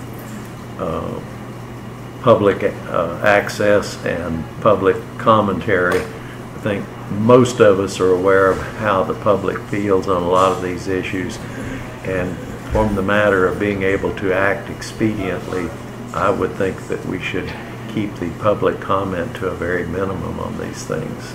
I don't know what y'all feel, but I agree with that. We know the hot topics, road, bridge, and public service should be the hot topics. We'll never get anywhere if we workshop it. I agree. I mean, you're right in what you're saying. I don't want to disenfranchise the public, but we're to the point where we need to start moving. They were enfranchised when they elected us as a commissioner's court. And with that said, I think we're authorized to go ahead and do the things that we need to do, that they elected us to do. We do not have to ask for a vote from the public every time that we take action in the court, and we're not going to start doing that. So with that said, okay, each of these workshops are set to begin at 9 o'clock. Are we only doing mornings? Are we going to do morning, break for lunch, come back in the afternoon? And we may break for supper and come back. Okay. In my opinion, the more we can get done in 2 or 3 days rather than dragging it out 6, 7, or 8 days. Let's get it done. Let's get it done. Just so everybody's on the same pain and the bleeding will be over. Yeah, right. We'll see about that. Yeah. Excuse me. All right. Judge, are we going to be allowed to make an additional presentation? Yes. That's what we're talking about, yeah. Department heads. Department. We couldn't hear what y'all were saying, but The department heads, We're trying for you not to be able to hear. Department heads are gonna be able to have input. okay, that's not. There was a recent bill that was passed that concerned Cameras. the camera deal, and we have to come back before the court. We had already made our presentation prior to the governor signing that bill.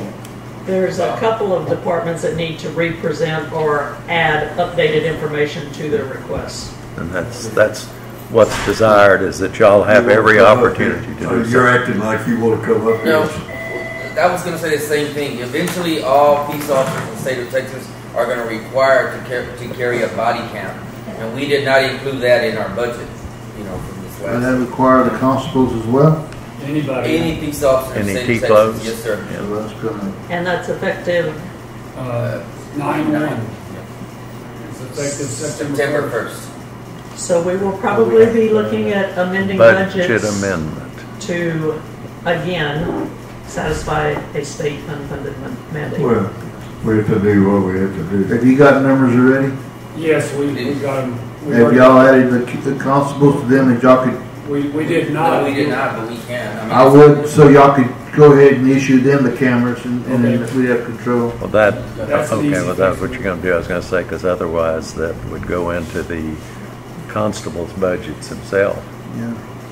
But Well, for this year, to get it in with the one amendment, if they provide the cost and Okay. everything, and then if y'all will provide me the cost per camera, then I Yeah, can yeah, add it that's to fine. each constable's We budget. can do that. It's just something that's going to be Yeah, mandated. yeah, that we have get to us, do. get it, one kind, yeah, I got you. Okay. We're all Okay. okay. Yeah, I'll fix that for you. All right. If y'all need something, let me know. I would move that we approve, starting our budget hearings, including input from the departmental heads, excluding public input, as presented by our honorable auditor, Henri? honorary auditor. That might be included also. Starting after this week, because we have this week to finish those other things, don't we? Correct. Okay. Second that. There's been a motion and a second to, I'm not going to read it all again, but to manner to proceed with the budget here. And any other discussion from the court?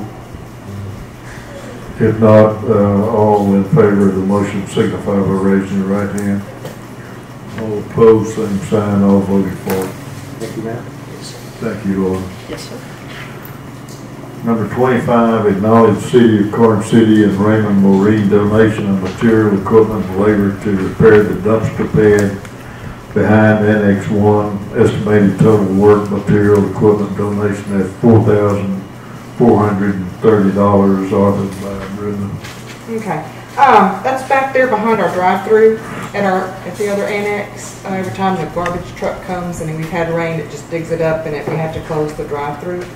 Raymond Marine, that owns the Pastime Cafe, has offered to pay to have a slab, for the dumpsters to be on, and the city is going to come and excavate that and haul the materials away, and then they'll put an 8-inch pad and to put the dumpsters and where the garbage truck won't tear it all up every time. I assume a concrete pad is Yes, what you're saying? yes, I'm sorry, yes.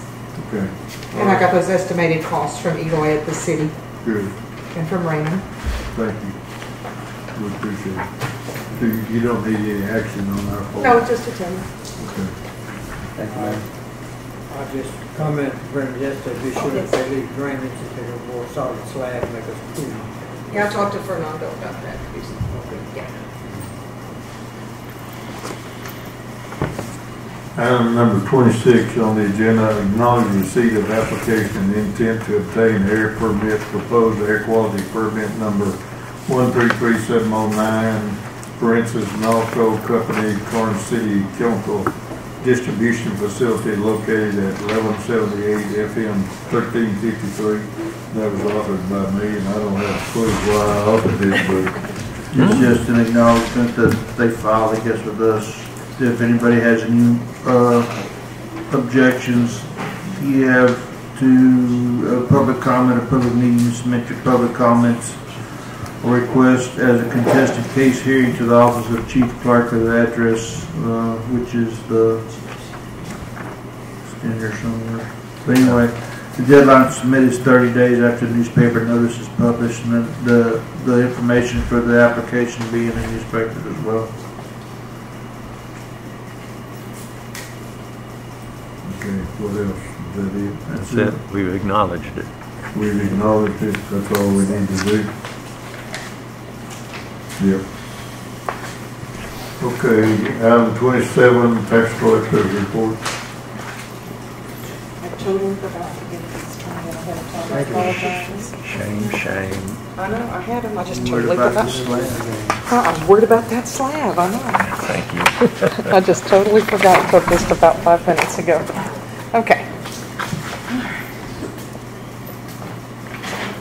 Okay, our collections for the month of June. County M&O, current month, $38,454.66. Year-to-date, $20,054,602.23 for a collection rate of 98.57%. Delinquent M&O, month of June, $2,138.94. Year-to-date, $58,289.33 for a collection rate of 23.69%.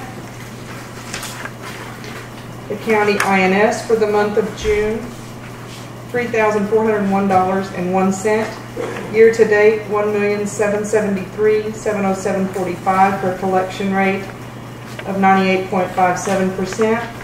Delinquent INS collections for June, $246.25. Year-to-date, $6,367.11 for a collection rate of 26.67%. Road and Bridge for June, current $5,682.24. Year-to-date, $2,969.329.82. Collection rate of 98.57%. Delinquent Road and Bridge for June, $416.77. Year-to-date, $12,345.50 for a collection rate of 27.86%.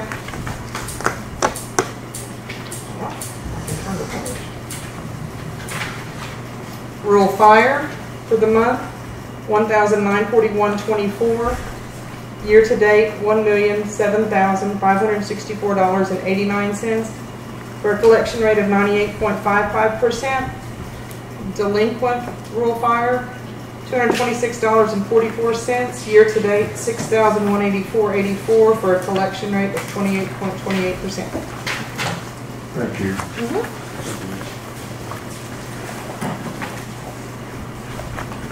Discuss that regarding treasurer's report. No treasure, no report.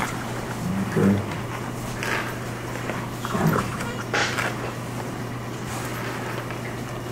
Pay the bills. 29, payment of the bills. That's your copy. Oops, wait. Lied. That's your name. This is your name. I have the official copy. I'll give it to you in a minute. His name. Everybody's. Did it change from yesterday any? No. Okay. So. Okay, I'll point out some items of interest on page 1. About 2/3 of the way down is a payment to the Karnes City Volunteer Fire Department in the amount of $1,200. That is for the annual contribution towards the maintenance of the Jaws of Life. On page 2, under Department 500 Capital Outlay, there's a payment to MJ Boyle in the amount of $111,530.72, which is the courthouse restoration project. Page 5 is part of Road and Bridge expenditures. About 2/3 of the way down, there is a payment to Holt Company of Texas for $8,851.59. That is for repairs on a belly dump trailer. On page 8, this is account summaries on Road and Bridge. About halfway down under road materials, the total spent this cycle is $70,623.65. And 2 items below that is aggregate road materials, $43,730. 7 items from the bottom is 1747 Senate Legislative Consultant, $10,625. That is for multiple months, November of 2014, December 2014, March, April, and June of 2015. There were some discussions as far as the amounts being invoiced due to previous court action when Judge Butler was still here. We have finally got everything zeroed out. We've received copies of all the bills, and this cycle will issue payment, and then we will be current and up to date with our reimbursement portion to DeWitt County. Luana, does all of the lobbyist pay come out of Road and Bridge? Yes, it does. The total for this bill cycle is $323,248.46. Kind of small. Mike, what did they possibly do to a belly dump for $8,000? They have to redo the other pins on the other one and replace the plates. I guess somehow it got damaged and they bent the plate, and then when they closed. Oh, the gates on the bottom? Huh? The gates? The gates on the bottom. Oh. They ended up buckling with that street. Move we pay the bills. Second. $769 for mileage, how long? That's for the whole fiscal year. She turned in her request from October forward for reimbursement. Yes, that is bank mileage and some conference mileage. 6769. The bank is trips to the bank for deposits as well as trips to the bank for the CD for payroll. Did she live in the same place where the bank is? Yes, sir. Did she go home every day? I don't follow her, but I would think so.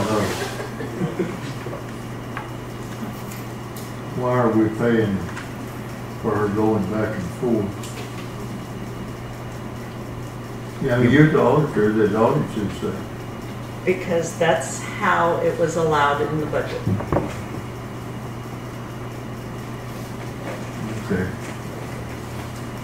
I'll make a motion to pay bills. Just the minute second. Any discussion?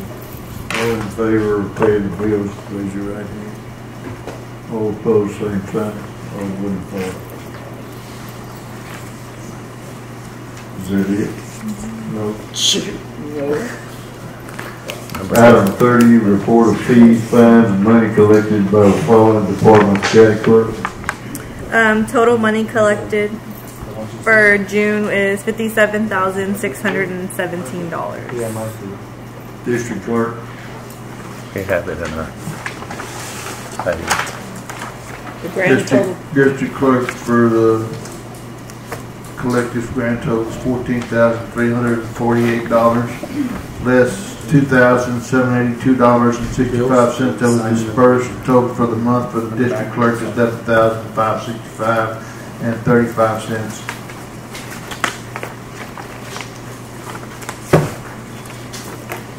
County attorney. County attorney fee report, hot check collections, restitution June 2015, $1,571.70. Total monies collected by the county attorney office January 1st, 2015 through June 30th. June 30th, 2015 is $12,778.42. Submitted by Herb Hancock.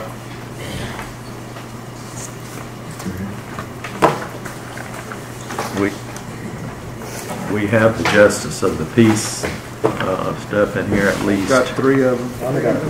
Yeah, precinct 2 did not turn theirs in. You read those? Yeah, I'll get them. Precinct 1, total, let's see. Total retained by the county is $24,704.41. Total remitted to the state, $11,976.19. Total jail time community service $1,837.60 for a total collected of $38,518.20. And I didn't look at her cases filed. It's so 188. Okay. It's at the very top. Oh, sure is. Excuse me. Okay. JP3.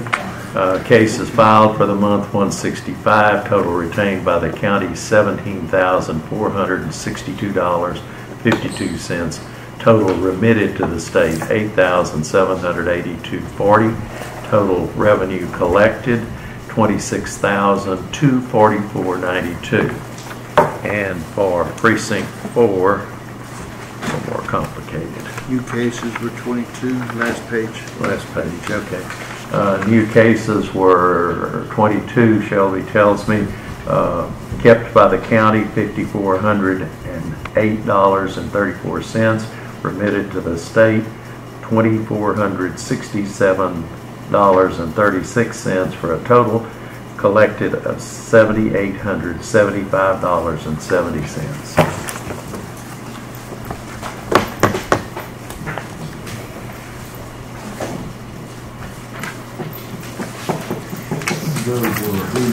Juvenile department doesn't have anything. Okay, per meeting. Helen has one in here somewhere. Right here. This one here, Judge. Since she's not here, looks like total collected is $1,470. Engineers fees for the floodplain $600.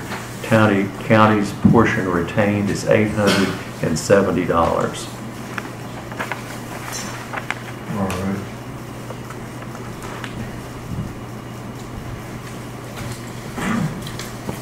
Sheriff, what? You don't have it memorized? No, sir, not yet. I'm still working How many on got it. in jail? 32. All of them. 36. Are there any commissioners? No. You list that. Our June 2015 Sheriff's Office report. Assaults, we had 9. Domestics, we had 17. Disturbance fights, we had 4. Criminal mischiefs, we had 10. Harassments, we had 6. EMS, we had 122. Mine's got 121. Yeah, I apologize. My mistake. It's 122.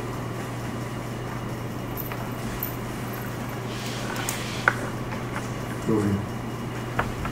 Fire 17, escorts we had 15, loose livestock 36, prisoner transports 84, request to speak to officers 159, road hazards 35, suspicious activity 9, suspicious subject / vehicle 24, 14 theft calls, 5 burglaries, 18 warrant services, welfare checks 11, hazmat calls 13, miscellaneous calls 162, reckless driver 16, traffic stops 502, citations 216, warnings 165, arrest 80, accidents we had 105 for the month. The next sheet is our jail population for the month.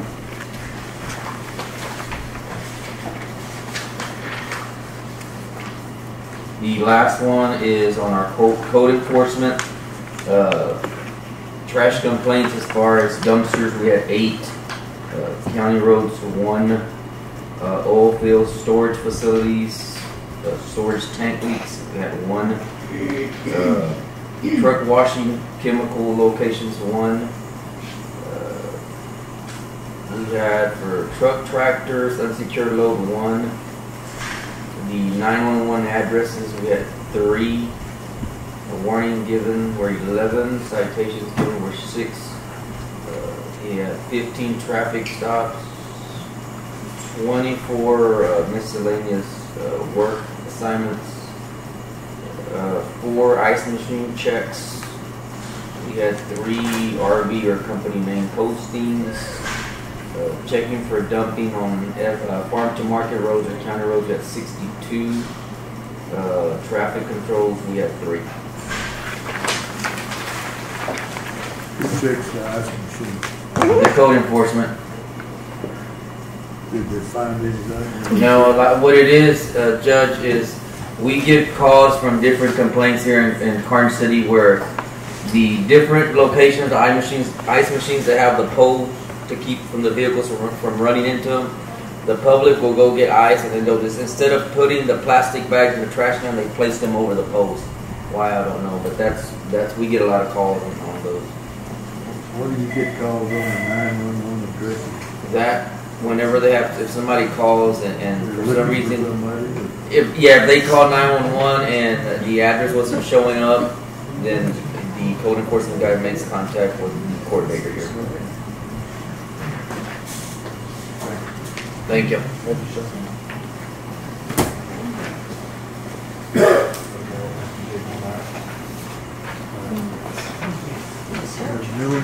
No, it's the same. I just saved y'all from digging. This one, the one that I sent actually says May on top of it. So we'll get it all corrected now. So for June of 2015, 122 dispatch requests that came to 125 patient contacts, 84 patient transports, 41 refusals, 8 canceled calls. We had 7 multi-patient calls. We did have 6 air evacuations, 4 out-of-county transports, and 4 fire standbys. Resulted in 54 trauma patients and 71 medical patients. Year to date on the calls, January 1 to 6/30, 737 dispatch requests. Collections for the month, $13,685.19 on Medicare. Other insurances, $19,377.03 for a total of $33,062.51. Year to date, January 1 through June 30th, $163,858.40. For the fiscal year from 10/1 of 2014 through 6/30 of 2015, $240,139.26. Then it's just for my edification, how much is your annual operating budget, more or less? 1.3, I think was the last one, right at 1.3 million. Okay, yeah. so we're, let's see, 2/3, 3/4 of the way through. Words and this is not meant as criticism, but in other words, the net cost of the county is about $1 million a year. Is that somewhere in the proximity? Yes, pretty much. We did have some expenditures in that budget that won't be in this next budget. So I'm not throwing rocks at you. I'm just trying to understand. Our biggest problem with collections is the self-pay patients.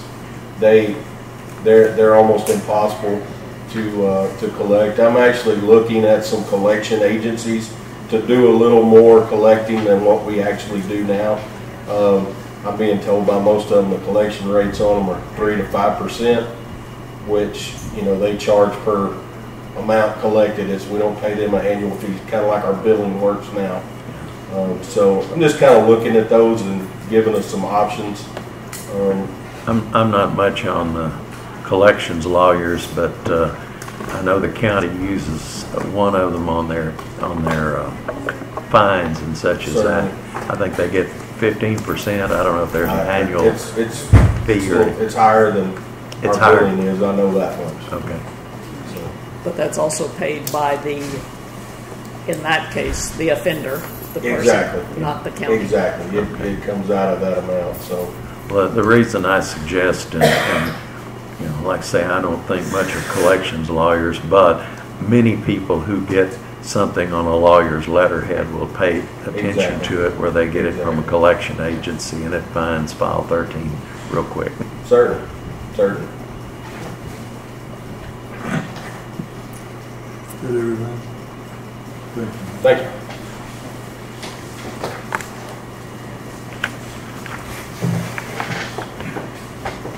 Okay, as far as road and bridge, we're finally getting to the end of priming all our roads for seal coat.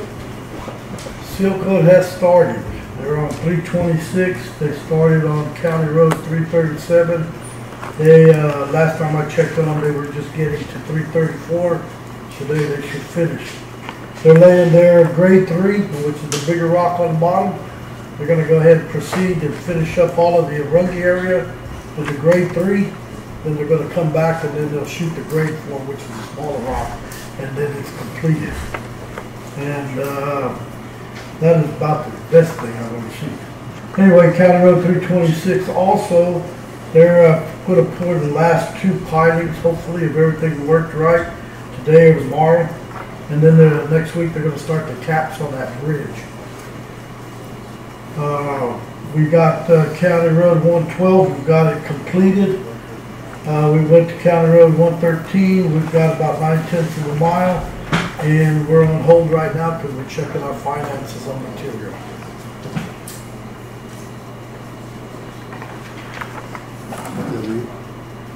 Are you keeping up pretty well with your complaint/work orders?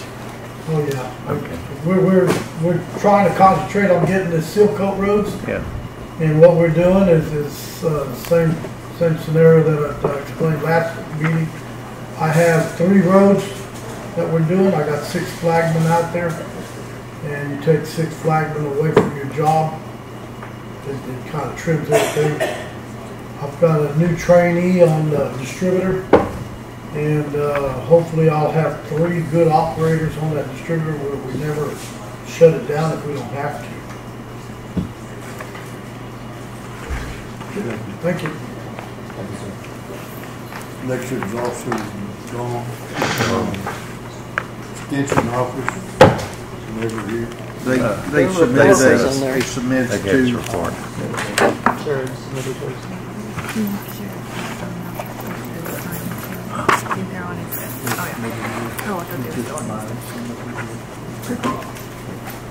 Has everybody got their extension office? Any reason to read those out? Okay. It's mainly a mileage report. Oh, sure. Okay, if you will turn to page 3, Karnes County items of interest.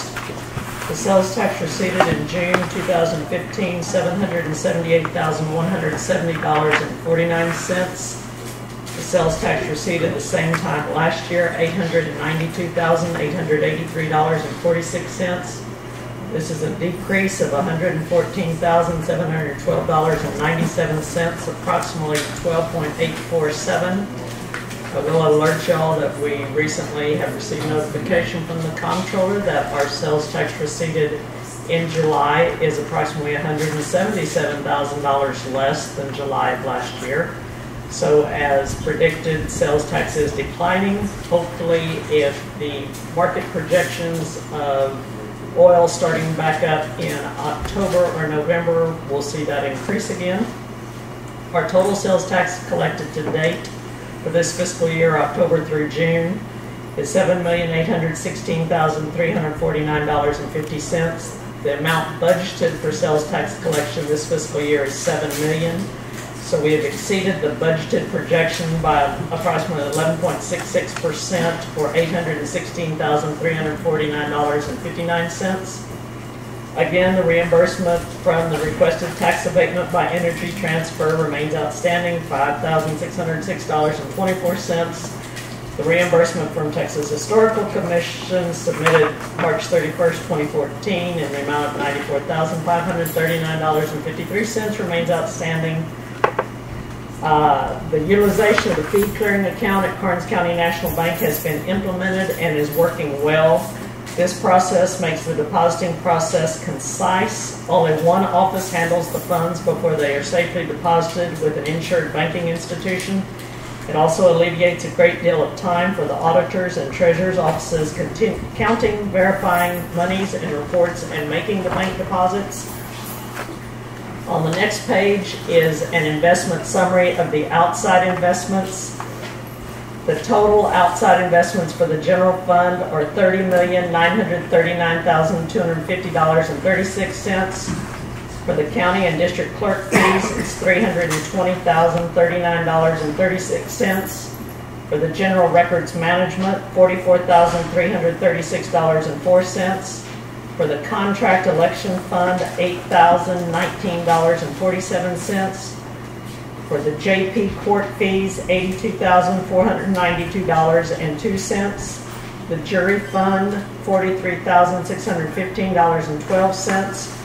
Road and Bridge, $12,787,244.60.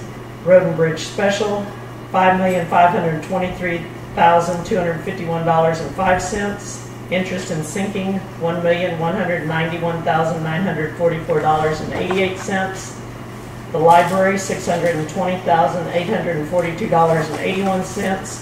And rural fire, $521,097.63, for a total invested outside our bank depository, $52,082,133.34. Wait a minute. If you'll go down a few more pages, you'll see a comparative spreadsheet of the statements from the outside investors to the system and the differences by fund. I have given Vi a memo indicating these differences and requesting that she identify them, and if they require journal entries to correct, that she please give me the applicable information so that can be done. I've also noticed when reconciling and auditing investments that we have in the system, there's some certificates of deposit reflected as being in the Falls City National Bank, $17.94 in the general fund, the Constable Precinct 3 Leosi Fund, $5.82, and the Karnes County Certificates of Obligation Fund of $11,456.61, for a total of $11,480.37. We do not have any monies deposited in any type of certificates of deposit at Falls City National Bank, so these are receiving errors that I've also given her a memo on to find the necessary corrections so we can get those cleared. As long as I can remember, don't hit me yet. No, I wasn't. I was just getting her to come back. You've always told us, you've always submitted to us reimbursements for legal fees associated with requested tax abatement by energy transfer. What do we got to do to take care of that? I have sent them multiple forms of correspondence, email, fax, certified letters, and they reimbursed part of the cost when there was still the possibility that they would get that tax abatement. But since it was totally denied by court, they have not done any reimbursement. So we need to file, send them a nasty letter, or what do we need to do? My letters haven't been real nice, but, you know, maybe an auditor is not an important person. Do we need to get the county attorney to send them a nasty letters? I mean, Judge, what do you think? What's going on? I'm tired of seeing that on the thing. Looked at this at all? I suppose not. Nobody said anything to you there. But what does it arise from? Energy Transfer had applied for a tax abatement with the county, and they agreed that they would cover all our legal costs involved with it. And up until the point in time that the tax abatement was denied, they were reimbursing as we submitted them. But once it was denied, they have declined to reimburse. No correspondence, no denial, no official. But there is some sort of a written commitment Yes. for that? Yeah, I think county attorney might take a look at that. Who is it? I have a copy of it. The original is in the county clerk's office. It's been there forever. Yeah. It goes back to the Barbershaw Court. If we take a look at the figures that you gave us that totaled up to like 52 million, yeah, and then how does that dovetail together with cash account, trust accounts? Is that an overlap, or is that two totally different things? I'm on your page that has a total of like 15 million on it. It's got a paper clip on the top of it, or a picture of one. Is it like this? No, it's like this. Oh, that is from one of the outside investments. That's DWS Scudder. Oh, okay. That is one of the entities that is utilized. Texas Class, FICA/Stonecastle, and DWS Scudder. Those 3 pages would total up to my summary page. Okay. Now, if the court, or if anyone takes the 52 million in investment summary, how much cash does the county have on hand? Round figures. I mean, in here, in there, in your desk drawer, or wherever else. There is no cash in my desk drawer. I do not collect cash, Mr. Reynolds. That is the Treasurer's Department. And the 52 million is what is outside investment. There's nothing in certificates of deposit at Falls City, and I would imagine our cash balance total of all accounts in Falls City is probably in the area of 7 million, maybe slightly above. Okay. Depending on how the GO payments come in, sometimes we're almost $1 million over, but we turn around and write those checks out as soon as we have the correct paperwork to do it. So the county's total assets, if you want to call it that, is somewhere around 60 million.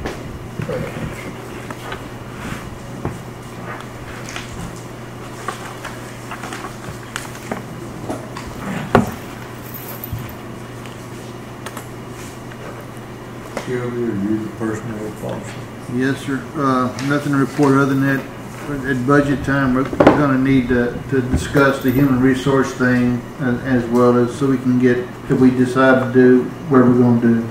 But we need to discuss the HR position soon. But I have nothing else to report.